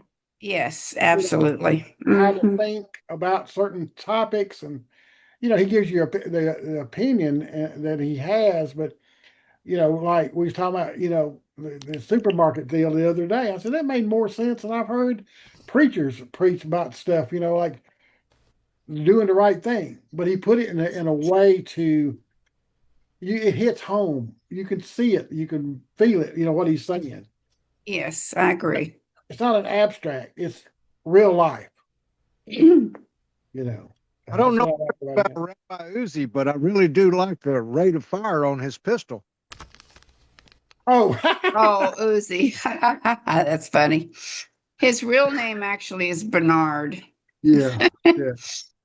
I'm not sure where Uzi came from, but A prisoner whatever. in there was a guy in jail. His last name was Uzi, and he invented that whole submachine gun in his mind without ever writing anything down, and didn't build it until after he got out of prison. I heard that. Yep.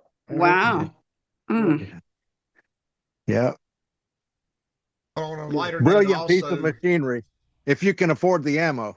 yeah, Yeah. on a lighter note, Betty, a little while ago, you kept mentioning about Micah, and it was funny because it caught me at a corner of my eye, right in front of us on TV stand. Micah was sitting there, and when you said Micah and the verse, he snapped his head and looked at the computer, Oh, how and I funny. kind of snickered a little bit, and then so he jumped down because you mentioned it again.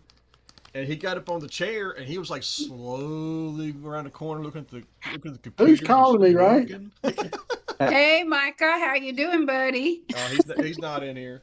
But that was Nah, just funny. I mean, he just like snapped his head. He was like, "Huh? that has to be funny. So who's calling my name?" Yeah, Angel. Angel. that's funny. That was just too. But when he came Angel, up what are you here, it was eating? like What I are was you kind of eating, hoping he'd Angel? show himself in the screen, but he didn't. Mm. He was just looking.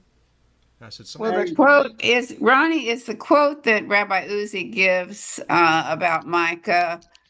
That is the Talmud has 613 commandments, and Micah reduced them down to three, and Yeah. that is, what The does God same ask of three you? Yeshua did. Pardon? No, Yeshua reduced them down to two. Mm. Yeah. Well, love the Lord your God and your neighbor. Right.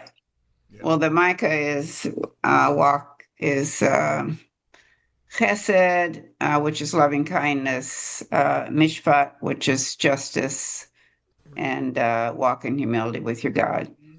So to me, if you're walking in humility with your God, you are certainly loving him, I would think. And if you're practicing justice and Chesed, then you are loving your neighbor as yourself. Oh yeah. Just Oh yeah. Red Boozy have a YouTube channel? I don't think so. Do you think so, Ronnie? I don't think so. I don't know, but what he does, if we could send him your, or have you, I can send you his email. If you Mm-hmm. contact him, he'll send you the Zoom link. Name Okay. again? Oh, Do what He now? Zooms. He has classes on Sunday night and Wednesday night, and I usually go on Sunday and Tuesday. Yeah. And Ronnie and I think Ronnie, every time I've seen you, you come on Tuesday as I Yeah. do. Yeah. Yeah. yeah. But Yeah, I'd like to hear a little bit more about him, from What he's him. was his pretty. What was his name again? What was his name and how do you spell it? Uzi Weingarten, Weingarten. He has a Facebook page, and he posts, I think, things very relative to how we are to live today and what's going on in Israel and really all over.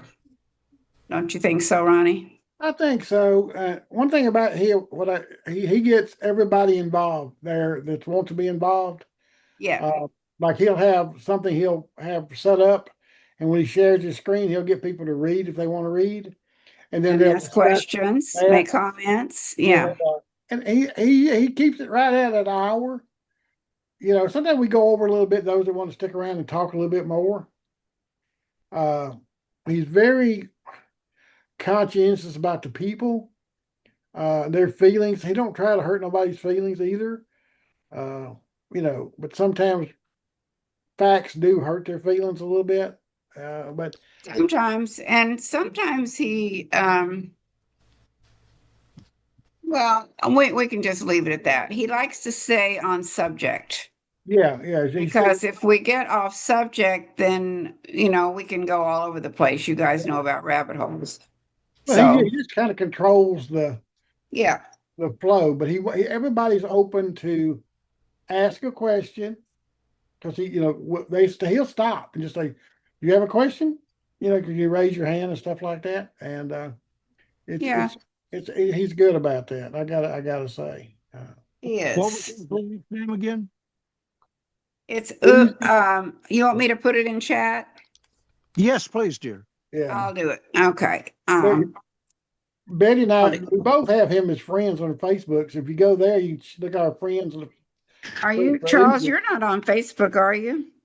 Uh, the the multiple profiles that are on Facebook that have my name and my motorcycle and all that, those got stolen from me a long time ago. Okay, so you're not. No, Okay. no. Once they stole I think it was my third Facebook. Once somebody stole my third Facebook account, I quit. I'm Okay. done with Facebook. Yeah. Oh, Weingarten. Okay. yeah. Yeah, I thought it was kind of funny. The first time we were on Facebook up until 2021, we were on Facebook all the time. And then we disappeared for about 4 or 5 years because it's basically the way they were running it during COVID and everything. If you even breathed the name COVID, you went to jail, Facebook jail. Yeah. So I was like, yeah, screw you. You're not going to tell me what I can and can't say. So I deleted my account. She deleted her account. Yeah. And now that we're back on Facebook again, basically for her channel and for my channel, I'm hardly ever on it. I mean, it's just, maybe once every 2 or 3 days. And even then, it's just to see what somebody had posted. But as far as like going on Facebook and scrolling and scrolling and scrolling, I just don't do that anymore. Well, let me tell y'all something. Y'all be the first to hear this. Okay. So y'all know Glenn Chatterton. Okay. We're talking about putting together a podcast. So if you see something new out there, we're hopefully we're gonna get this put together. We're gonna discuss subjects and stuff like that. Um, pick a subject and go in there and like we get on the phone and do this. We'll go back and forth. He said, Ronnie, why don't we just start doing something like this on a podcast? Can we go back and forth with thoughts and ideas? Outside the box, some of the stuff. We're not gonna say it's all religious stuff, but if the majority is centered around somebody, he gets into a lot of the scientific stuff that he knows, uh, you know, quantum theory a little bit, but it's gonna be more based on those that are looking at stuff a little bit outside the box as far as religious, things. So it's gonna be a different venue compared to Rabbi Uzi or Ross or James Tabor, stuff like that. A little bit different, but in a way, they all bind together anyway, so it doesn't make any difference. So we'll see how we get it put together. Well, you'll have to let us know. Well, we will once we get it together. We got to get some subjects together. What we want to talk about, prepare material. We just don't want to go cold turkey. You know what I'm saying? And we're going to practice a little bit to get the flow down. You just can't go out there and just start talking. You got to have certain parameters. Because I do this with my OSHA stuff, and we have other people join in, and we'll go back and forth, almost like a newscast going. Like, okay, Ronnie, back to you, or Glenn, back to you. Stuff like that. Just keep it flowing. So hopefully it won't be a comedy. Hopefully it'll be something everybody can get something out of it. If it helps somebody, that's all it's about.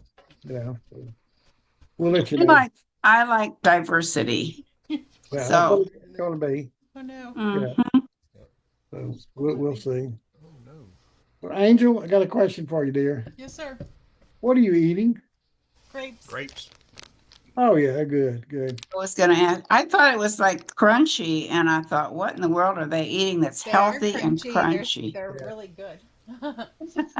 I just got two gallons of muscadines. We boiled them and got the juice out. So we're going to make. Well, Hope makes the jelly, and she's going to make jelly out of muscadines. Oh, they're so good. Out of what? Nice. Muscadines. What those are grapes? It's like a grape, but the texture of the skin is a lot more leathery. I mean, you can eat them off the vine, because the juice that's in there, they're real sweet. These are purple. There's a golden one, and then there's a purple. One called, I think it's a scuppernine, and the other's vice versa. I don't know exactly which one's what color. It's called scuppernong, isn't it? Yeah. Scuppernong, yeah. I only know that. Spell it. I just know scuppernong because of plastic worm color back in the 70s. Yeah, that's about what they are. I'm not going to say what the inside looks like, okay? But they're so sweet and they're so good. And the jelly, I mean, I'll slap my grandma away from the table. They're so good. You know what I'm saying? Okay, Ronnie, I want you to spell it. In your Southern accent, I still didn't hear. Okay. Like MUSCADINE, I think. Okay, must. I thought that's what you were saying, but okay, thank you. Yeah, it's not must. It's must. MUS. Must. What, Charles? I pulled one off the vine yesterday, and it was still sour, and it was about the darkest one out there. Really? It wasn't quite purple yet. Yeah, still sour. I think my mother-in-law, my ex-mother-in-law, whom I deeply loved, had those in her little garden. Yeah. I'm pretty sure, and she made wine out of them. Can you make wine out of them? Oh, absolutely! You can make wine out of them. Do what, Angel? You can make wine out of any fruit. Yeah, but she made wine out of these, and it was pretty good. Oh, yep, real good. Mm-hmm. I agree. You could even take Welch's grape juice and crack it open, then close it back, and just let it sit for a month or two. It'll turn into wine. Mm-hmm. Really? Yeah. Oh. She did that one time for what was it? Passover. maybe. Yeah. I think it was. It was pretty good. What's the deal? Since you mentioned that, they say some wines are kosher for Passover and some aren't. What's the deal? Anybody know? The wine gets boiled in this like certain processes that Oh, has to be go through, it is and awful. Okay. when we My traveled, dog, my dog is barking up a storm. I didn't hear a word you said, Angel. Can you repeat it, please?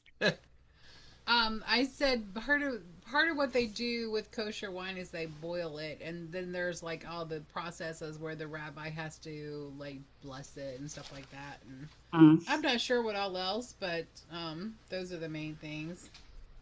Yeah. Okay. Of course, now when I was growing up, my Aunt Harriet had a vineyard in her backyard, and used to make homemade jelly.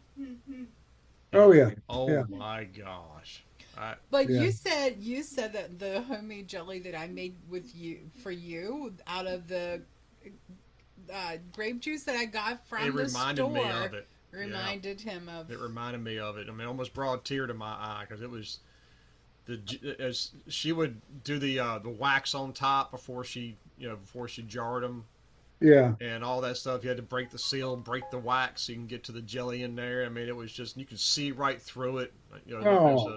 Yeah. it was grape jelly, but it had like a raspberry color to it, and it was Right. Right. just so gelatined. You know, it's almost like taking Jello out of the jar. It Yeah. was that kind of Yeah. consistency. And she made some one time, and I was just kind of like, you just about nailed it. Like that is almost exactly like what she did. And now the people that live in that house now have just let the backyard turn into a jungle. Oh. And Shame. yeah, and I mean, she had apple trees back there. She had, the grapevine. I mean, she'd make apple pie. She'd make apple jelly. I mean, just all kinds of stuff. I mean, she was old school. Mm. It is what it is. But yeah, when I was growing up, that's stuff because so whenever mom and dad went out of town and said, "You gonna stay at Aunt Harriet's for the weekend?" I'm like, "All right." And she's got a whole entire pantry full of jelly. I'm good. Oh yeah. Oh yeah. Now, let me tell you this, since you said that when we were coming up, my grandmother, okay, she didn't have any money. Okay, she was really poor. Okay, one of them on my mother's side. She wouldn't buy syrup. She would take sugar, boil water, put sugar in it, and we'd have sugar syrup and biscuits. Mm-hmm. It was fine. We were kids. It was sweet. We had a pancake, whatever. We were happy. Yeah. I mean, we would go to their house. They had biscuits. We poke a hole in it and pour sorghum molasses or syrup or sugar in it. That was our sweet treat. Yeah. We And didn't go to if she had browned the sugar, you'd have had caramel. Yeah. I know. But I didn't know it then. That's what my Aunt Harriet was. I mean, she was a very simple cook. She didn't. She did go hog wild with fancy dishes and stuff. She was just an ABC kind of cook. But man, I loved eating at her house. Oh yeah. Oh yeah. I mean, mom's cooking could not touch hers. Oh, because my mom's everybody food could do better than your mom. My mom's food was very Angel. bland. It was. You said that out loud. Oh, it's the truth. Oh no, I I would agree. have said it in front of her. Okay. Yeah, well, both of us have told her your food's bland, and if you don't use vegetable oil, you can't cook anything. Oh Lord. Oh yeah, her stuff was very fat oriented. Very fatty and no flavor. Like we use a lot of spices and just different things to put flavor in stuff or to expand the flavors. And I even use spices to make something taste different the next day. Yeah. And she would never use spices. Yeah, she would never use pepper. Was even too much. She used salt and pepper, and I don't think there was any. She would not use pepper. I think because she would complain, "Oh, there's a black speck in here. That's pepper. Oh yeah, too hot." she'd see a black speck of pepper. Go, there's pepper in this. Oh Lord. Oh, dude, I'm not kidding. No. I am not kidding. Okay. Not kidding. And I think she had a jar of allspice in the kitchen, but Other than that, no. And Aunt Harriet, man, she'd use garlic, she'd use onion powder, she'd use all kinds of stuff. Oh I yeah. was kind of like, I used to kill her green beans. I couldn't stand Mom's green beans. Yeah, but allspice is used in sweets mostly. I mean, she just. And your mom can make some sweets. Now she can make some sweets. Yeah, she can make some sweets, but Mm. my dad was diabetic and eventually had a heart attack at 58, or is it 59? And I know it was her cooking because everything was fried. Yeah. And everything. And then she would fuss at him because he would get in a cookie jar once in a while. Mm. And she'd hear, we had a porcelain owl, and she would keep cookies in it, like Oreos and stuff like that. And he would get mad at me because I could walk right up to it, open the lid, get a cookie out, close it, and Mom never heard it. He goes, "You guys show me how to do that." And I said, "What? Be accomplice to the crime? I don't think so. Use some common sense." I said, I'm a very sneaky individual. I don't like to make a lot of noise. Right. She fuzzes at me sometimes. She goes, "Oh my gosh, would you make some noise or something?" Because I'll go from behind her and scare the crap out of her. And it's like that at the shop. The girl that works the front office up there. Sometimes if the receipt thing gets full out in the shop, I'll just collect them and just take them to her. And now I kind of like joke with her. I'll start jingling my keys on the side of my pants. She goes, "I hear you." I said, "Well, good. I won't scare you when I walk in your office." There you go. Especially when she's in the office all by herself. Huh? That's very considerate of you, Todd. Well, man, sometimes I don't think about it. I'll walk in and say, "Here's your receipts." "Oh my gosh! Yeah. Where'd you come from?" Sorry. But yeah, I spook her sometimes. I like it when I sneak up on the cats. I mean, I'm actually able to sneak up on the cats. Wow. And I'll lean down and go, "What are you doing?" Because I wear socks around the house a lot. They're just barefoot. So a lot of times they don't hear me. Usually they'll feel your vibration, but since we got the foundation fixed, they don't feel it quite as much. So I get a kick out of that. You're pretty sneaky if you can sneak up on a cat. I think so. Yeah. Especially if I see their ears turned back to me, I'll hide behind the corner so they don't see me. Forcing doors God has no. What God has planned for you. Charles, is that you? Yeah, I was going to ask if there's Rabbi Uzi's got anything other than a live Zoom. Is there someplace I could?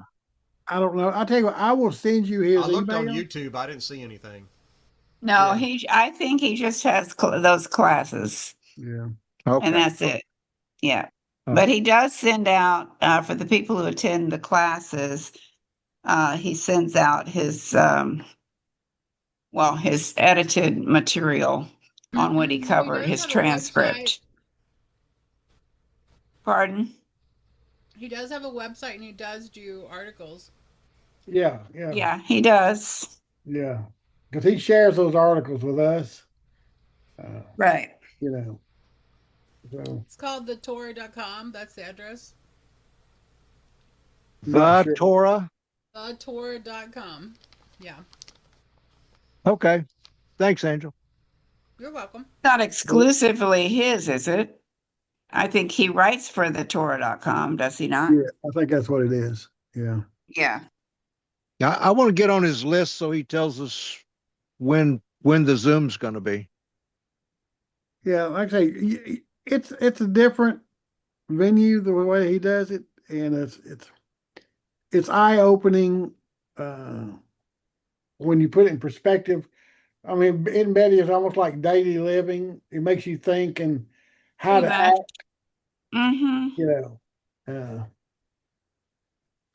Okay, I appreciate the links or the hints. Yeah, thank you very much. And it is. You're in Central Time, right, Charles? Yes, ma'am. 6:00 Sunday night, and also 6:30 Sunday night and Tuesday night are the times. Yeah. All right. Thanks. Yeah. Yeah, it looks like he only has 3 articles on that website. Yeah, they have, it looks like 625 authors that write for them. So,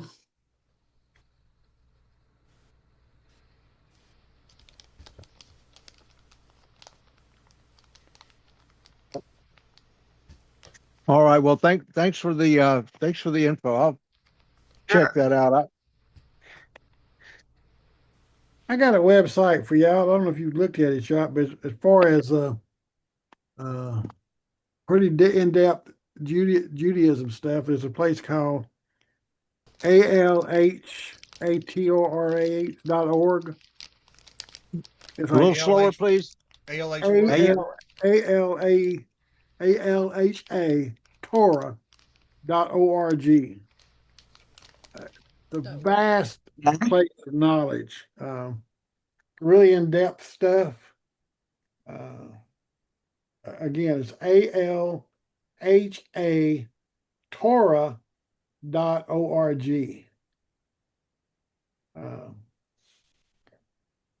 Okay, I'll check that out later, Ronnie. Yeah, it's got a lot of Talmudic stuff. Torah.org. Yeah. Yeah. It's they got some other ones there, like was it Sephora, SEFA, CFORIA. Yeah. Sephora.com. That's good there too. They got some good stuff there. Mhm. But it's all free and you can do a search on stuff and it's very enlightening, and then you can go from there and really expand. I mean, it's all other people's writings and opinions and stuff like that, but it helps give you another way of looking at stuff from the way their perspective. That's one thing Rabbi Uzi does. He gives you think about in different perspectives, and you go back and look at the literature or even historical stuff in the Bible, and you go like, okay, this makes sense why they're doing this. Which before I didn't see it like that because I was looking at everything from a westernized Christian point of view. How am I going to see it? I didn't live over there. So, That's why I love when Valentine shares his perspective on things, because he brings out things that I never He would have even does. considered. oh yeah, I can listen to him all day. I know we can't because the time frame, but Yeah, he's great. I'm sure he'd talk all day too. do what? I'm sure he'd talk all day too. He's just Yeah. really excited when he has something to say. Now, Todd, there's a few of us on here that will talk all day if we go, right? He's one of them. More than one of us, right, Betty? More than one of us, yes. I'm playing. Yeah, I know. Sometimes I get on a roll and I can't That's okay. hush. That's And right. other Maybe we need to hear times, it, Betty. well, You ever think about that? Maybe we you need know, to hear it. I grew up being very shy because I was always the new kid in school. And then I became a preacher's wife and I couldn't be shy. I mean, I had to be outgoing. I didn't have a choice. I had to change. And sometimes that new kid in school comes back. Yeah. And I think Angel pointed that out to me one time, that I still have a little bit of shyness in me. Hopefully that keeps me in line. We Yeah. do have to keep our eye on you though, Betty, because sometimes you might slip a little bit, be a potty mouth. So Well, yeah, that's has been known to happen. Oh my goodness. Oh. Mm. Mm. I gotta go, guys. I gotta go see what my better half wants. All right, Ronnie, have a great week. I'm gonna Enjoy go it, too. y'all. Y'all the best, okay? You All right, too. buddy. Bye bye. Take care. Shavua Tov. Shavua Tov.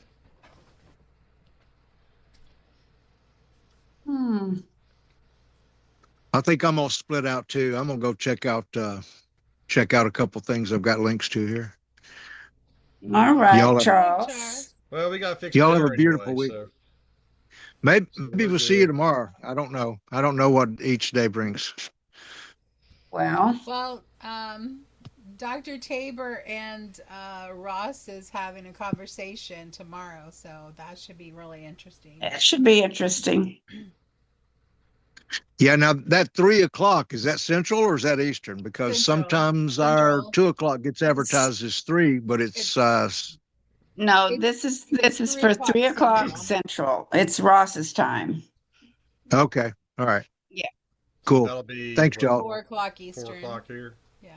You know, it's really cool because Ross put something on. Oh, well, you don't get Facebook, Charles, but it's on the Horeb.com page. He might have posted it in an email. I didn't say, but it's a picture of Ross and James, like Yeah, I how saw many that. 30 years ago. Well, they transposed the picture of them, their younger person, with a different background, a background in Israel. And that original picture was taken at my house apartment when they first met. Really, but I thought it was kind of cool. They just picked themselves up and put them in Israel. Pretty cool. Yeah. That's funny. So, All right. Adios, amigos. All right. adios. Baxter, good talking to you. Yeah, Baxter. By the way, Angel, I've been having sprouts on my salad this week. They came out finally. I think I was just I was leaving too much water in it. And I mean, I was draining it, but not enough. So, anyway, Wonderful. Aren't they so much better than the stuff you get in the store? oh yeah, they're really good. They're really good. So, Yeah, I love my sprouts. I'm partial to the broccoli one. I It did doesn't the taste mix. as earthy as the other ones. Yeah, I want to try the broccoli. I've heard, maybe are they more nutritious than the others, or does it matter?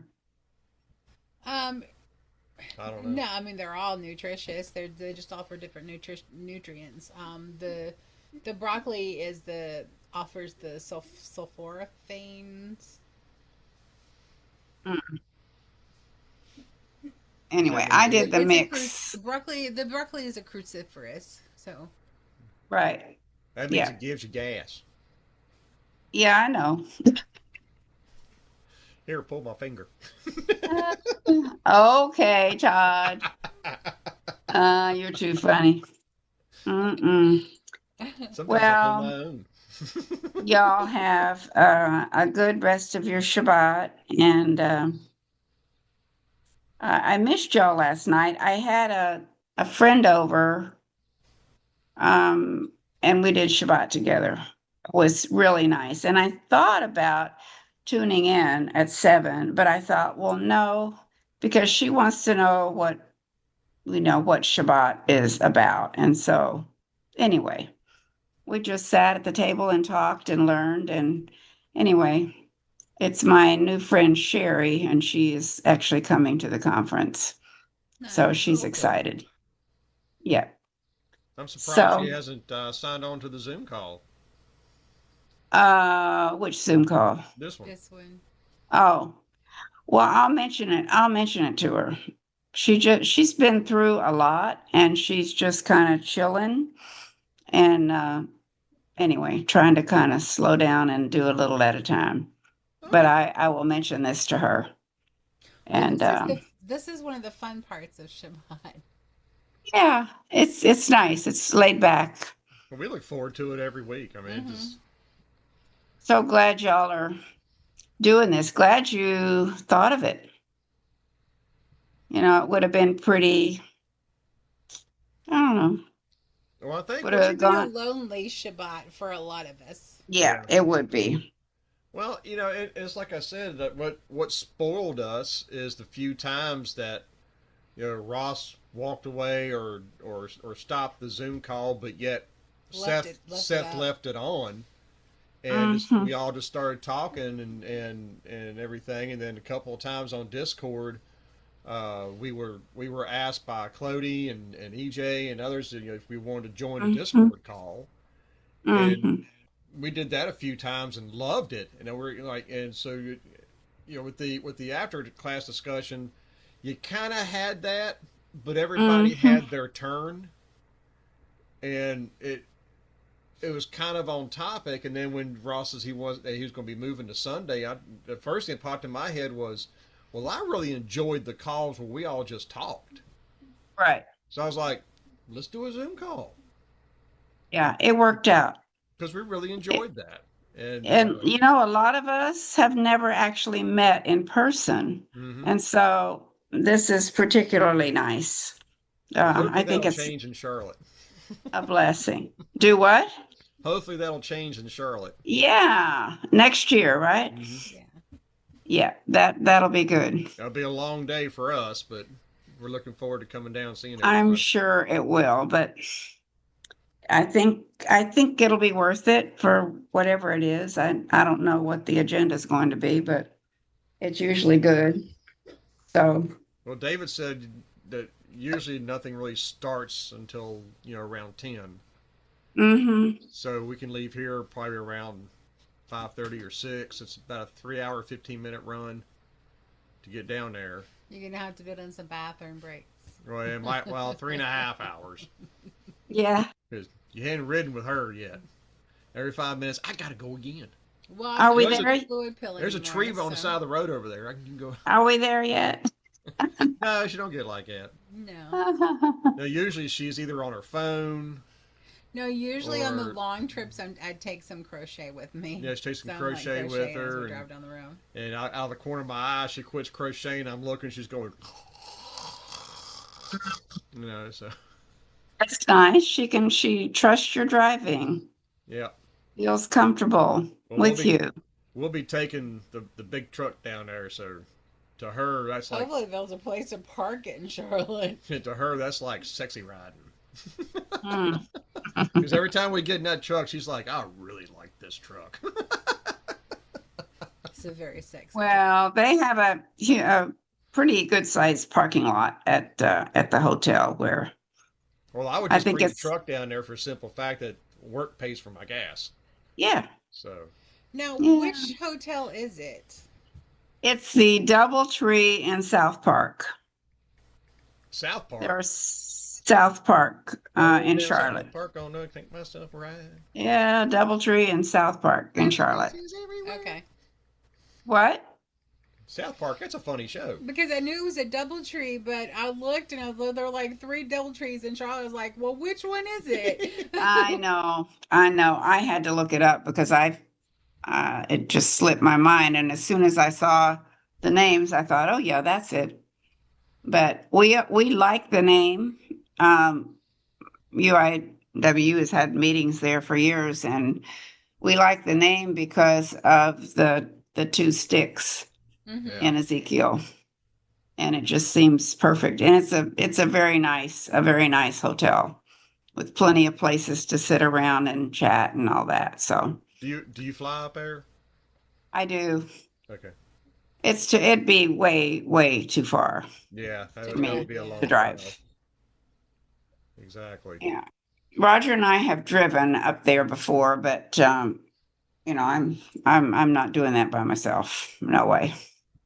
Yeah, So I got a buddy of mine that he's a professional fisherman, and he could fish a tournament like 24 hours away, and he'll just drive the whole way through to get back to Roanoke.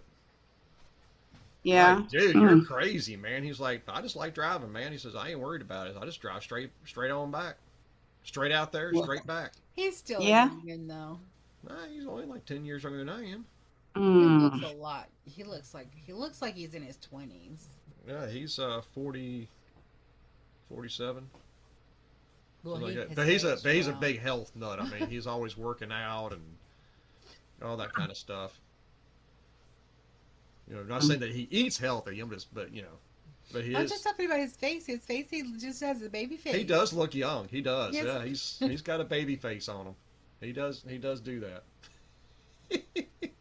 But the only time he looks his age is when he gets the 5 o'clock shadow going. He's wearing his glasses. Because I'll come in his office and so what's going on, old man? He like talk about you. Oh, okay. He's a cool dude. But he is. He's a diehard driver. I mean, he's his secretary told me because I went in there one day. They were fishing Lake of the Ozarks. You see, he was all the way in Oklahoma, and I came by on this was last year when he actually finished 10th, so he was in the top 10 for Sunday. And when I came back, I stopped by the shop on Monday, and to pick up some stuff, and his secretary was in there. I told her, says, "Yeah, I guess he stayed overnight, didn't he?" Because she looked at me and goes, "Oh no, he drives straight back through." I said, "From Oklahoma?" She goes, "Oh yeah, it doesn't bother him at all." I'm like, "Oh my gosh."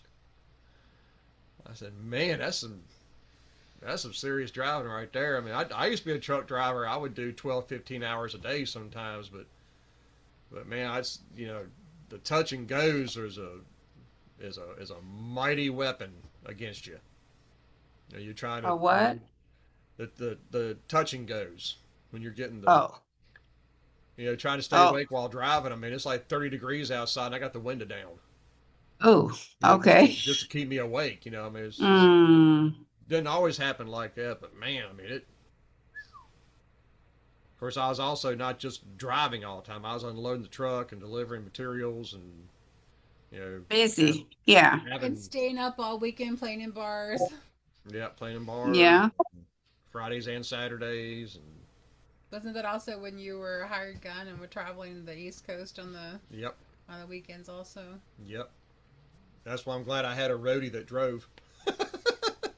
Because I tried my best to get back from West Virginia as fast as I could, and he already had everything already packed up and loaded. All I had to do was just get a change of clothes, jump in the truck, and we're gone. Oh, Because we might have a 4-hour drive ahead of us. Just depends on where I was at. So fortunately, most of them were on Saturdays, so that wasn't too bad. But the ones on Friday nights, man,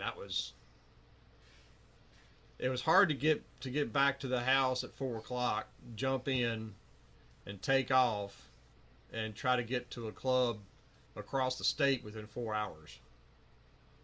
that doesn't leave for much sleep No, it didn't. and rest. No. But majority of the time, though, my agency had a hotel, nothing fancy, but they had a hotel waiting for us, and sometimes they'd lose the reservations, and we're having to sleep in the truck, and but that Well, do you miss that? I miss the stage time. I don't miss the work involved. Yeah. Mm. Especially when I had my own band and I was running the business of it and chasing down bar owners and stuff like that. And it's just just the overall job part of it. I just moving equipment and all that stuff. I was just not a fan of. And hey, Baxter. Hey, Baxter. How you doing? Good. Good. But yeah, I don't miss the business side of it, but stage time was always fun. Of course, it was always the fastest too. Yeah, he told his buddy he would fill in for his bass player if they didn't play on Saturdays, and I was like, you should have talked to me about that because I am too old to be in bar fights. Nah, most of the places they play are pretty clean, so. It's not like it was. I wouldn't say that. They play in some dives. Come on, man. Some places, yeah. I had like I told David, I have done the chicken wire shows. Well, you're playing behind chicken wire just like the Blues Brothers. Been there, done that. I always made sure I took my stuff I didn't care about with me. I'd always make sure that I would have a combo up on stage, and I'd make my roadie put a blanket over it or a sheet over it, so in case stuff was to start spraying or whatever through the chicken wire, it wouldn't damage it too bad. Oh man. And I'd always take my old beat up guitars. That's like the Blues Brothers movie stuff. Yeah. Wow. Although I didn't spend a half hour playing Rawhide though. They had to. Yeah, they had no choice. Wow. That was Betty, where are you staying at in around Jackson, Louisiana? We're staying in actually not in Jackson. We're staying in St. Francisville, which is not far. Right. Yeah, I And guess there's no place in Jackson. Is it? well, I think there may be some like little cottages or Airbnbs someone was telling me about last year. But we found a place in St. Francisville where I had stayed before and really liked it. But I think it's called the Magnolias, and they have it's individual little houses, huts, whatever you want to call them. They're little, but I think they're all full. Okay. Ross, Where is it Dave and Patty are staying? they're staying at the Myrtles. It's an old plantation, and it's gorgeous. It's a little expensive for me. Really? Um, but Ross actually booked, I don't know how many rooms at the Best Western that would be available. Um, so And that's that's really, it. that's in St. Francisville. And they're also like last year, I guess it was last year I went and somebody else had booked the reservation. It was in Jackson and it was just an Airbnb. It was a house. It was we had the whole house and it was nice. There were supposed to be four of us and ended up only two. But I don't need that much room. I mean, we're actually not in a hotel, whatever, very long. I mean, we're mainly at the conference, so to me, it didn't really matter that much where we were staying. Yeah. So What's the best way to get in touch with Ross? Through email? hopefully, email. Ross and Seth don't they have? Well, that was on their old Discord thing. They had a contact email or contact number, but you could just email him probably Ross Nichols at me.com. I mean, I think. Have you registered yet? Yes, I think so. Okay. I'm pretty not untechnical, but I mean, I did what I thought I was supposed to do, Yeah. and I'm going down there. It's going to take a couple of days to get there, a couple of days to get back, but I've got the time, or I'm going to do it, or try to. That's my plan. I would just email Ross. I mean, I know he gets inundated, but he's usually very good about answering emails. Especially if it's about that. Yeah. Yeah. Mm-hmm.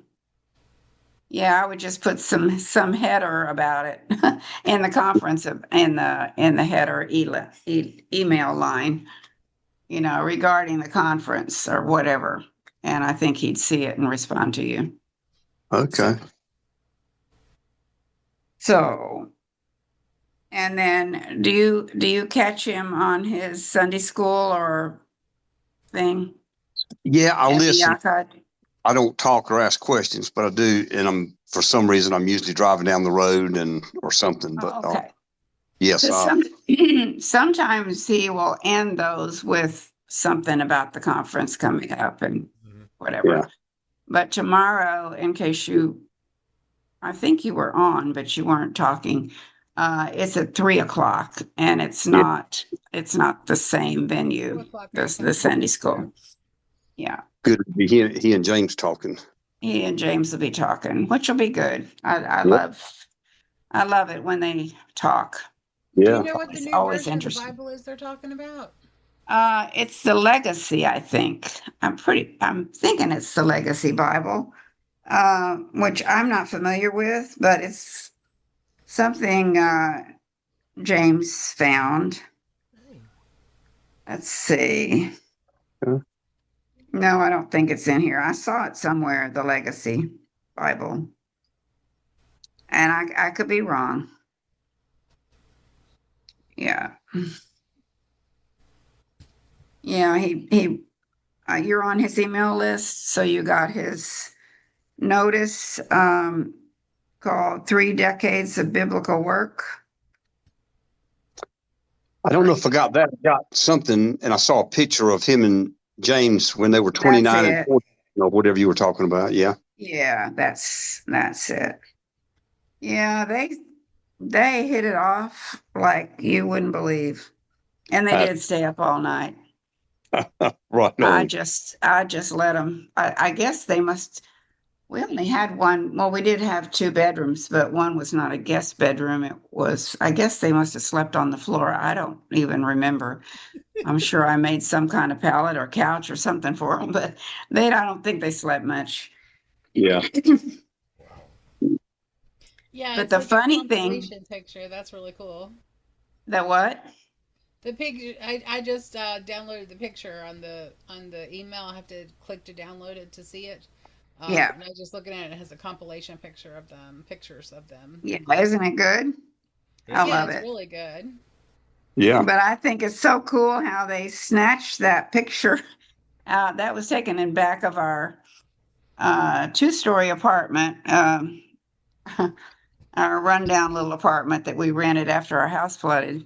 But we were so happy to find something on the second floor that was Oh, in yeah. the back. And that was the apartment where I think I've told y'all the story. Roger and I'd been there for at least a month or so. We drove up and parked in the back where we always went up. And there was a bump on the door. Did I tell you that story? There was a Mm-mm. bump on the side of the door. And we both kind of looked at it as we were going in. We thought, what is that? And Roger had a little pocket knife and he starts scraping it off. It was a mezuzah Oh, on the door. nice. Cool. So, anyway, and I don't remember which one of us said it, but one of us said, we might have said it together, it looks like Hashem has gone before us, you know? So it was very, very, very cool. Yeah. But yeah, that is a cool picture. Hmm. Had to be Rena. Well, Todd, Angel, I got an odd question. And I know when my stuff comes up, is I'm on a Samsung phone, so evidently that's what it comes up. If I wanted to put, because I see other people having pictures and I don't know how to do it, what is there a way to do that? Because I'm not usually on the video thing. Is there a way to put a picture on there or something? Do you have Zoom on your computer? I don't know. Prob- You can do it on your phone. Betty might be able to tell you how to do it. I don't know how to do it No, on I'm the sorry. computer. On the computer, you can just tap the three little button, the little three dots on the in the upper corner, yeah. and it gives you the option to view your profile, mute your audio, stop your video, blur your background, auto frame your video, uh, pin, spotlight for everyone, hide self view. Well, sorry, that was probably just for us, but since we're hosting, but you can also edit your profile picture or rename yourself. So, but I don't know how to do that on the phone. I'm sorry. I don't do Facebook. The only social media I have is a telephone and an email. So that's the extent of Okay, my this social Well, you media. should this be able to is do it on your Zoom. email. Yeah, this is This Zoom. is No? Zoom, just in Zoom. It's not on Facebook or Yeah. email or anything. It's just on Zoom. So Yeah. there is got to be a way.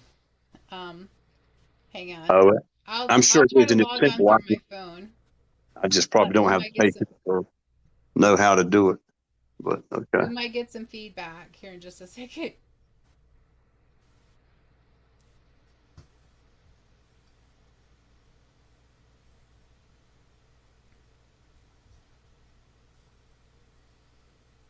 Well, Todd, anything new with the fishing? Why is it bringing up the basil No, pesto style I- sandwich? I haven't had Oh a my chance goodness. to hit the water in a couple 3 weeks.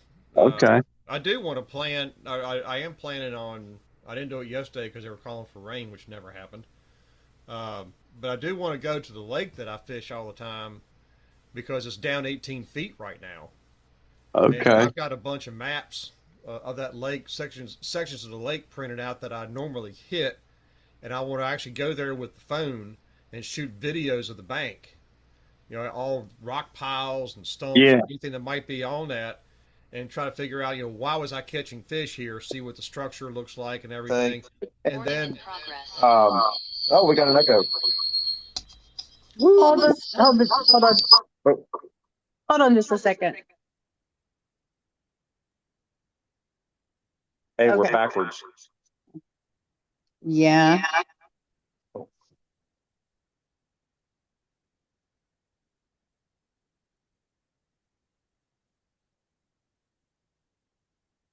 Is it still echo? Okay, so like the Saturday Night Live thing. See, it works when you have the echo. Oh, goodness.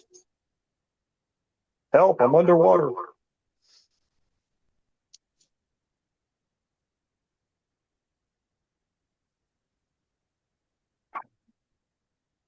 You want to say it?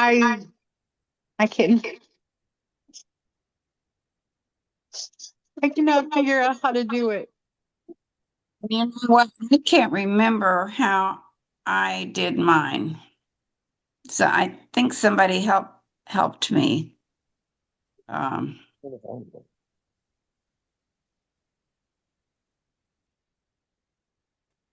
Oh, no more echo. I'm sorry.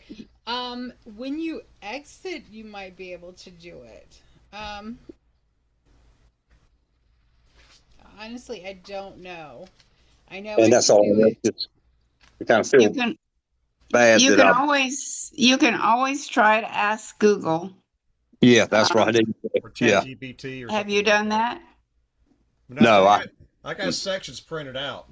Wow. And what I want to do is I want to purchase, there's the main map, but I want to take sections of it on paper and mark it like area 1 and then shoot a video of it, and if there's something in there I can just take a shot or take a picture out of that video and print it off and attach it to that page and say, okay, area number 1, this is section A, this is section B, this is section C.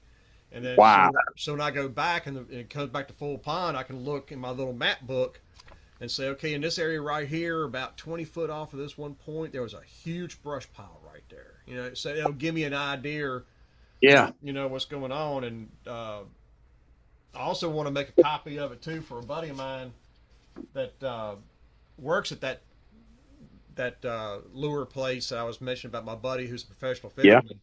And Mark, that he does all the packaging in the back, all the shipping and everything. Well, he fishes this lake all the time too. So when I get that thing put together, I want to give him a copy of it as a surprise. Because Wow. I'm sure he doesn't have anything on there Nobody's like done that. that before. Yeah. Wow. Okay, I don't know how to do it while you're in Zoom, but if you exit Zoom, you see your picture up at the top, your little Samsung Okay. thing Yeah. at the top. If you click it, you'll see down here my profile, Okay. and then you there will be like I don't know what's right there with no Camera picture thing. there, Yeah. but you'll have the camera. Just click that, and you can upload a picture. Okay. I'm sorry, I don't know how to do it while you're on in Zoom. Thank you. Although tonight, right after Sabbath, though, I do have my usual Saturday video coming out, and I'm doing I'm painting a crankbait on that one. Okay. It's a spray session. Yeah. Wow. Which I get a lot of comments on those, especially emails. Yeah. How'd you mix that color? What's the color ratio? So, well, I said it on the video. Yeah. Well, where Yeah. do I find that one color? It's like, so I don't mind helping anybody, but Yeah. But Wow. there's another guy too that sprays that I talk to off and on through the comments on his channel, and there was a color or a pattern I was trying to do, and I had it like almost there, but I couldn't quite get the vintage, shading of it. And I was talking to him through comments on his channel, and he says, "You know what? I think I know the color you're missing." He says, "How about I do a film on that one, and then you can just copy what I do?" I said, "Okay, well, sure." And sure enough, he did it. And when he added that one color, I was like, Wow. "Really? I never even considered that." And so But you're the color guy. So we got talking back and forth, a little bit on it and everything. And he's borrowed some stuff from mine, because sometimes I'll notice that I'll do a certain pattern, and then like a month or so later, all of a sudden he comes up with the pattern. Yeah. And I'll always comment and say, "Where'd you get that from?" He's pretty cool. Well, and I know this is off the wall, and I don't keep up with it, but Cam and the dog thing and all that. Anything different going on there with the Cam, the guy that was going to go with Ross overseas? And I haven't heard No, anything. I haven't heard anything either. okay, I I'm saw sure Ross something. knows about it. Yeah, I saw something on Facebook, and I'm not sure. It didn't mention him. You know, he's they're supposed to have a trial. yeah, Surely they're going to let him Lawyer told go. him not to talk about it. yeah, Right. There's been a lot of, well, not a lot. I've seen coverage on Facebook quite a bit, and that place is now closed. All the dogs are gone, Good. and they're putting them in different homes and everything. And hopefully the judge is just and will throw out the whole charge, because the guilty ones are not the ones who tried to rescue. They're the Yeah. ones who had the facility. Well, they were told by a court to stop to begin with. Yes, they were. They didn't do it. And didn't listen, and they weren't fined or anything. So, but I guess Cam and his friends, did they break in the facility or what? I'm really not sure. This article said that some had tried to break in earlier. So I don't know if he was part of that group. Maybe so. And maybe that was what the issue Breaking was. and entering would be a different charge. I don't think that's what he's charged with. I don't know. What was he charged with? I don't know. I don't remember. I don't either. Yeah, it's been a few weeks since we've seen the video. Yeah. Which we both sent him friend requests on Facebook after he was on the Zoom call, and he never answered us back. Yeah. Well, I wrote an email, and I just got a thank you from the team. You know, thank you for your support. Yeah. So I guess they're just kind of mum about it right now until everything gets settled. That's probably wise. I guess they got to increase the operations overseas, whatever they're doing, or Mexico or China or wherever. But Yeah. More than likely. That's tough. That's horrible. I can't even think about that. No. Well, and to do it to where, you know, it's this close to going with Ross overseas and doing all the filming, and then pulling a stunt like that, and you know now, and that's. But he did that year. He did that. That was several years ago. What? That he did the. Yeah, the dog rescue. Yeah. I thought it was just recently. No. Well, why it take so long for them to arrest him? Wow, I thought it was a couple months ago. Yeah. Well, no, he got arrested a couple months ago. He got arrested a couple months ago, but no, the actual rescue happened a couple years ago, I think. I didn't know that. Okay, I thought the whole thing happened a month or two ago or whatever. That's what I was thinking. Wow.